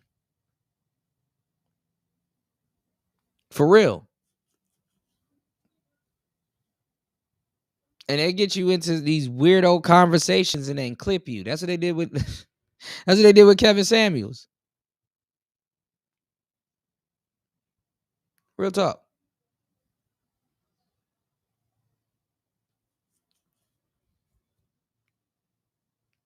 So hypergamy is the more safer conversation.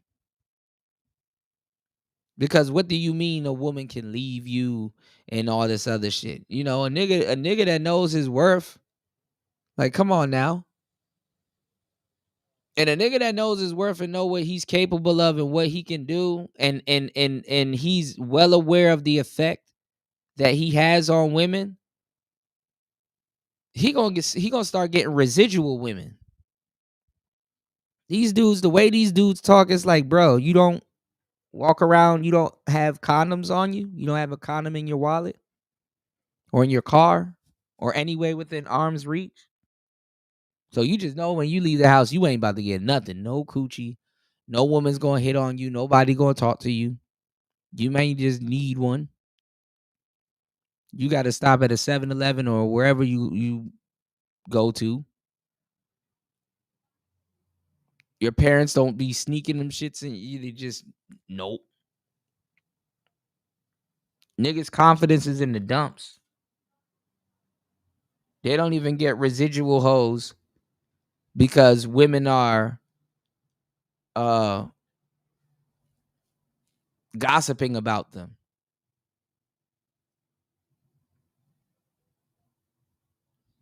Oh, I heard about you. I want to try it too. You don't hear those conversations in these spaces. It makes no sense for you to show the women that you're dealing with in these spaces neither. Niggas will get mad at you.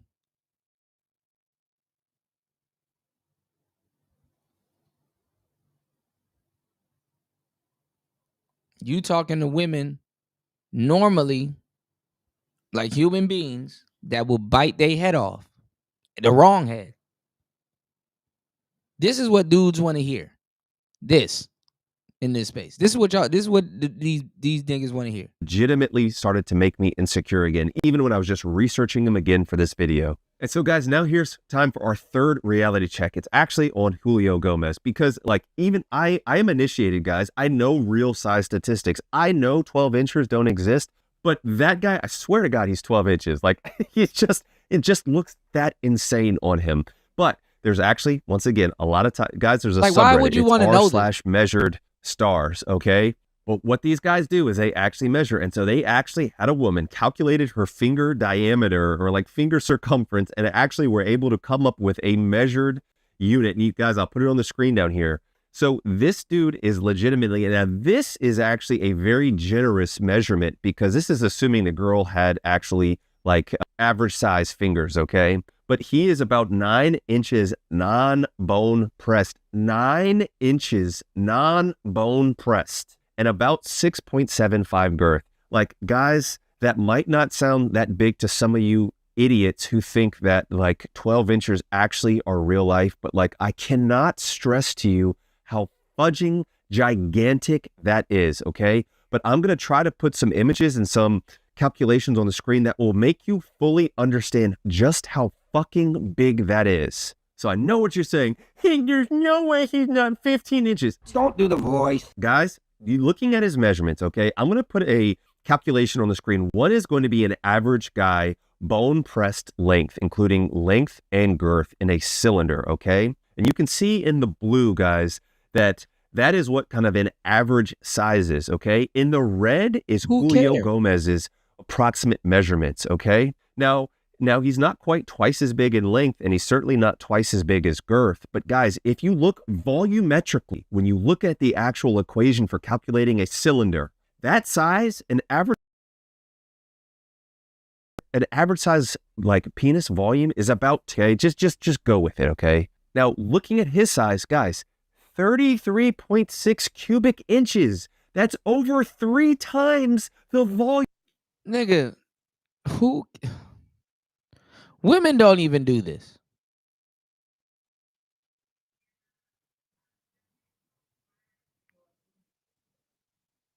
As far as you know, the niggas say, oh, well, I'm a grower, and that's it. Women don't even do this.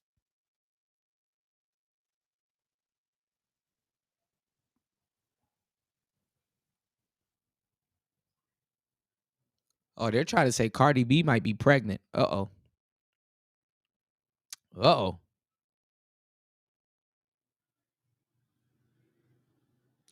Anyway, women don't even do this.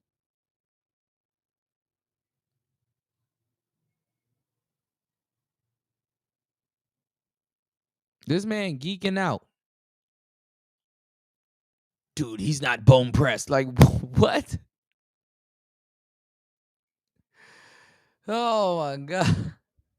Volume. That's over 3 times the size of an average D. That is absolutely gigantic. I mean, it doesn't make sense that any person could be that big, guys. So please just trust me when I tell you things like, guys, having 9 inches non-bone pressed is absolutely gigantic. And on that calculation, I use 9.5 inches because the 9 inches is basically the visible length. And so let's just give him the benefit of the doubt because he is very lean. And let's just say he has a 1/2 inch fat pad, okay? And I know that there's some of you like that delusional size queen that I made a video about. Oh, I've been with 2 guys that are 12 inches. Like, no, you effing haven't. This guy is the biggest of the big, and he's not even 10 inches. And guys, why she alludes to him being basically a piece of shit is because he actually was convicted of A and is in prison now, if I'm not mistaken, for it. And so you guys can read that on your own time, but I'll put up a little like screenshot of the article here. Saying it was the biggest, but like next to my tiny hands and face, it just looked like astronomical. And so guys, like this is a trick of the trade that I've talked about so many times. The women performers are absolutely tiny, okay? This Jane Wilde chick is like 4'11", okay? So you know she has she's very petite. She's very skinny. So you know she has like small forearms, small hands. But guys, when you have these performers with these tiny hands and, you know, tiny feet, if you're into that, and, you know, tiny forearms, they're going to make these guys look all the bigger, especially with the angles. And so there's so much lighting and angle. Guys, like I guarantee you, if you took an average guy's and put it in her hands, it would look pretty big, okay? It's not going to look gigantic, but I bet you it would look pretty big. Oh, I want that type, where they said, like, you should be happy you have a type. Yeah. And I'm just like, maybe if I was, like, a regular civilian girl that just wanted, like, quick validation from people telling me, like, oh, my God, you're so tight. But, like, when it's actually a career and a job and I have to get hard in the probably, like, 4 times a week at least, it definitely takes a toll on my body. And, it kind of hurts. Like, what I'm realizing is that, like, when people don't use enough lube, it creates like this friction and it's like tearing away at the skin. But like, it's fine. Like I always recover. I just need to like have that recovery time. It always. So guys, like, I don't know about you, man, but like this part just makes me sad. Like, you know, there's a lot of, I don't know, speculation and whatnot in the adult industry that there's things like trafficking and honestly more like nefarious things that occur behind the scenes. But this just seems like sad to me. She's like, yeah, you know, yeah, I'm tight, but it's not fun being tight and getting, you know, having people go to town on her, like being so tight, and especially when these adult stars are above average. And so once again, everybody like, oh my God, I just want to have a big old pee-pee that I can just, but like, guys, I'm telling you, like, it's not what most of these women want. Well, Hank, I was with the girl. Like, yeah, there's always those fucking exceptions, guys. Like, I don't need to hear about your one-off exceptions in the comments. All the comments help the algorithm though. But for the most part, these women don't want to get just like torn apart by these massive ding-dongs. Basically, in other words, the main guy don't have to be packing. All right, so y'all can shut the hell up about this shit. God damn. It's like, I don't know how many of these videos I have to make before you guys actually start to believe me. Some of you guys are just genuinely hopeless. But I don't know, guys. It just seemed like she doesn't actually enjoy doing this. She doesn't do it for the love. She does it, like, in my opinion, like clearly for the money, because she's like, yeah, it takes all of this prep for these scenes and it hurts and like it tears and there's recovery. And so, guys, this is where things like the boyfriend D come about, where it's not so big that it just tears you apart. And it's something that you can go home to basically every night and do it on a regular basis. If you haven't seen my video on like the ideal size, you should really check that out. So what do you do then? Do you just like have to warm it up before a scene? Do you ever use toys, or you just have like the guy start off real slow? I just really like, they just use a lot of lube and start slow. It stretches out. Like eventually and when I get aroused, like it opens more. That's just like female anatomy. But oh my God, I lost my train of thought. This happens all the time. About getting your pussy to open up. Yeah, about getting it to open up. It just opens, but yeah, they definitely have to take it slow at first. And sometimes like I've made so many videos about female anatomy, so highly recommend that you check them out. Okay. But yeah, as the woman becomes more aroused, literally the actual like distance of her vaginal canal actually opens up, because guys, the average vaginal canal, even when aroused, is about the size of the average penis. Okay. Right at about 5.5 inches. If you haven't seen my video on female anatomy, highly recommend that you check it out. But once again, guys, like, do you really want to be that big where you have to like plan for rest days and your girl has to like take some time off? Okay. Now, you know, humble brag Hink here, but like, I'm telling you, some days it's not as fun as it sounds, just because your girl is like, she either taps out or she's like, look, bro, I cannot do it tonight. You know, yeah, it was fun last night, but I need a breather. And so just try to keep that in mind, guys. I find it funny when people say like, it's the myth that the more a girl gets, like her is loose. I just think it's so funny because it's actually the exact opposite. The more you have it gets swollen and it shuts and it's like clamped shut. So that kind of happens to me sometimes. It's hard to do a boy girl if it was like a really tough scene the day before, and then to do another one, it just takes longer. Yeah, I can imagine. You know what's interesting? Come on now, dog. Come on, man. To me, that's just really, really, really, really stupid to be like, yeah, no, that's a myth that the more you have intercourse with very large peepees, like, no, it's actually the tighter you get. Like, come on. What she's talking about is acute inflammation, okay? Or meaning like, because she did a scene with a guy that was bigger than normal and her vaginal canal suffered pretty much trauma, and as a result of the trauma from having such a big thing inside, it caused like swelling of the tissue, that she needs more time like to recover the day after. But guys, like, it's a matter of just objective fact that the more you put something large, you know, into an orifice, whatever that orifice is going to be, the more it is going to stretch it out and dilate it over time. So like, I mean, yes, I do think that it is a bit overblown about like girls becoming loose. Like, I do think that is grossly over exaggerated. But that being said, I do think that she's idiotic to be like, oh no, that's a myth. So guys, that's going to do it for this video. Like, let me know what you... All right, anyway, and y'all go subscribe to him, because that's the conversations dudes here want to have. And go get some dick pills. I try to give y'all a better alternative. Y'all could have went to hempforfitness.com and do it the natural. I don't even know if what he's selling is natural, but yeah, y'all talk to him about that shit. Was if he's watching as a voyeur, we can't do anything sexually when he's not there. And that's a basic trust issue between men and women who are involved in a swinger relationship. If you allow someone in your bedroom, you're expecting that person to follow the rules. Usually, if you're dealing with a couple where the man is consenting to you sleeping with his wife, the man is in control of that situation. So if he doesn't want you to do it with your wife, you can't. That's just the swinger lifestyle. And anyone who knows about the swinger lifestyle knows I'm telling the truth. If you've gone out and got someone in your bedroom, let's say for your husband, even if the woman likes the guy, she still has to defer to her husband, because when that man leaves, you still got to live with your husband. It's common sense. So this is what Cassie would do. The reason why a lot of cucks get caught into this shit is because it's about, and rest in peace, Alan Roger Curry. It's about the NSA. Man, if Alan Roger Curry was here to break down this Diddy case, y'all, that shit would have been crazy. It's about the non-sexual attention.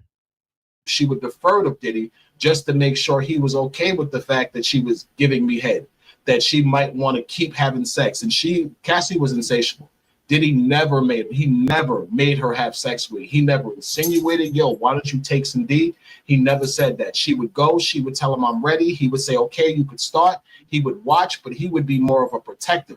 He would make sure nothing happened to her. He was incredibly protective. Low key, the escorts were probably Cassie's idea. I'm not even gonna low key. She probably turned Diddy onto that, but you never know. I don't know, but hey, nothing's far fetched. Incredibly protective of her. They didn't put you or Rico on the stand. No, because they knew we were going to say that she was complicit. And it's nothing wrong with her being complicit. He's still guilty of sex trafficking. Like, look at all the stuff they're exposing. In order to be guilty of sex trafficking and this Rico that they're charging him with, he basically just has to know about it, have benefited in some way, and financed it, which he clearly all did by booking rooms in the name of Frank Black. Mind you, I've checked into Frank Black rooms probably 15 times. Every room I checked into from Miami, LA, New York, I checked in under Frank Black. So I could verify that. So this is the thing, y'all. Cassie paid for it, obviously with Diddy's money. She called and arranged it. Frank Black was the pseudo name that Diddy used. So basically he can get a key, when he gets to the hotel or the spot or whatever.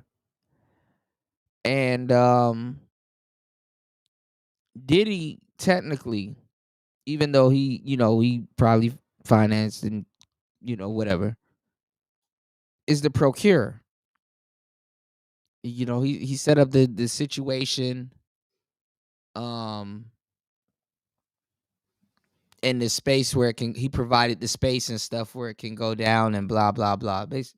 Basically procurement.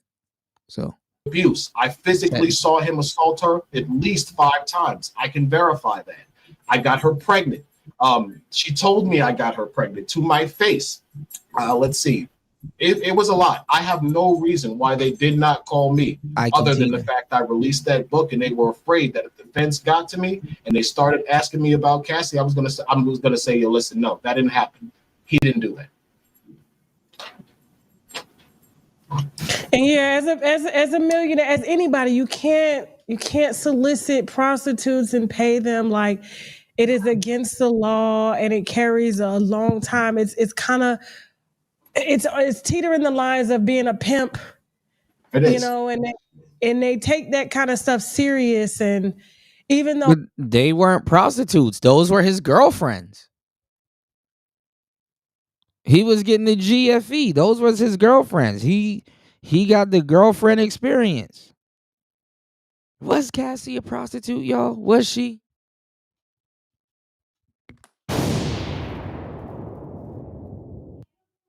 That's his girlfriend. Girls are it's crazy how the pimps get more time than the actual prostitutes. It is. Like, I feel like they have to do some changes when it comes to the laws behind that, because if girls are choosing to have a pimp and the pimp is there to protect them and ensure that they're not getting mistreated during their encounters with men and stuff like that. And look at Tasha sticking up for the pimping. Look at Tasha up there sticking up for the pimping. They have to pay the pimp. for protection because like, how is he going to make money? I don't know. I just feel like, to me, even though, yeah, he did all this shit, but I feel like the feds, they love a big cash out. $400 million is at stake that they're going to seize. I don't even think he'll have money for an appeal. They're going to have to go straight for a pardon. And then they'll be able to keep all of that. The Justice Department will inherit $400 million that was, I guess, made off of sex trafficking or illegal criminal crimes using his organization, bad boy records and all that stuff. And meanwhile, they get to retire off of that money. And it's like, why can't he retire off? Why are you allowed to retire off of money that you say is made illegally and y'all get to use it to pay federal witnesses and pay for y'all retirement as well, too? The money should be burned, right? Nobody should get the money. True. And it should definitely go to the true victims. Some of the male prostitutes that this has happened to have, like, I'm in law school. I've completely changed my life. I was a male escort 15 years ago. I went back to school. I'm trying to get a law degree now. So this coming up at this point in my life is incredibly embarrassing, but I realize it's something I have to deal with. So when I actually started looking into what I was involved with this whole RICO and sex trafficking thing, considering I studied the law, I started reading the statute. I read a bunch of cases and I realized that the primary witnesses in sex trafficking cases are usually like drug addict women that were prostitutes, they robbed men, etc.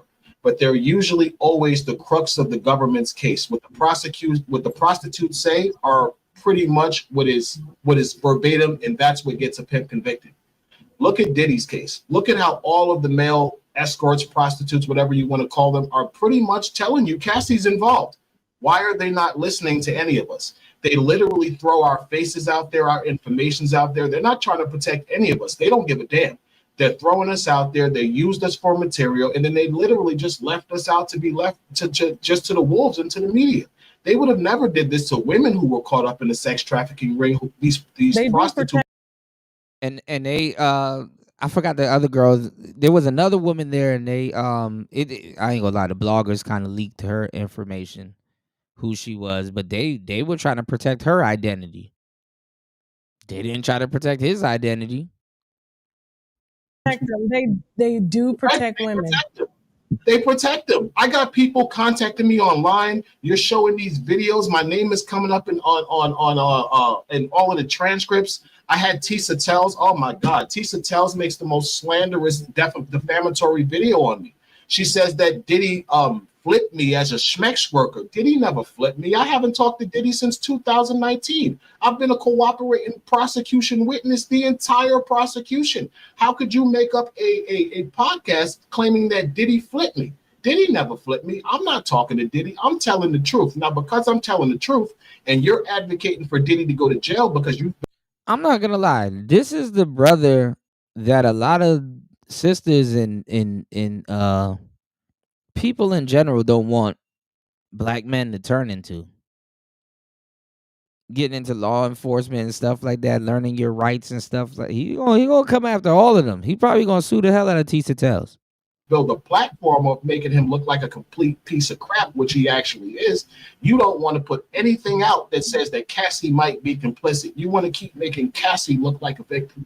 Cassie's a victim of domestic violence. They spent a lot of money making Cassie look like a victim. We can't take that away from her. He did horrible things. I saw him two-piece her in the chest, and if you don't know what that means, that's a 1-2 punch, a jab and a right hand. I saw him hit her like that and knock her across the room.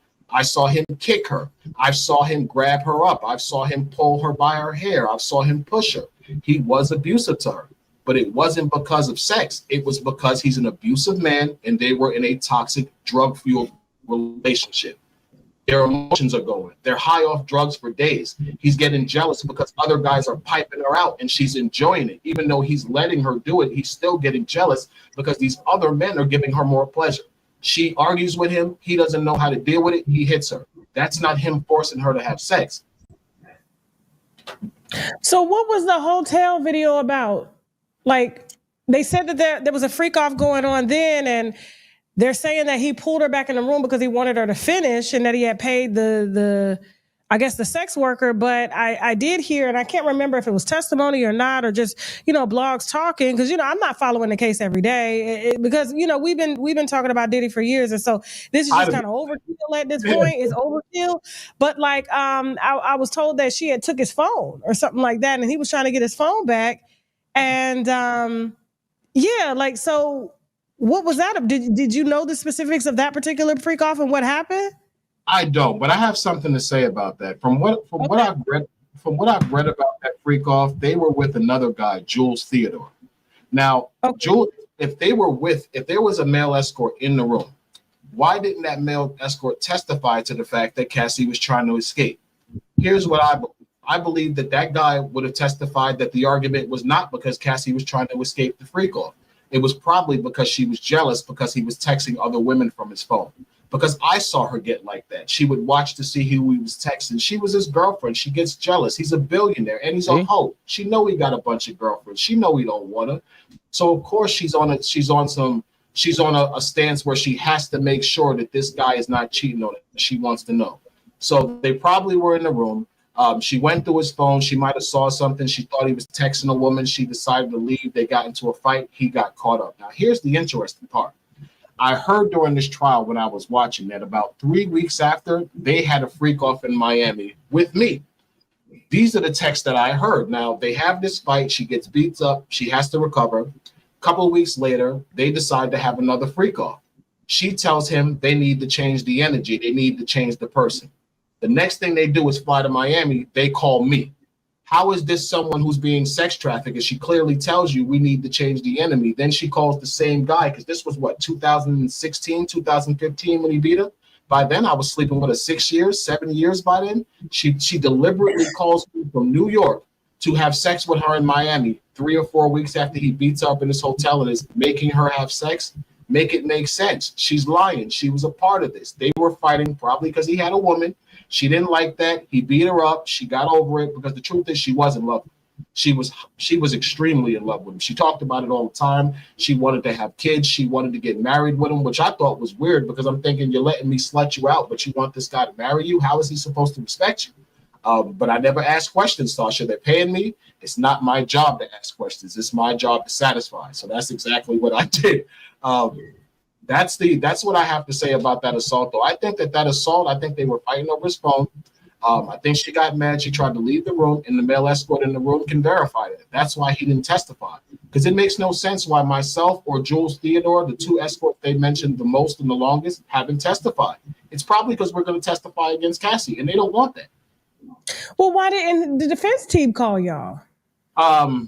I don't know. I can only assume that they might not know what I intend to say, which is probably the case. They don't know that I intend to say, listen, he did beat her. He did the things that they're saying, but she was involved also. So it's just safer to just leave you off because you may end up doing something. Exactly. And I can kind of understand that. Listen, it's safer. We don't really know what this guy is going to say. It's safer to just leave him out. But I know why the government's not. I know why the government's not calling me. They don't want me to say what I'm going to say about Cassie because they know it's all the truth. Were you in love with Cassie? Absolutely not. You can't be in love with a woman who is basically allowing herself to be slutted out, if I want to say that respectfully.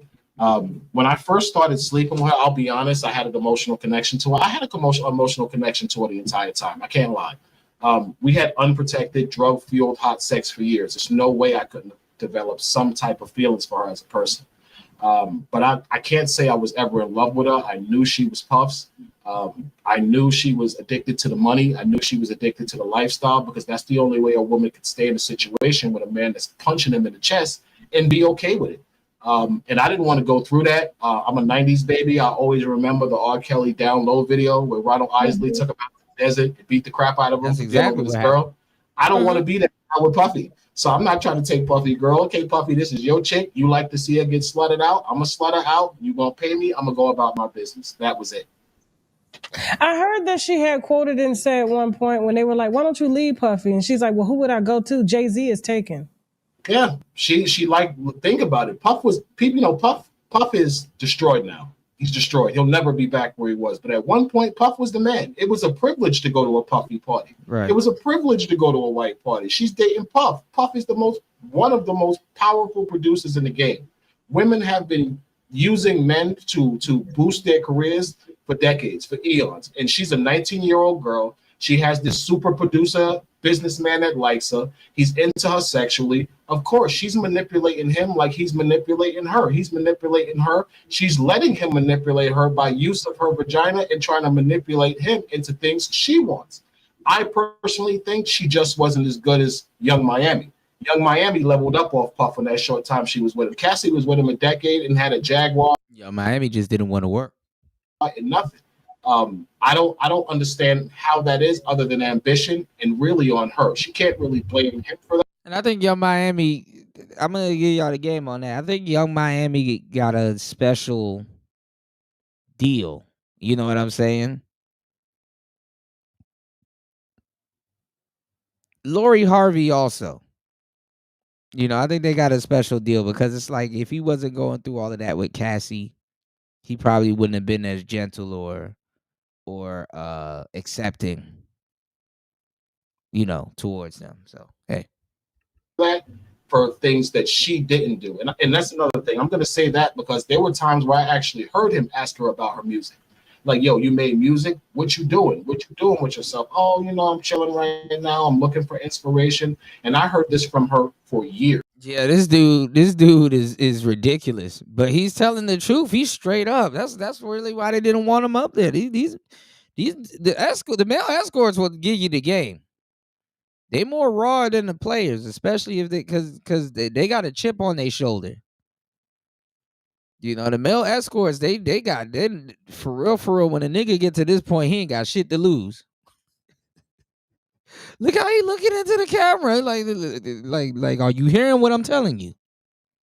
Them niggas start talking to you like a experienced dad. They ain't got shit to lose. He said Young Miami held it down. She got flued out.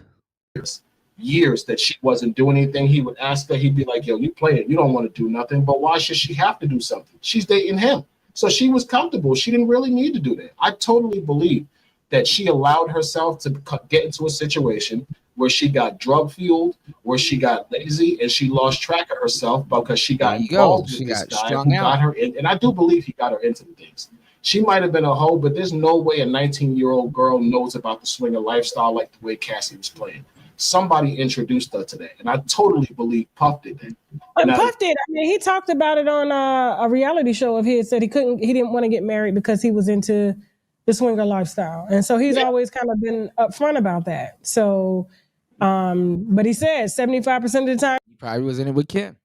You're gonna have the best time of your life with me. The other 25%, I'm gonna beat your ass and you're gonna hate it. But they kind of knew what came with that. And so, do you know, being that you was with her for so long, how did Alex Fine get in the picture? I believe he was hired to be her personal trainer, which makes perfect sense because the only way anybody would have got close enough to her to build a relationship is if Puff gave the green light. Right. I got close to her because Puff gave the green light. Nobody would have got close to her without the green light. So Puff hired this guy to be a personal trainer.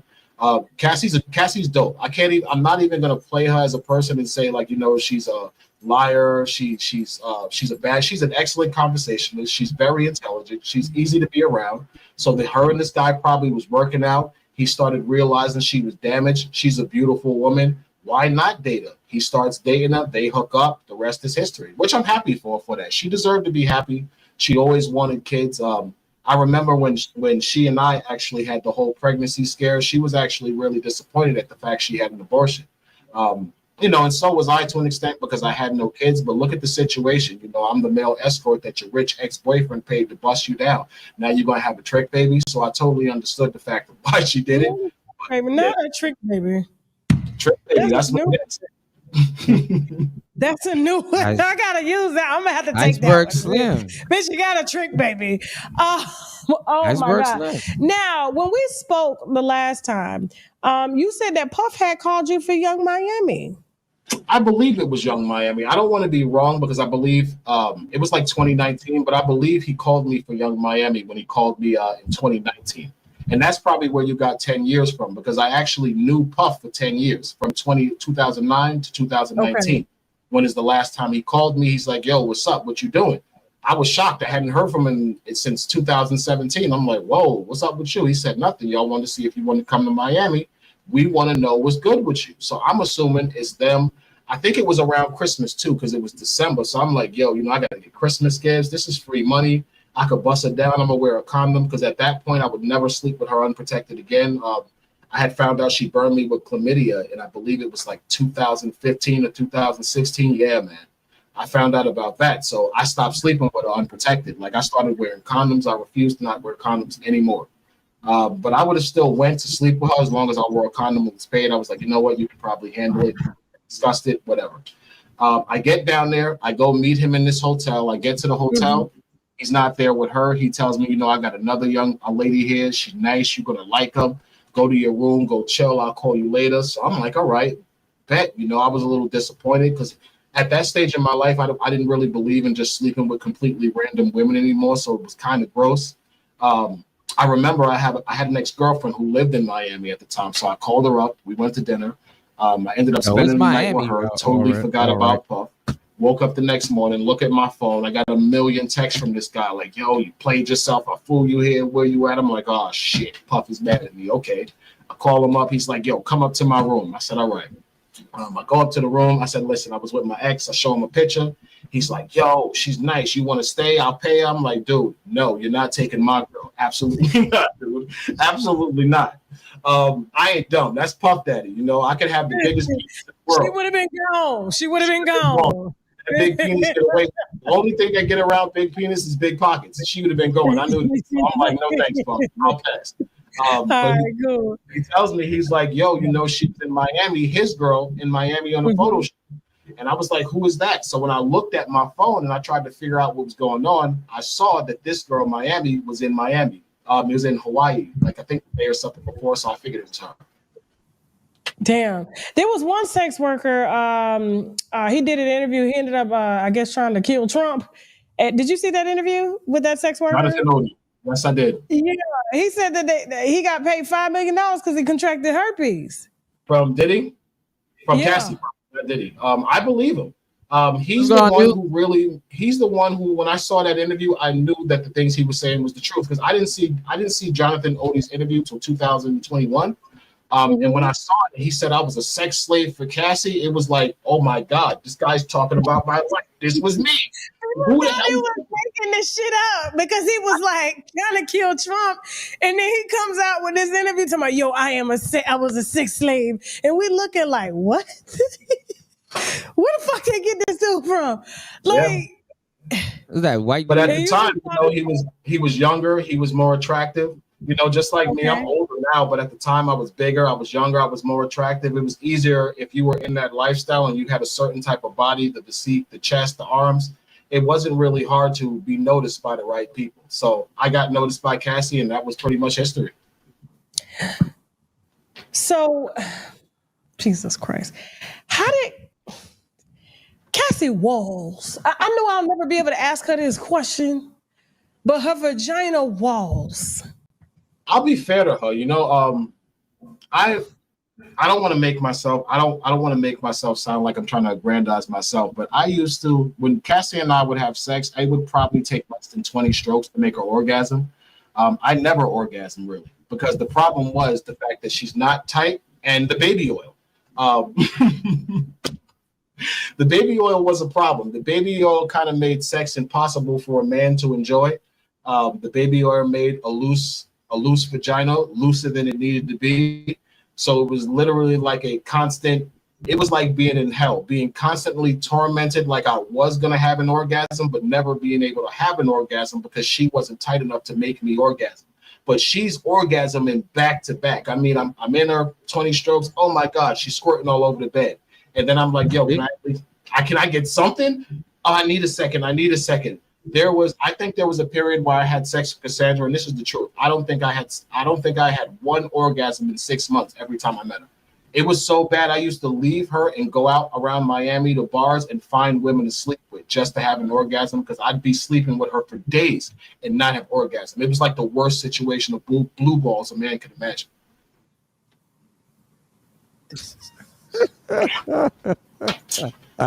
You said 20 strokes and squirting? Yeah, definitely. And this was for You years. retired? You said you retired? Yeah, I'm retired. I've been retired for. The white hoes are like, why? Why is he retired? Started Yeah, they gonna try too. Look, especially look at trying the to do women. it. And you know the craziest part, my mother was actually a minister. Oh gosh. Huge minister. Y'all are the It big, the happens like men that. That's and the women exactly that how it come up in the happens. church under y'all be the biggest hoes. Like Yeah. for real. Yeah. So it was kind of embarrassing to her. It definitely was. I had to get out of that. It's never something I would do again. That's how it goes. That Hit the like button, y'all. Please hit the like button. Please support the show. It's Player Talk Radio. Are you guys not entertained? Are y'all not soaking up this game? Please support the show, y'all. All right. I got y'all. That is absolutely insane. Because I was just wondering, I was like, her walls, like, and then baby oil has fragrance and stuff in it. I'm like, I know she had, and she talked about it in court, like she could get rid of the bacterial infections and stuff like that. They were just so reoccurring. Antibiotics didn't work. How do you think I feel hearing all of this disgusting stuff that she's saying in court, especially being urinated in her mouth? Like she asked me to urinate on her. I said, "You expect me to have sex with you after I piss on you? That's gross. I'm not doing that." And she was like, "You don't like that?" I'm like, "No, that's nasty. Well, who would want to have sex with you after urinating on you?" She said, "No, it's something I really enjoy." Tasha, she explained to me why she liked being pissed on. She told me she likes the warm feeling of urine running down her body, this nasty chick. And I thought that shit was disgusting when she told me that. I said, "Are you serious?" But the way she explained it, I knew she was telling the truth. So I said, "Listen, shorty, I can't pee on you. That's not for me. But I will have sex with you. And clearly, I'm gonna have good sex with you." She said, "You know what?" And my old lady, what's up, man?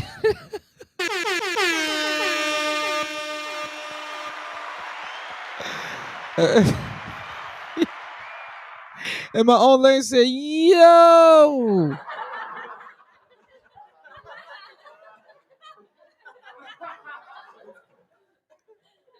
Bruh, look at how he's looking at the camera, man. He is not lying, man.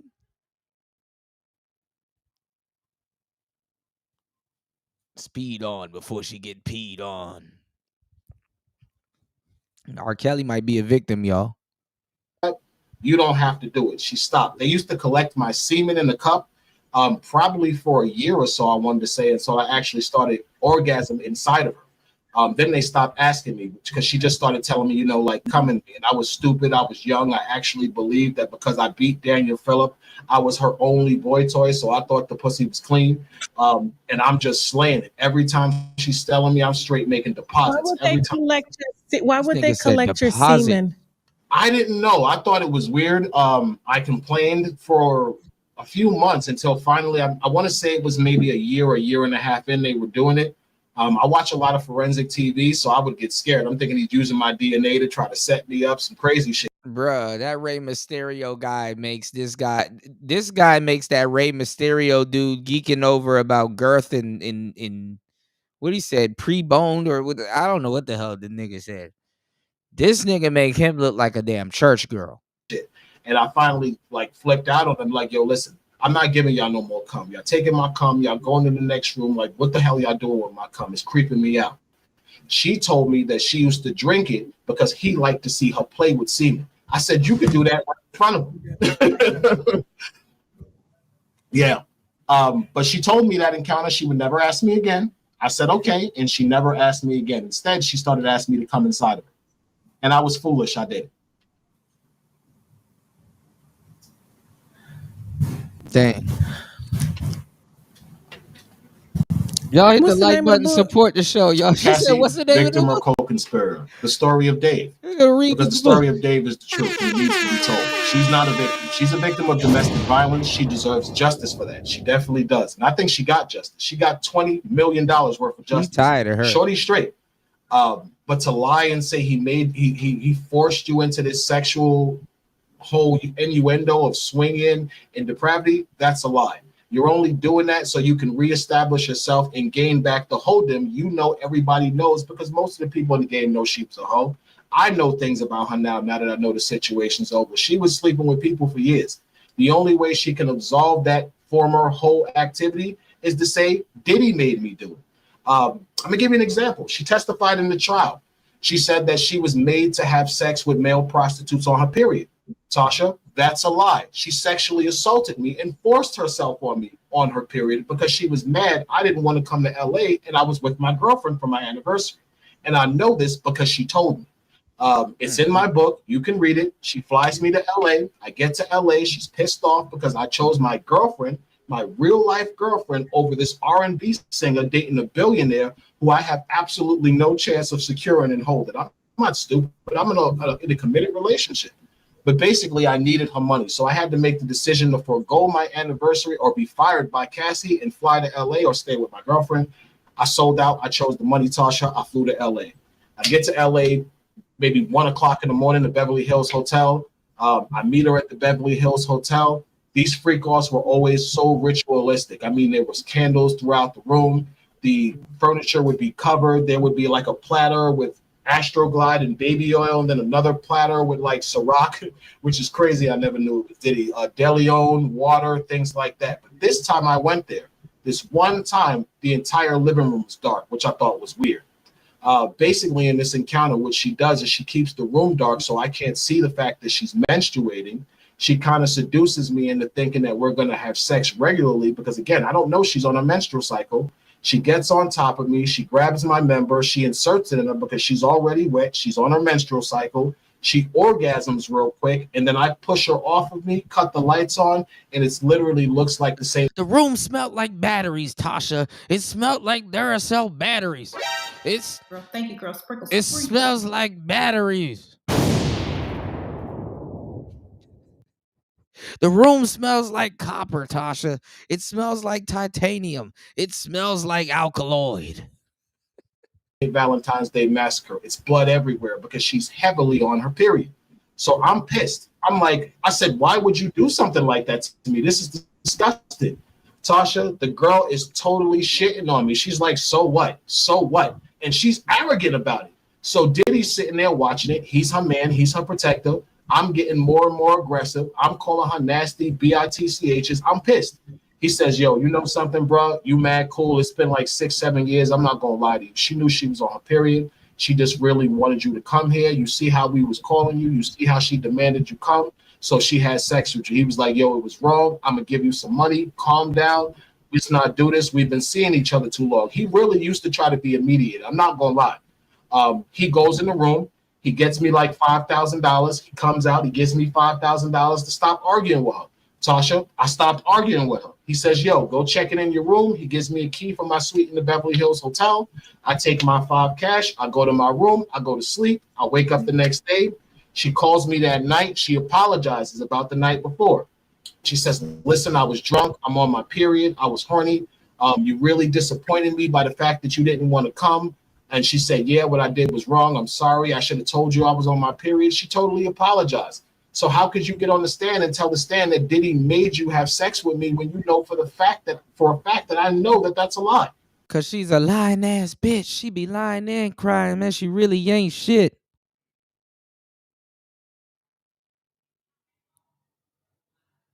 They're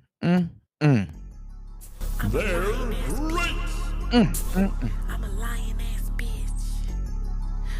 I'm a lying ass bitch. I be lying and crying, man. I really ain't shit. I'm a narcissistic, manipulating, lying ass bitch. I be crying and lying, man. I really ain't shit. Somebody get the plunger. Yeah, I'm really full of shit.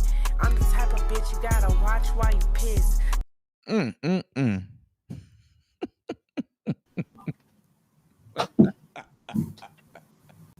Yeah.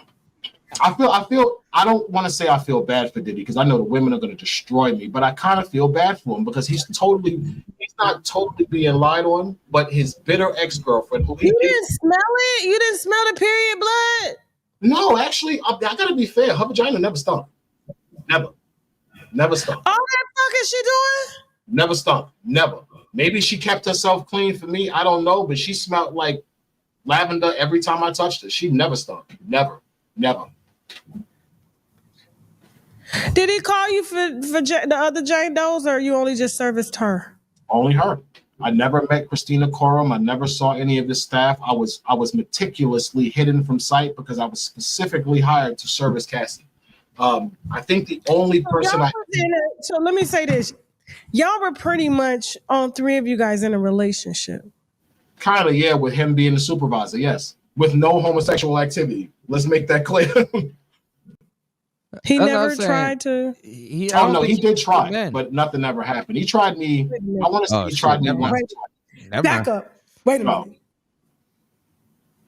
What do you mean? You're saying that Diddy, Puff Daddy, Sean Combs, tried to what with you? He didn't try to what with me. He tried to psych me out into fucking him. I don't want to blow up my whole book, but I'll tell you basically what happened. They're gonna buy it anyway. They're gonna buy it anyway. Don't worry. We got a whole week worth of promotions. Just give me that motherfucking link. We support up over here. Go. We ain't even dropped this bitch on YouTube. Wait till we drop the bitch on YouTube. See, I wanted you to be able to say what the fuck you wanted to say without YouTube burying the shit. Support the show. And I thank you for that. Thank you very much. Anytime. That's what we over here for. Okay, so Diddy tried to do what to you now during the freak off? Okay. So in I want to say it was 2015 or 2016, I fly to Miami to meet them. I think it was March 2016 because I think it was Ultra Weekend. There's like a huge festival that goes on in Miami for the music industry every year. Okay. Before I stay out there, I go meet them at the one hotel, the SLS. That was the hotel I met them at. I meet them. They're in this penthouse suite overlooking the Miami beach. He's high out of his face. He's rolling. I think he's high on ecstasy because I can see his eyes rolling. He's high out of his face. He, I, and Cassie go out on the balcony. I'm naked. Cassie's naked. You know, we're both in amazing shape. He's like, yo, wow, y'all motherfuckers. Oh, yeah, this the money right here, Ghost. Yo, you look like a god. And he's doing all this complimenting, which was weird because I'm like, dude, I'm naked and I'm standing naked with your girl. Like, what the hell are you talking about? Long story short, Cassie. Diddy was high off the Jeffrey. Hold on.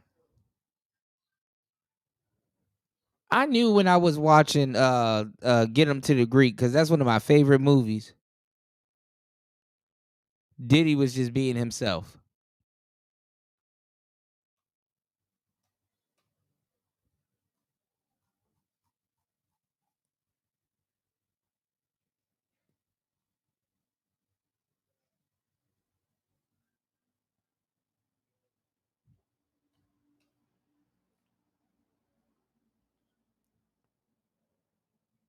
Why is the internet acting stupid?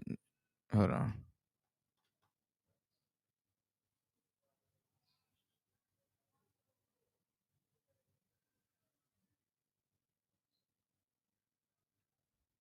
This is a perfect time for the perfect time to support the show, y'all. Hit the like button, support the show. Hit the Cash App, hit the PayPal. Show some love to the show. Support the platform. I think I've just been raped. What's that? Raped? This is my favorite mate. I'll movie. take the edge off. Yeah, I'll give him that. Make yourself useful. What's that? Jeffrey. Here you go. Jeffrey. What? What is this? It's called a Jeffrey, Aaron. Bit of this, bit of that. Yeah. Have a look. Have a look at this. Hell, the snow wasn't always so pretty, was it, eh? What are you showing him that for, Dad? Why'd you carry that photograph? Remember when you used to box? You used to get in the ring, wheezing around. Do you remember? Hey, what's what? Oh my God, look at his little boat. What a lovely little boat race. Yeah, let me get a shot of that. Hold it. Cheese. Drug me Why the fuck is it called a Jeffrey? Because who could be scared of a Jeffrey? Yeah, Jeffrey's just this nice bloke from down the road, isn't he? Having a heart attack. You're not having an heart attack, Aaron. I think he might be having a heart attack. He's not, he's all right. Don't wind him up. I'm having a heart attack. He is. He's having a heart attack. I'm telling you. Listen to your dad. He's right. He's not having a heart attack. He looks like he's having a heart attack. Don't freak him out. Aaron, come with me, mate. Just get away from him. He's an idiot. It's all right. Just take deep breaths. In through your nose, out through your mouth. In through your nose, out through your mouth. That's all you need to do. Come here. We're together, mate, all right? I shouldn't have given you the Jeffrey. That was a mistake. I'm so sorry, but relax now. It's over. Everything's beautiful. The world is beautiful. Everything's cool. Look around us. Look at that. Look at this. Look at this tiny, simple beauty of this tiny little ant. Isn't that lovely? See, we're at one with that. So lovely. Smells beautiful. So beautiful and calm him down. lovely and wonderful and pure. And... I'm sorry. I shouldn't have done that. No. I'm on the Jeffrey too. Just breathe deeply. Okay. Okay. Ah, that won't last. No. That's the joy of the Jeffrey, you see. It goes away, but then... It comes back. It comes back! Ah! Damn, it doesn't do that. It's gonna be okay. Don't listen to him. Don't listen to me. Here, put your hand there. Just touch the I furry wanna wall. watch this movie so many times, yo. Be calm. Just stroke the furry wall. With the furry The wall. life hands With you, the furry wall Jeffrey. now. Dad! Stop bullying my mate! Oh, you sound just like your mum. Don't talk about my mum. Y'all need to take a hit of this Jeffrey. It'll calm you down. Sammy's right. Right, I've got a question. She's still seeing that soft dick postman, eh? Eh? Or has he left her as well? You're gonna die here on your own, old man. You're gonna die and I'm gonna fucking laugh when you die, you old cunt. Aaron, stop stroking the furry wall! We're going... Hey, shouldn't somebody stop this? Feel how good this feels? I'm gonna cover the whole outside of my house in this material. Come back here. My house is gonna look like a fucking werewolf. What the fuck? Go another way! Chasing me! See, Aaron, the plan is working. This is what old pussy used to look like in the 70s. I miss that. You're a very bad parent! Ah! I'll show you, bad! What are you doing? That's a gun! He's got a gun! Now that's what I'm talking about. Oh no, where'd that come from? Keep stroking the wall! And keep stroking the...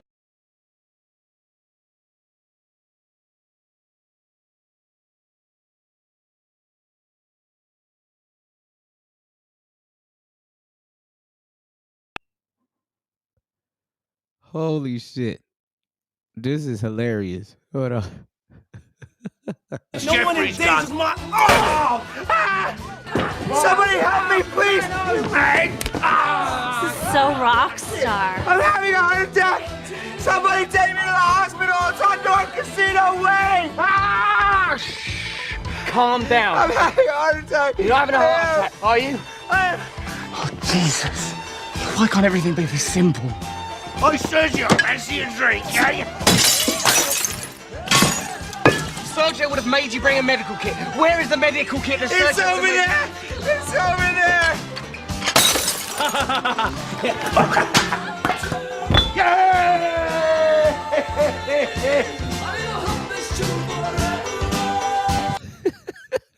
Okay. Right! No. Now I'm gonna stab you in the heart with this adrenaline needle. What? What? No! I'm alive!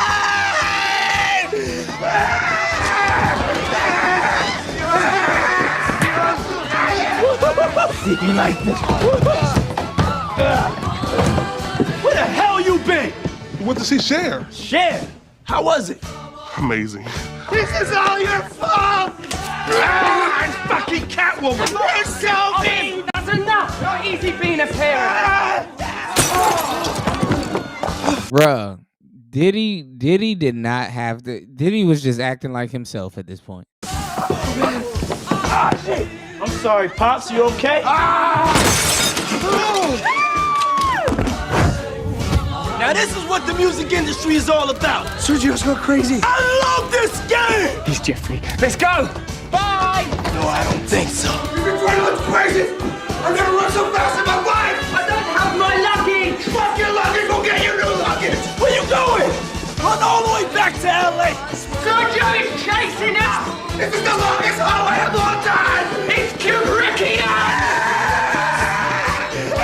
You cannot outrun me! I am black! Bruh. The signs were there. Free Diddy, man. He had some sense. She's like, listen, you are too, no, you got to go inside. This paparazzi watches. If they catch a glimpse of me with a naked chocolate man like you, I'm going to have a problem. She brings me back inside the suite. She goes into the master bedroom to get ready for the freak off. So while I'm waiting in the living room, Puff pulls out the piano seat. He sits at the grand piano behind the door and he starts, he gives me a joint. So, you know, he and I are sitting there smoking a joint.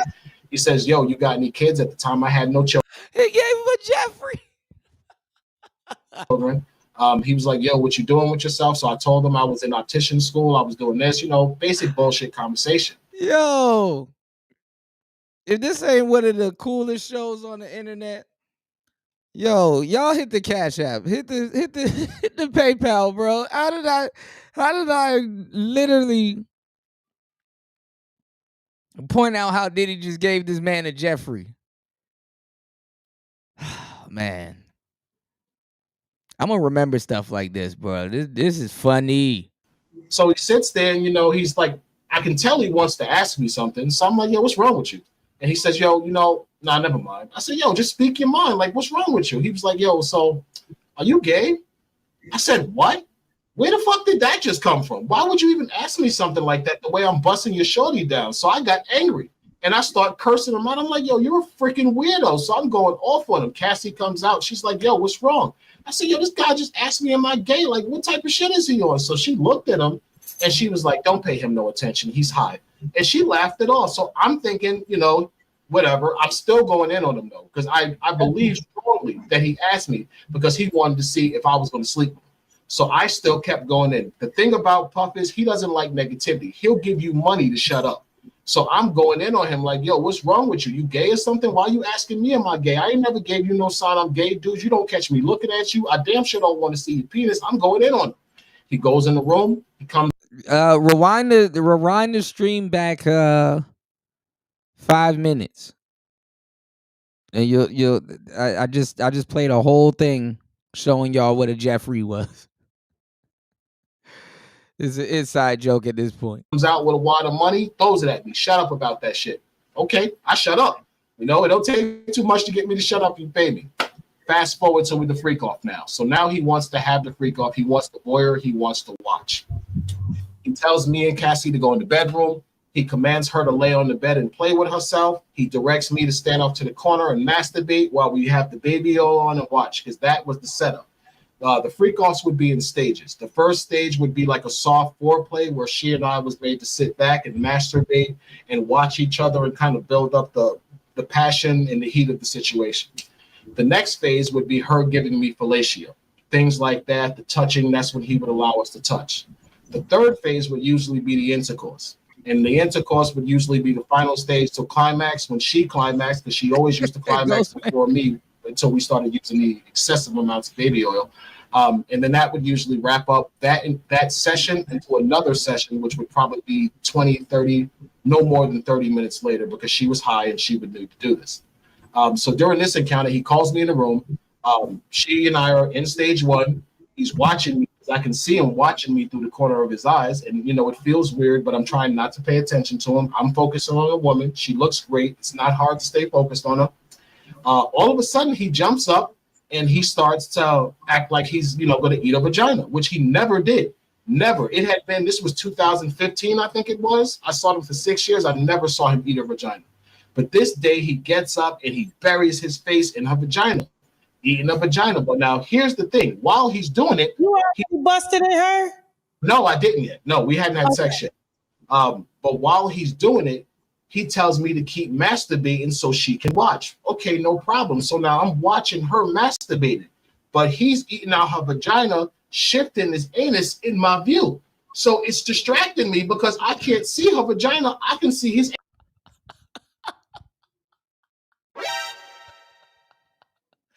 Oh no. Oh no. Oh no. Oh no. Oh no. Anus. So I'm like, what the hell is this? Oh no. I'm gonna let you finish your spin.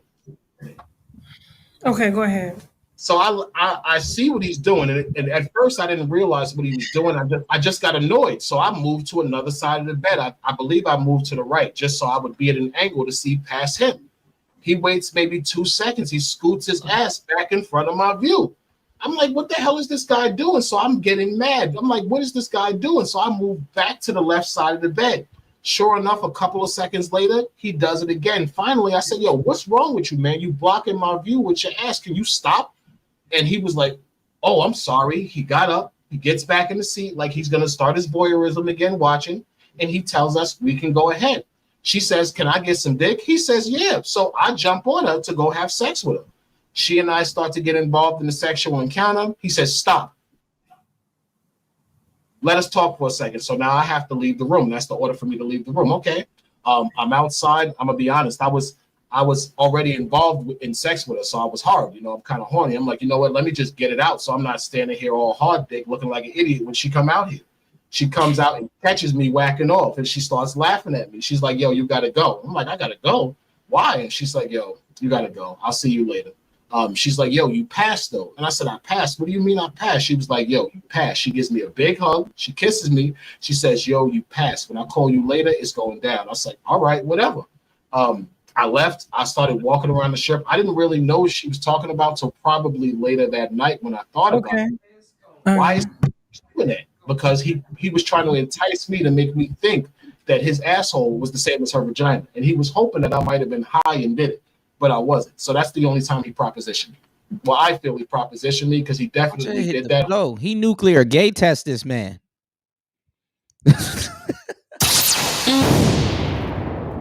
He nuclear gay test this man. Hoping that he can manipulate me into possibly sleeping with him. What's the name of the book again? Cassie, Victim of Co-Conspirator. Story to read the shit out of this book. Anything else you want to add before we wrap this up here? No, Tasha, I want to thank you for allowing me to finally get this out before the public. Anytime.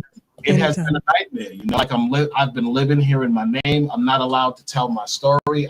There people are creating narratives that are not true. I might have been a male escort, but I wasn't nasty. I didn't sleep with women unprotected. Cassie she conned me into believing that I was in a monogamous, exclusive relationship being paid because her boyfriend had a small penis. I saw her boyfriend had a small penis. Why would I think she's lying? I didn't know she was sleeping with 30 or 40 men. So I'm not the nasty one. She's the nasty one because she was tricking all these men into unprotected sex and to whatever she was doing. And now she wants to claim that she was being forced. Absolutely not. So I'm thankful to you that you allowed me to tell this story because Cassie is not a victim of sex trafficking. Don't you worry. It's going out next week. Winos. Thank Dave, okay? Because Dave was one of the first sources to come to us and give y'all this exclusive first. I'm sorry that the other platforms are not being courteous. And that's why we are getting a lot of the guests on our platform because, we're not, we have our opinions, but at the end of the day, your story is your story. We don't get in the way of that. Yeah. So I noticed with you don't lie on people, and that's what I like about you. You don't lie. And like I said, yeah, he said it like 5 times, Ghost Man. He said it like 5 times before you got in. The phone lines are always open for y'all to come on down and correct some shit. And so it is what it is. But thank you, Dave. Victim or Co-Conspirator is going to be live on victimorcoconspirator.com. That's victimorcoconspirator.com. And I'm going to say that one more time, victimorcoconspirator.com, written by Dave. He was a male escort to Cassie and Diddy for 8 years. Okay. And so, yeah, we will be in contact. Thank you, Dave. Thank you so much, Tasha. All righty. Bye-bye. Holy shit. Cucked out. Lost and cucked out. I don't even know what to say. And don't forget, today we are offering on shoptkdeals.com. Nah, don't go to commercial, Tasha. No, I should have watched this live, y'all. I wanted to hear the shit talking. This got to be the best part of the show. No, don't. Oh, she just threw on the commercial. Oh, my God. Shout outs to Tasha K. God damn.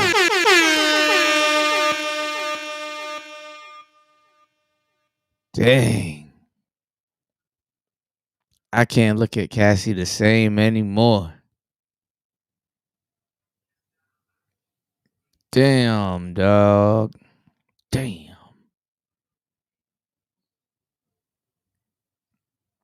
Damn, boy. Damn, boy. Damn, boy, he's thick. Boy, that's a thick ass boy. Damn.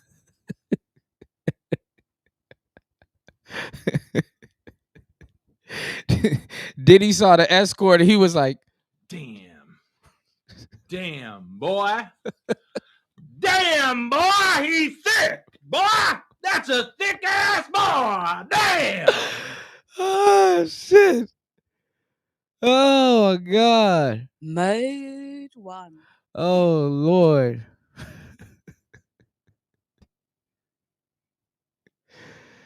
Holy fuck. All right, let's just I don't even know what to do at this point. God damn. Damn, boy. Damn, boy, he's thick. Boy, that's a thick ass boy. Damn. Y'all hit the like button. Please support the show. Damn. All right, we going. What a money reside, what a money reside, what a money reside, what a money reside. Okay, let me tell y'all something. I'm doing something real big this month. Any deal that y'all got and they beating us, I'm gonna be about $400. Just give me your pen and the paper, cause I'm at what the what? What a money reside, what a money reside, what a money reside, what a money reside. Okay, I told y'all before, y'all know what I do. I give all these good deals and everything else. Y'all better ask about me because I do all that all the time. And that's on who? Man had a little lamb. Okay, okay, okay. All right.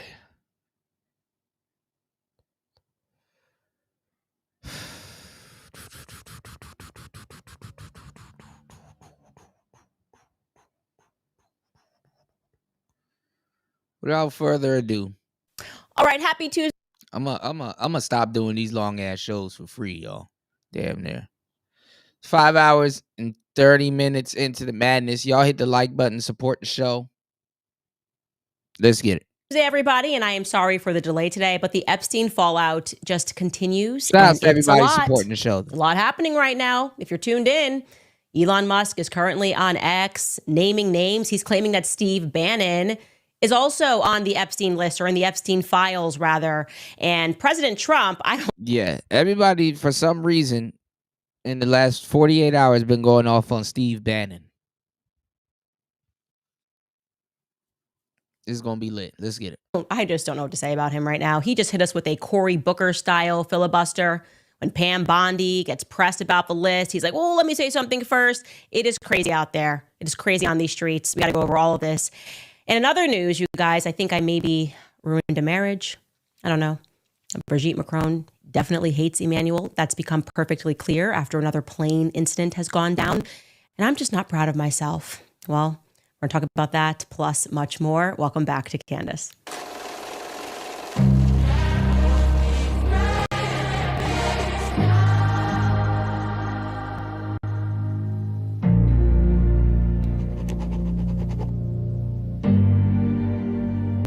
Well, team, what can I say? We are scaling new heights, one way or the other. I gotta say, journalists really hate me in a way that is just impressive at the moment. I don't know what to say back to them. I have to sort of just respect their game altogether. I also think that they're maybe running out of vocabulary words of how to describe me. Like, they are reaching deep down in the trenches, running out of adjectives. So Skylar, my producer, has me on Google Alerts. And yesterday he told me that a piece was published in Salon, a hit piece that, to be clear, was actually not about me. It was about Brett Cooper, and which made it like remarkably incongruent because she's pretty nice and bubbly. Doesn't really wade into any dangerous territory. But the woman who published this, Amanda Marcotte, positively hates Brett Cooper in a way that I've never seen before, like deeply in her soul. Anyways, she just threw me in there. I don't know why, because we both used to work at the Daily Wire. And this is the description that she offered about me, which I must confess did make me chuckle. She writes, well, another woman that knows about you. Here's another case of a woman hating on another woman. See how that works? Owens brings a blend of loony energy and sincere malevolence that Cooper can't quite muster. That's not to say that Cooper is markedly less evil, just that Owens is a uniquely terrible person in a way that's difficult to replicate. It's beautiful. I love it. I don't know. I think it's amazing. And so thank you. I feel you. All you journalists are on my back right now because I'm just doing this thing where I'm telling the truth and I'm not picking left or right. And people are starting to realize that maybe we've been lied to and we might live in the Matrix. And this Epstein situation is just stunning. because we've got to get into these similarly hilarious explanations and excuses that we are currently receiving regarding the Epstein files, because there is a level of gaslighting that is taking place that ought to be studied. I mean, we are just what? So to tee up this first clip, what's happening here earlier today, Pam Bondi is very reasonably being asked by journalists about the discrepancies between her past statements and actions, which we'll get to, regarding Jeffrey Epstein and the files, and the extraordinary announcement that arrived yesterday that basically no other people are going to be involved. There's no names. The DOJ has concluded their investigation. Jeffrey Epstein was a pedophile acting all on his own. There was no orbit. So let's just watch this clip, because I promise you it is indeed amazing. Your memo and release yesterday on Jeffrey Epstein, it left some lingering mysteries. One of the biggest ones is whether he ever worked for a American or foreign intelligence agency. The former Labor Secretary, who was Miami U.S. Attorney Alex Costa, he allegedly said that he did work for an intelligence agency. So could you resolve whether or not he did? And also, could you say why there was a minute missing from the jailhouse tape on the night of the step? Yeah, sure. If Pam, could I just interrupt for 1 second? Are you still talking about Jeffrey Epstein? Yeah. This guy's been talked about for years. You're asking, we have Texas, we have this, we have all of the things. And are people still talking about this guy, this creep? Yeah, we are. That is unbelievable. You should believe it. Do you want to waste the time, and do you feel like answering? I do. I don't mind answering. I mean, I can't believe you're asking a question on Epstein Believe it. at a time like this, where we're having some of the greatest success and also tragedy with what happened in Texas. It just seems like a desecration, but you go ahead. Sure.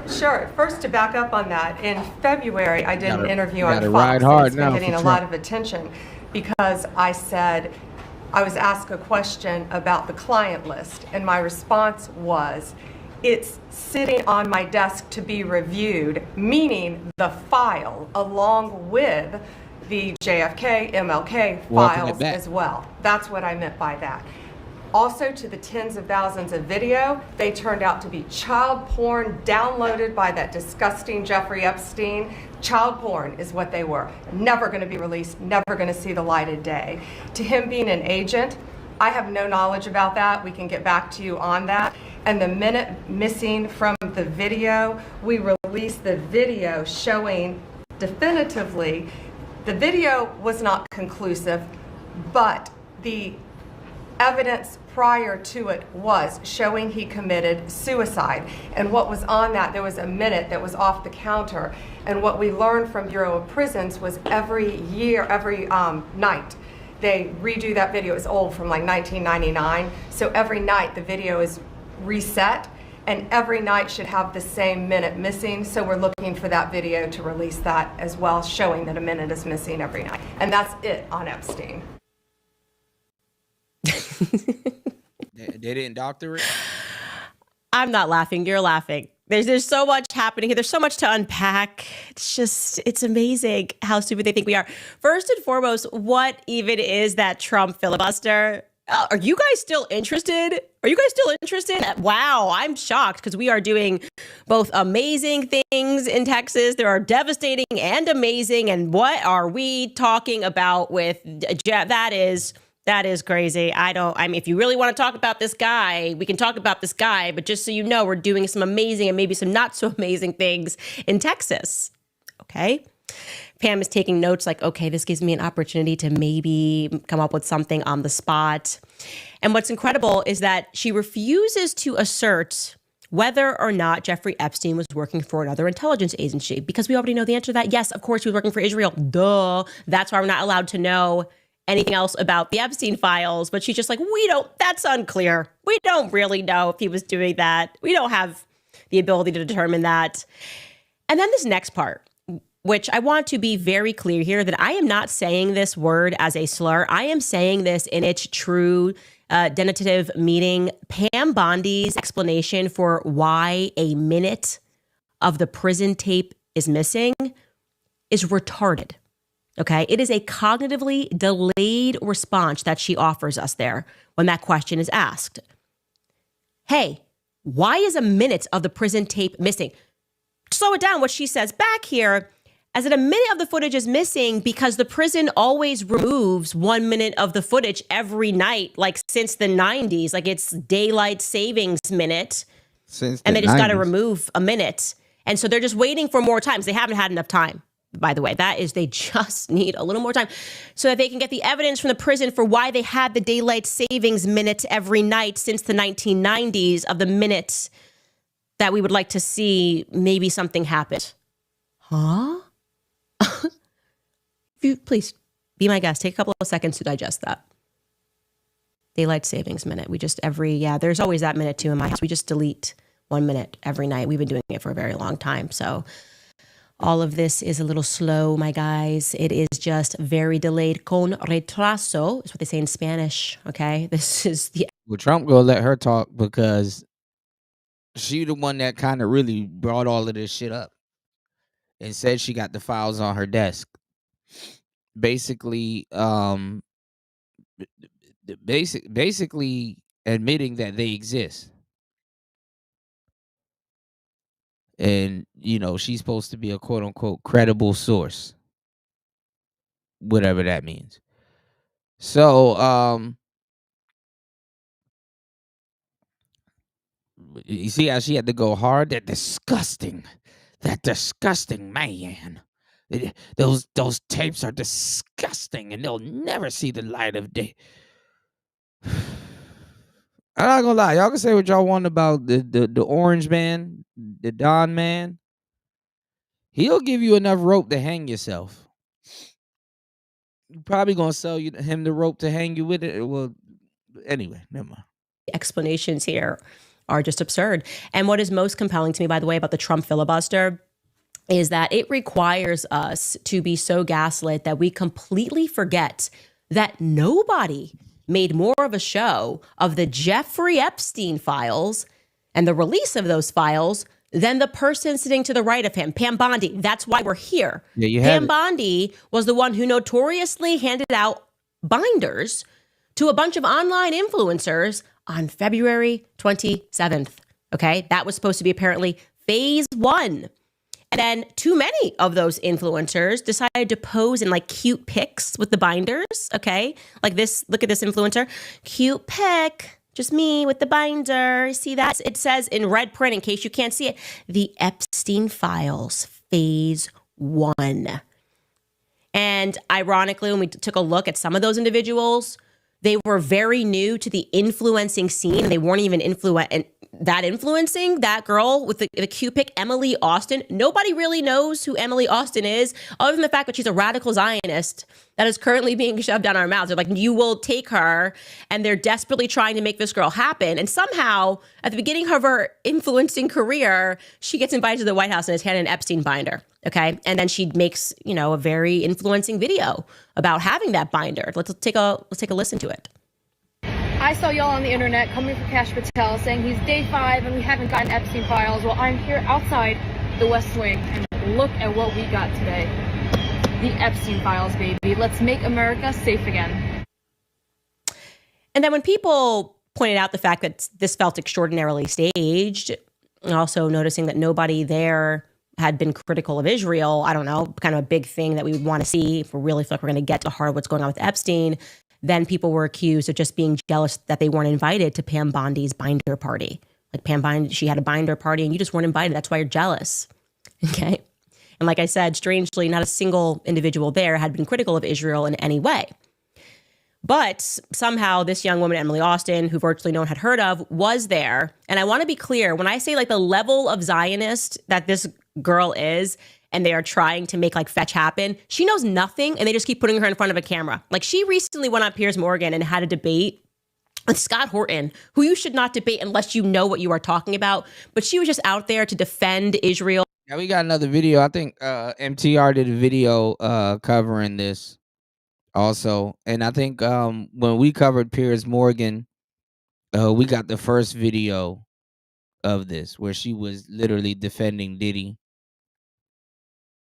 And then I think this bitch is crazy. The first video, She looked a little bit more level-headed, but you just could tell she didn't have no panel etiquette, and she was just saying shit. This video, she just came up there in skank mode. Take a look. Actions bombing Iran, right? And they just put her up on stage. You're like, here, you're like a cute conservative. Just go up against Scott Horton and say things good about Israel. Or actually, no, it's the other woman. This is another woman that's dumb as hell that they just threw up there too. Not to even know who the leader of Iran was. Take a listen to this clip. It's actually hilarious. He keeps saying that Iran's not a threat to America. So since Scott decided to become Iran's mouthpiece, can you please clarify for me what Khomeini means when he says death to America? Not knowing what the hell you talking about and then try to insult somebody that does, that's never going to end up good. Death to the West and forceful conversions. Can you translate in the language that you so clearly understand that all of us are missing? Thank you. Sure. Yeah. So first of all, Khomeini died in 1989. You don't know what you're talking about. Second of all, the chant, you'll notice, all of y'all in the audience and on the panel notice. I just wanted to show that. That is just absolutely, it's amazing. It's amazing. Like I said, there's so much here with the Epstein story, so much that is being hidden in plain sight. We barely scratched the surface yesterday on Jeffrey Epstein. We discussed his similarly forced biography. It reminded me of Emmanuel Macron. Same story. They told us that Emmanuel Macron was a savant. He was like Einstein. He was just amazing. He was like Bach. He was like Beethoven. And that's why he was then working for the Rothschilds. And you kind of go back and you learn like none of that was true. Exact same thing here with Epstein. He was a mathematical savant. Okay, he never had any training and he was kind of pulled through the system. We have a lot of questions that we should be asking. And then something that I should also tell you is that despite having no academic successes, as we discussed yesterday, despite Epstein having no college degree, despite him being involved in multiple fraudulent scandals, Jeffrey Epstein was given an office at Harvard University. At a school. And I want to make it clear, this was after he was convicted of sexual crimes against minors. Harvard University said, that's okay. That's okay. You can still come here. You can still visit this campus. And not only that, we're going to give you your own office so we can fact check that. Here's a CB News article here discussing that.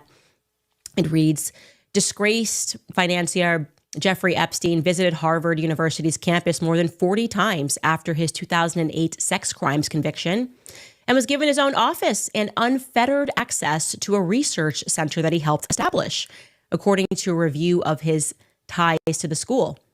The review, completed at the request of Harvard's president, also found that the university accepted more than $9 million from Epstein during the decade leading up to his conviction, but barred him from making further donations after that point. Amazing. Just absolutely incredible. He was given an office after he was found guilty of crimes against minors. Not an issue. Come right here. And do you want to know who else was working at Harvard at that time, who was working perhaps alongside him? Alan Dershowitz. You might know that name. Alan Dershowitz taught at Harvard from 1964 to 2013. He's a lawyer. That's a very long time to be at Harvard University, but he was one of the lawyers that was on Epstein's team that got him that reduced sentence for his crimes against minors in 2008, when he was just like the mayor of the prison and making the sheriffs put on uniforms and greet his guests as he was allowed out for 12 hours a day and making them hang his TV so that he could watch it. It is ridiculous.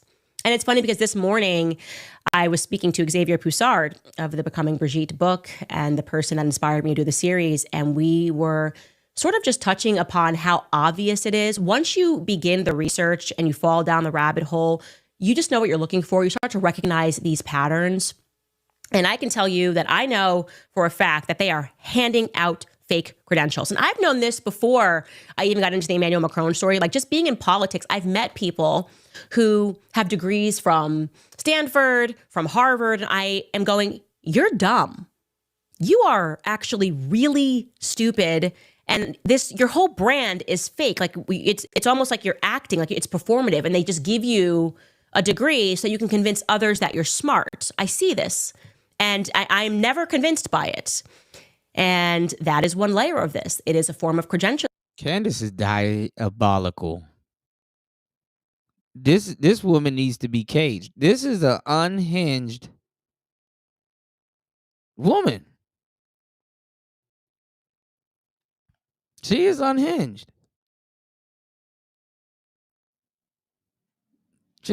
Interesting. She needs to be studied. Credentialism, and you're going, these people, that's happening intentionally. It's like an onion of the influence that they have, right? They have these fake people in Hollywood, and they want to turn them into A-list stars so that they're influential, and you follow them and you do whatever they say because they're leaders and they're fabulous. They have their lawyers, Unhinged. Alan Dershowitz, obviously, because they need someone when their guy does something wrong, like Jeffrey Epstein, to be able to represent him, to fight. Right. This is a strong black woman. This woman don't need not one lick of strength. Just don't get on her bad side or her research side. God damn. This is one of them girls you can't cheat on and shit. You can't you can't do nothing with her, you know? You eat some food in the fridge and shit like that, she'll send the Scooby-Doo team after you. Like, god damn. Shout outs to Party, man. Shout outs to everybody here, y'all. Let's get it. For these people that have clemency and pardons. They have their politicians. Obviously, we know what AIPAC is doing, right? We understand that they have politicians that they want to pull through the system, like Barack Obama, and they are controlling those politicians once they're in office. They have their journalists, same thing, fake credentials, schools that they send them to. They have their banksters who are committing the white collar crimes, right? When billions of dollars goes missing and nobody's held accountable. And then swoops in Alan Dershowitz, nothing to see over here, right? They have their doctors, they have their teachers teaching us the history that is being wiped before our eyes. And then, of course, there is a military and a police strand of this. And that book, Chaos, that I have been imploring everybody to read, shows you that. It's like they're all connected. There are just these sort of 7 layers where they control all of the information that we are getting. And yeah, what's going on, Chaos? She push her. Candice push a hard line, y'all. Shout out to Chaos in the building, man. Y'all hit the like button. Are y'all not entertained? Show the show some love. Support the platform. It's player talk. Let's get it. I would say Dershowitz is pretty obviously one of these matrix lawyers. And I want to be clear when I'm referring to this American matrix that's been created, it's very clear Israel is behind it. If you need more proof that Alan Dershowitz might have an interest or some other allegiance, and I can say that here. I'm pretty sure she on the dark web party. It's not Harvard University, you know. Trump's administration is making it illegal to say on Harvard University's campus. You want to be able to discuss Jeffrey Epstein on Harvard University's campus without being kicked out because they're running a whole cell there. But, you know, they changed the definition of anti-Semitism. But while I can say that, yeah, it's pretty clear we've got some Israel firsters with a lot of power in our government. And it's not just the Epstein case that Dershowitz was involved in, him just like Epstein from Brooklyn. Despite him, Dershowitz, being adamantly anti-Trump in 2016, he was somehow able to weasel his way back into the decision-making of who Trump was going to grant clemency to at the end of his first term. And you're not going to believe there's a common denominator in terms of who Alan Dershowitz tries to help get away with their crimes, like Epstein, okay? Here's a headline in the New York Times discussing that. It says, using connections to Trump, Dershowitz became the force in clemency grants. And it tells us that he had an outsized influence over how Mr. Trump deployed one of the most profound unilateral powers of the presidency, including commutations to 3 people on whose behalf Alan Dershowitz personally lobbied Mr. Trump after working on their cases with Jewish prisoners' rights groups. They included 2 New York real estate investors, Mark A. Shapiro and Irving Sitsky, who had been convicted of defrauding more than 250 investors out of $23 million. It also included a former executive at a kosher meatpacking plant named Shalom Rubashkin, who was convicted in 2009 of bank fraud. I'm noticing a pattern here. Am I crazy to be noticing a pattern? Oh, and that's not it. Do you know who else Alan Dershowitz tried to and failed to get Donald Trump to grant clemency to, a preemptive pardon to? Ghislaine Maxwell. Yeah, here's a headline in the London Times, Wow. Sunday Times. Alan Dershowitz asked Donald Trump to grant Ghislaine Maxwell a preemptive pardon. She's still alive. I thought she killed herself. I don't know, guys. It just seems like Alan Dershowitz has a theme here. And what sort of banksters and gangsters and human traffickers he's trying to help out here is all I'm saying. But there's nothing to see here. Nothing to see here. I better not step foot on a Harvard University campus. They'll arrest me. Lock me up, Harvard. Lock me up. Also, I just want to point out, in case I know we mentioned it yesterday, and I said I'm actually going to look into it. It's crazy to look at the pictures that are being provided here as solid evidence that nobody went into Epstein's cell, because there aren't even the same doors. So way back when Epstein committed suicide, they released a picture of his cell door. This is the picture that was given to the media. It was passed all around.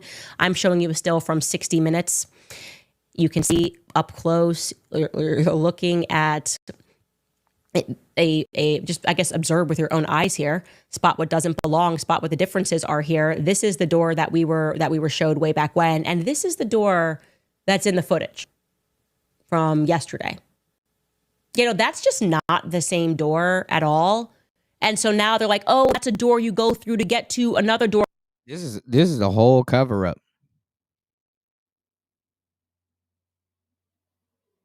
This is a whole cover up.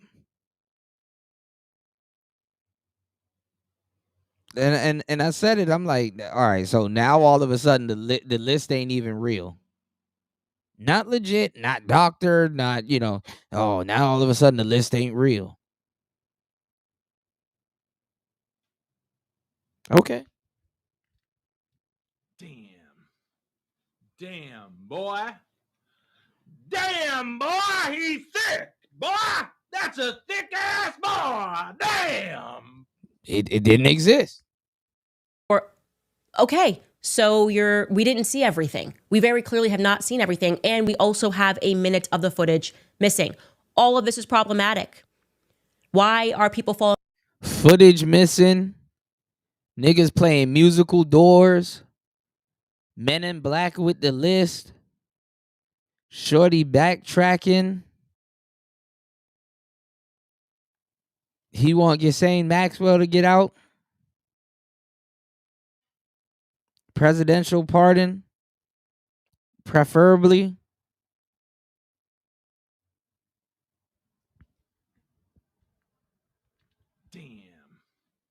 Damn, boy. Damn, boy, he's thick. Boy, that's a thick ass boy. Damn. This don't sound like a cover up. Or a up cover. Over themselves to protect Jeffrey Epstein because he is something of a linchpin to this matrix, right? You really, once you start prodding this narrative, you start to understand globally what is happening. And the stakes are very high, right? This exposes everything. It exposes the military industrial complex. It exposes human trafficking. It exposes the gangsters, the banksters, the frauds. It exposes an operation on college campuses, high school level, Dalton School. And I like to say the best way to think about it is like Harry Potter, like I said yesterday, we are the Muggles. These people are among us and they are being brought through the system so that they always have influence over our mind, so they can publish what they want to have published. They are the teachers, the professors, the lawyers, the experts that we're supposed to quote unquote just trust blindly. That should and you have to have your gut instinct to be able to override it, to be able to override this matrix that they have created. You have to have common sense. And common sense is not that common. We've learned that. We saw this during COVID. Get a couple of experts to say, hop on one foot and you'll be saved. Sure enough, people start hopping on one foot. We have to stop hopping on one foot and go, no. I don't care about your jargon. I don't care about your degree. What you just said was factually stupid. I want to be very clear here, guys. Everything that is happening right now is factually stupid. These people are idiots. They're a part of the club. We're not in it, but we better get wise to it pretty soon. That's all I'm going to say. We're going to get into what Elon Musk is claiming about Steve Bannon. I'm going to ask you whether or not you believe it. I'll tell you what my perspective is. First, I want to throw it to some of our advertisers. Preborn, of course, June 24th marked 3 years since...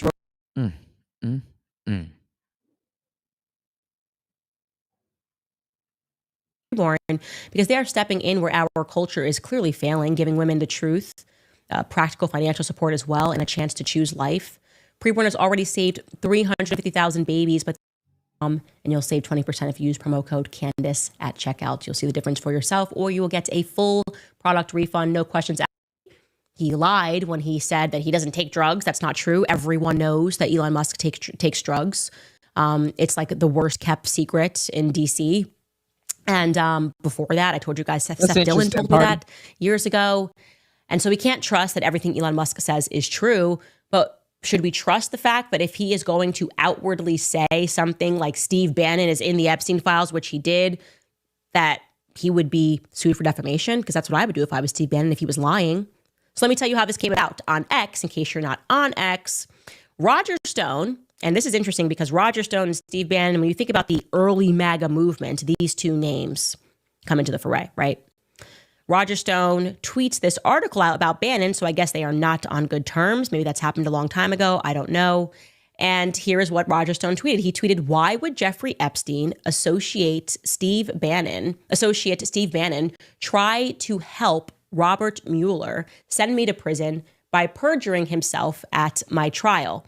And then there's a second tweet that he says about Steve Bannon. It reads, "Why would Bannon meet with Jeffrey Epstein both at his New York home and in Paris after Epstein was convicted on sex crimes in Florida? Why would he coach Epstein for his 60 Minutes appearance?" So he doesn't explicitly say anything, but these are pretty heavy implications, right? There's a little innuendo happening there. And so when you click that article he's referring to, which I didn't remember, maybe I didn't know, maybe I didn't remember, but essentially it tells the story that Steve Bannon filmed Jeffrey Epstein for 15 hours for a forthcoming documentary that actually never surfaced. So way back when, I believe in 2021, Steve Bannon said he was working on a documentary. I think the documentary was entitled Monster. Is that correct, Skylar? That might be somewhere.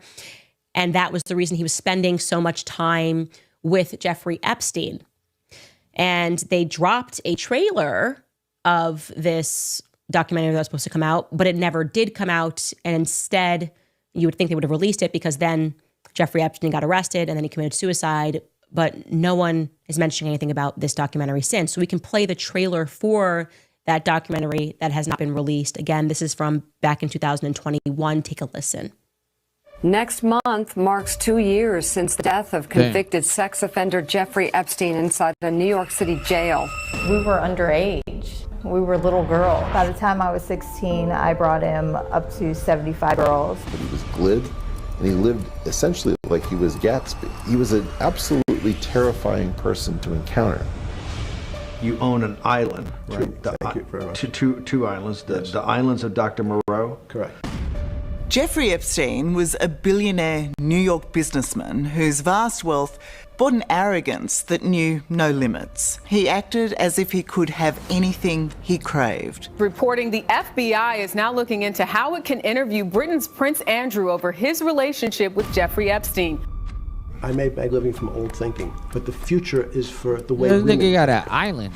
The way women think. That's correct. Is that not a sop because of all the depravity you've done against young women? And your new sop is that their women's thinking is the future? No, I've always believed that women would in fact be able to take over. I'm a firm believer and supporter of Time's Up.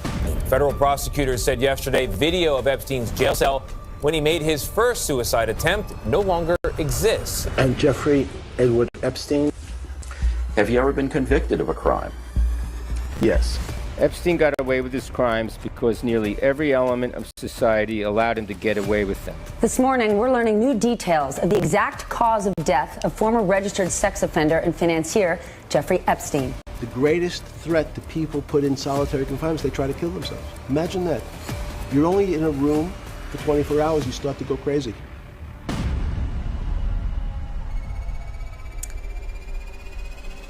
Epstein's Life Among the Global Elite is the subtitle of The Monsters, and it was not released. And so then, after Roger Stone drops this and is suggesting a lot, Elon Musk replies to that tweet, and he says this: Bannon is in the Epstein files. He leaves that alone. What do you guys think about that? Do you believe that Bannon is in the Epstein files, or do you believe that because Bannon has been hypercritical of Elon Musk, that Elon Musk is doing that childish thing where he stomps his feet and just says stuff on the internet because he's angry and feels out of control? Here's what I will say. If Trump is not in the Epstein files and Bannon is not in the Epstein files, it would probably be, I would say, advisable for the White House to come out and say Elon Musk is out of his mind. No one should listen to him, and we don't know why he's saying this. I would say it would be advisable because Elon's got a lot of money for Steve Bannon to go ahead and sue him. I know I would, because that would be like, you're out of your mind. You're not just going to randomly say that I'm in the Epstein files because you're angry at me for having been critical of you. And if these things don't happen, and at the same time, we are getting an absolute just nonsense of an explanation as to why we can't have the Epstein files, which amounts to a Men in Black wiping of our memories, people are going to think that could be something there, right? Now, I've met Steve Bannon. I very much like Steve Bannon. I've done an interview with Steve Bannon. And what I will say is that if Steve Bannon is an operative, which is to say, I want to be clear here, I'm speaking about an operative for Israel, he would be a very good one, because he is critical. He's been critical of Israel. He was not pro-Iran. He was not pro-war. And so he would be a very sophisticated, high-level operative is what I would say, because I didn't get the weird gut thing when I was around Steve Bannon. But if I pull my gut away from it and look at the facts, well, the facts are that Steve Bannon did go to military school from the time that he was young. He was in the military, and we know him because of Breitbart. And Breitbart definitively got a start in Jerusalem. There's no question about that. We can pull up this old article. Could you pull this up? I don't know if we pulled this, Skylar, I think it was Larry Solov wrote this article, right? Breitbart News Network, born in the USA, conceived in Israel. We talk about that onion, and it's a picture of Netanyahu with Andrew Breitbart. Steve Bannon is not in the picture. And he kind of tells a story. People don't realize this, but we got our start in Jerusalem, and it was on this trip, and blah, blah, blah, blah, blah, blah. And so when I say that there's like an onion, and you're constantly being influenced, and you don't know how or why or who's behind it, that's what I mean. And it's a lot to handle if you're like new to recognizing something's wrong. I mean, for me, I feel she be doing her research, y'all. like I got effectively kicked down the rabbit hole, and I was literally meaningfully just asking questions about Sigmund Freud, and then suddenly journalists were writing hit pieces about me. Next thing I knew, I lost my job, and then I was next thing I knew, I was in the ADL's list. But actually, I think knowledge is power, and you start to investigate the stuff, and you then start to realize, like I said, a pattern that is happening. So could it be true? By the way, he's saying in the files, that can mean anything. Please hit the like button, y'all. Support the show via Cash App, via PayPal. Let's get it. That could mean that Epstein granted Steve Bannon the rights to that interview because both of them are working on behalf of the same government. I certainly do not believe that Steve Bannon likes young children. I will say that. But we don't know what he means. And that is what actually angers me about Elon Musk, because why are you dropping little tidbits? If you actually know something, don't be halfway brave. And that's what annoys me. Like, he's pretending he's like a hero now. And in reality, you're like a dejected son. You like loved Trump. And then for whatever reason, you guys had a falling out. And now you're trying to destroy him. Like, he's like, I'm going to get behind Thomas Massie because AIPAC and Trump are coming after him. And yeah, cool. I'm very pro Thomas Massie. But my reasons are because what's happening to Thomas Massie is wrong. Not because I want to revenge Trump and AIPAC.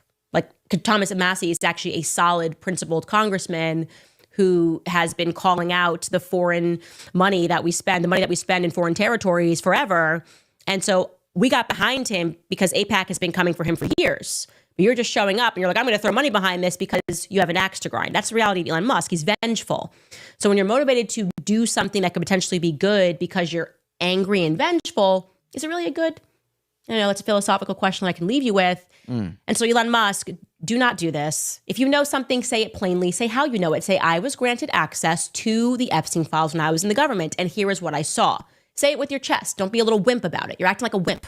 And I'm so tired of all the men right now acting like wimps. There's so many men right now that are just, you know what I mean? They can't say it. They can't say the thing. They're all scared. They don't want to protect their careers. They don't want to get into trouble. They don't want to be called a name. And it's boring. It's just boring. Man up, Elon. If you know something, say it with your chest. That's all I'm asking. It's a very simple ask, Elon Musk. And I'll move on from that. Speaking of manning up, Brigitte Macron, just want to show you this before I get to some of your comments here, has manned up. Once again, she and her husband were very awkward. They are landing in the UK. They just landed in the UK, and they're meeting with the royals because that's... I should have went over that show. So Candice did another show. This woman, Diabolical. She did another show. She claims, I think if this is the same person, she claims that this woman is a man. It's a man, baby. Technically. At birth and everything. So that picture, she claims it's not even those are two men.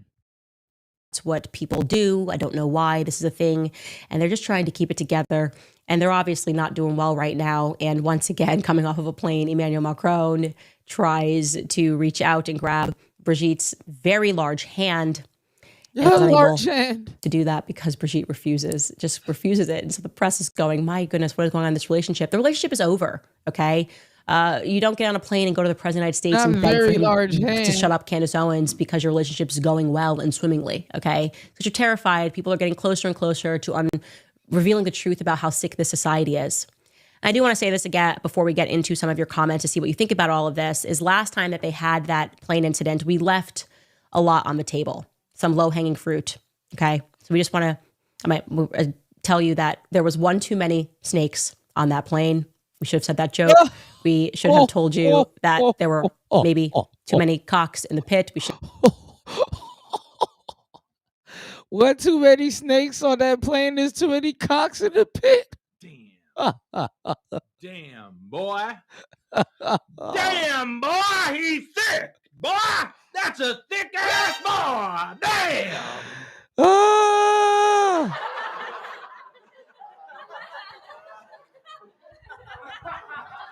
Oh, I'm giving y'all a hell of a, as always, delivering a dope-ass show. Hell of a good show, man. Fuck.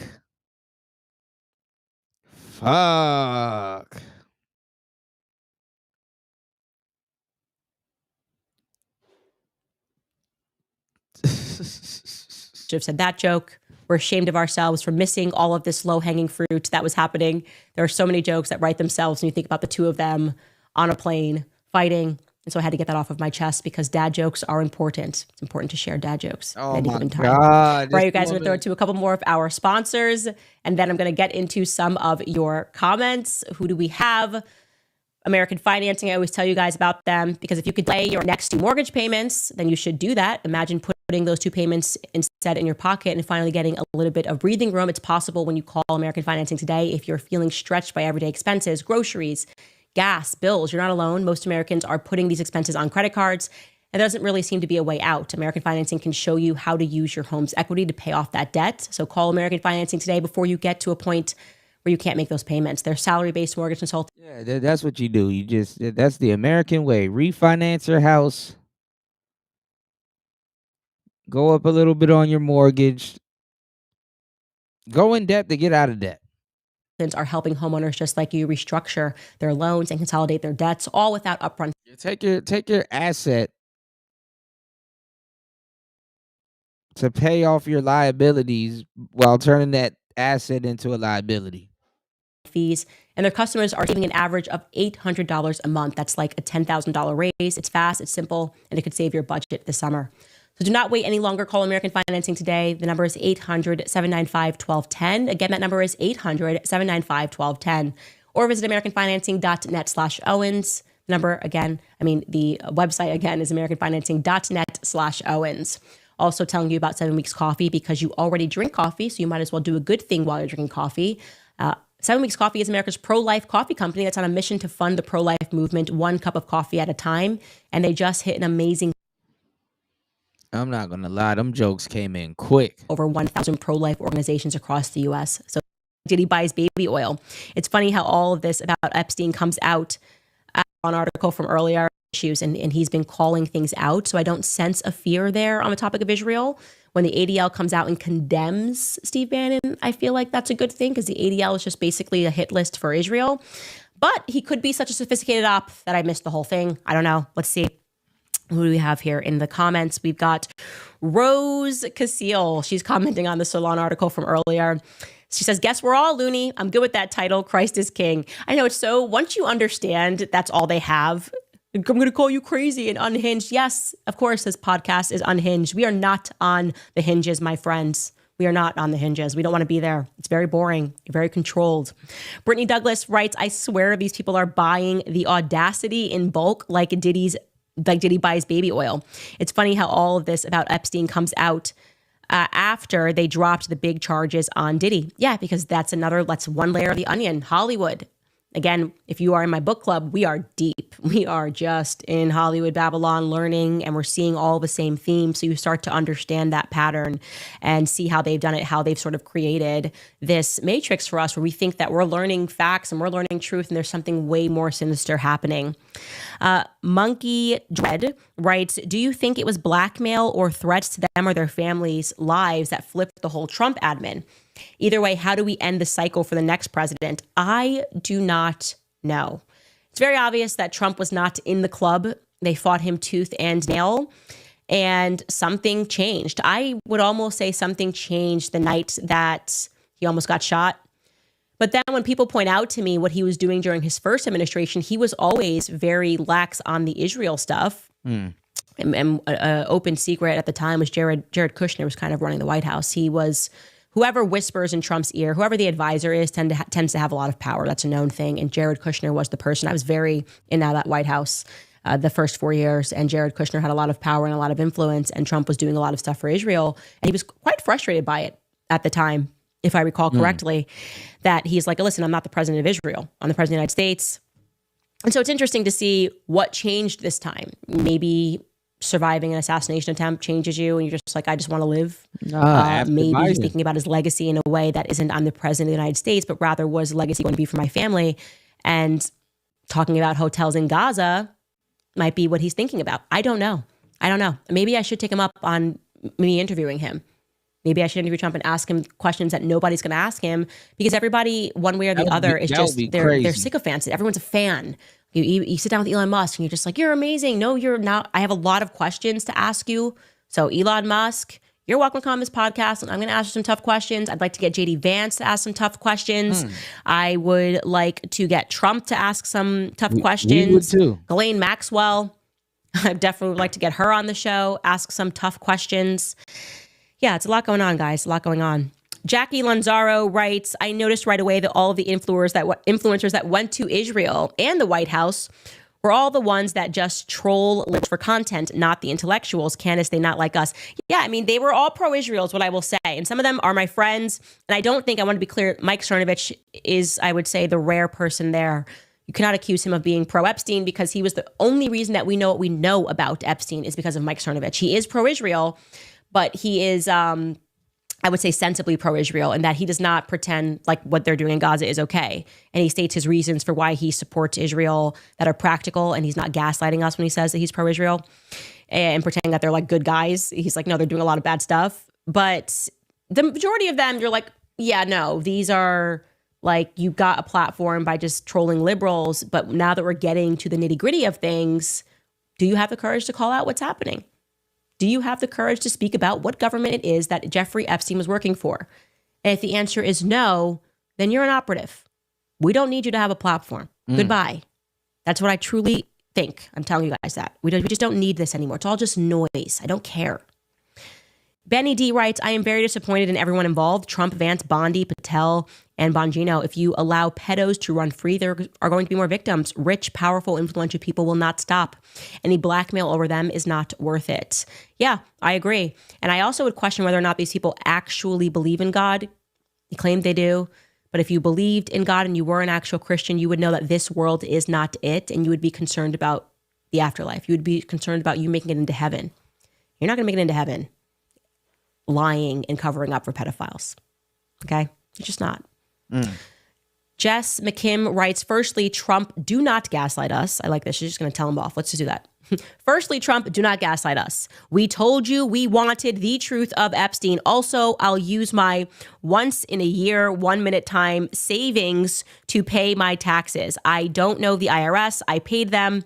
Love you, Candice. Keep telling the truth. God bless. Is the IRS comment about what they're doing with the pastors? We can get to that tomorrow. The Operation Mocking Pastor is hilarious. That's another layer. I would put that in the teacher layer. They have their teachers. Pastors would be under that layer. And as we've learned, Operation Mocking Pastor is in full effect right now to defend Israel. Benny D writes, I think I missed this person. Natalie writes, Isaac Cappy spoke about Steve Bannon in 2019 in his viral I'm Not Suicidal video that caught me off guard because he heavily implied that Bannon was caught up in some not so great stuff. I hope it's not true. I just wanted to drop that tidbit just in case. Skylar, my producer, is writing a note here. He says that Isaac Cappy is the actor who posted a video before committing suicide. Apparently mentioned a bunch of celebs. Mark is familiar. Okay, Mark, do you want to voice of God it and tell us what you know about that? Are you able to? Are you able to talk to the audience? I can't hear you. Yeah, he's going to jump in. So Mark is my director. He's in random pockets of the internet. I'll read this next comment while you can. Oh, hello. Oh, hello, Mark. Hi. Welcome to the Candice show that you direct. Thanks. It's great. What I love multitasking. Yeah, that's great. And make sure the show still runs. Don't mess up, okay? Okay. So Isaac Cappy was an actor. I have cursory knowledge of this. I know he posted videos a couple of times, and one right before he died, he said he's not suicidal and that he named a bunch of celebrities that are apparently involved in pedophilia or pedophile adjacent things. And then he allegedly jumped off of an overpass. Dang. So he wasn't suicidal, but he committed suicide? He said that, but also the troll in me would say that someone could post a video saying they're not suicidal and then kill themselves. They could. Just to mess with people. They definitely could. Way. Who were some of the celebrities that he named? Do you know off the top of your head?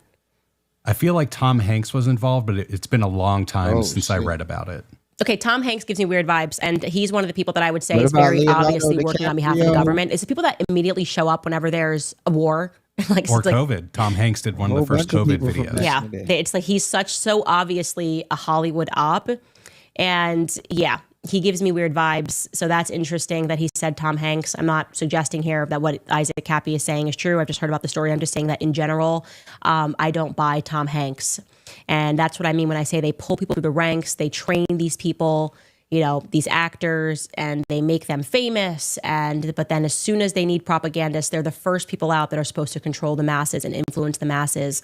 Here's who you should be voting for, Tom Hanks. Here's the war that you should be supporting, Tom Hanks. Also, Sean Penn, definitely an op, right? I mean, so obviously a CIA op.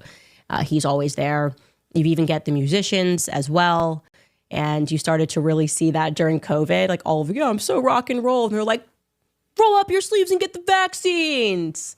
I'm like, oh, you're like rock, you're punk rock, you're against the establishment. And then they were so establishment. It was a full mask down moment on Hollywood. Anyways, I can go on and on, but I'm going to obviously have to look into, the chat is saying that Kevin Spacey was named. Dang. That Seth Green was named. Again, I'm saying all this is allegedly. We're just recapping that this was named by Isaac Cappy. I do not know anything about this story. And I'm just going to have to leave you guys on that note. Listen, we have tonight book club.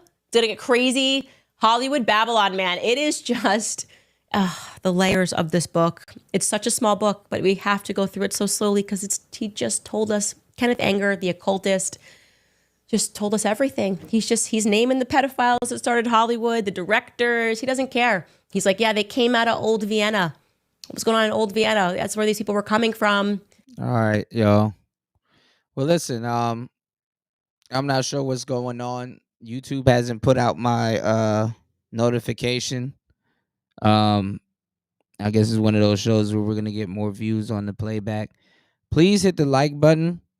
If I did a good job on today's show, please support the show on air, off air.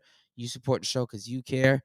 Shout outs to Jay Green. Good to see you. Thank you again for supporting the show and sponsoring the show. It's Player Talk Radio. I am your gracious host, DJ Kuda, right back at the helm of today's show. Please hit the like button. I got you guys. I got you guys on the shout outs. Definitely, if you decide to support off air, thank you everybody for coming through and kicking. Ain't nobody calling that old because it works. If something works, and if it don't work, and even if it's a foundation, take it and retweak it and make it work to your advantage.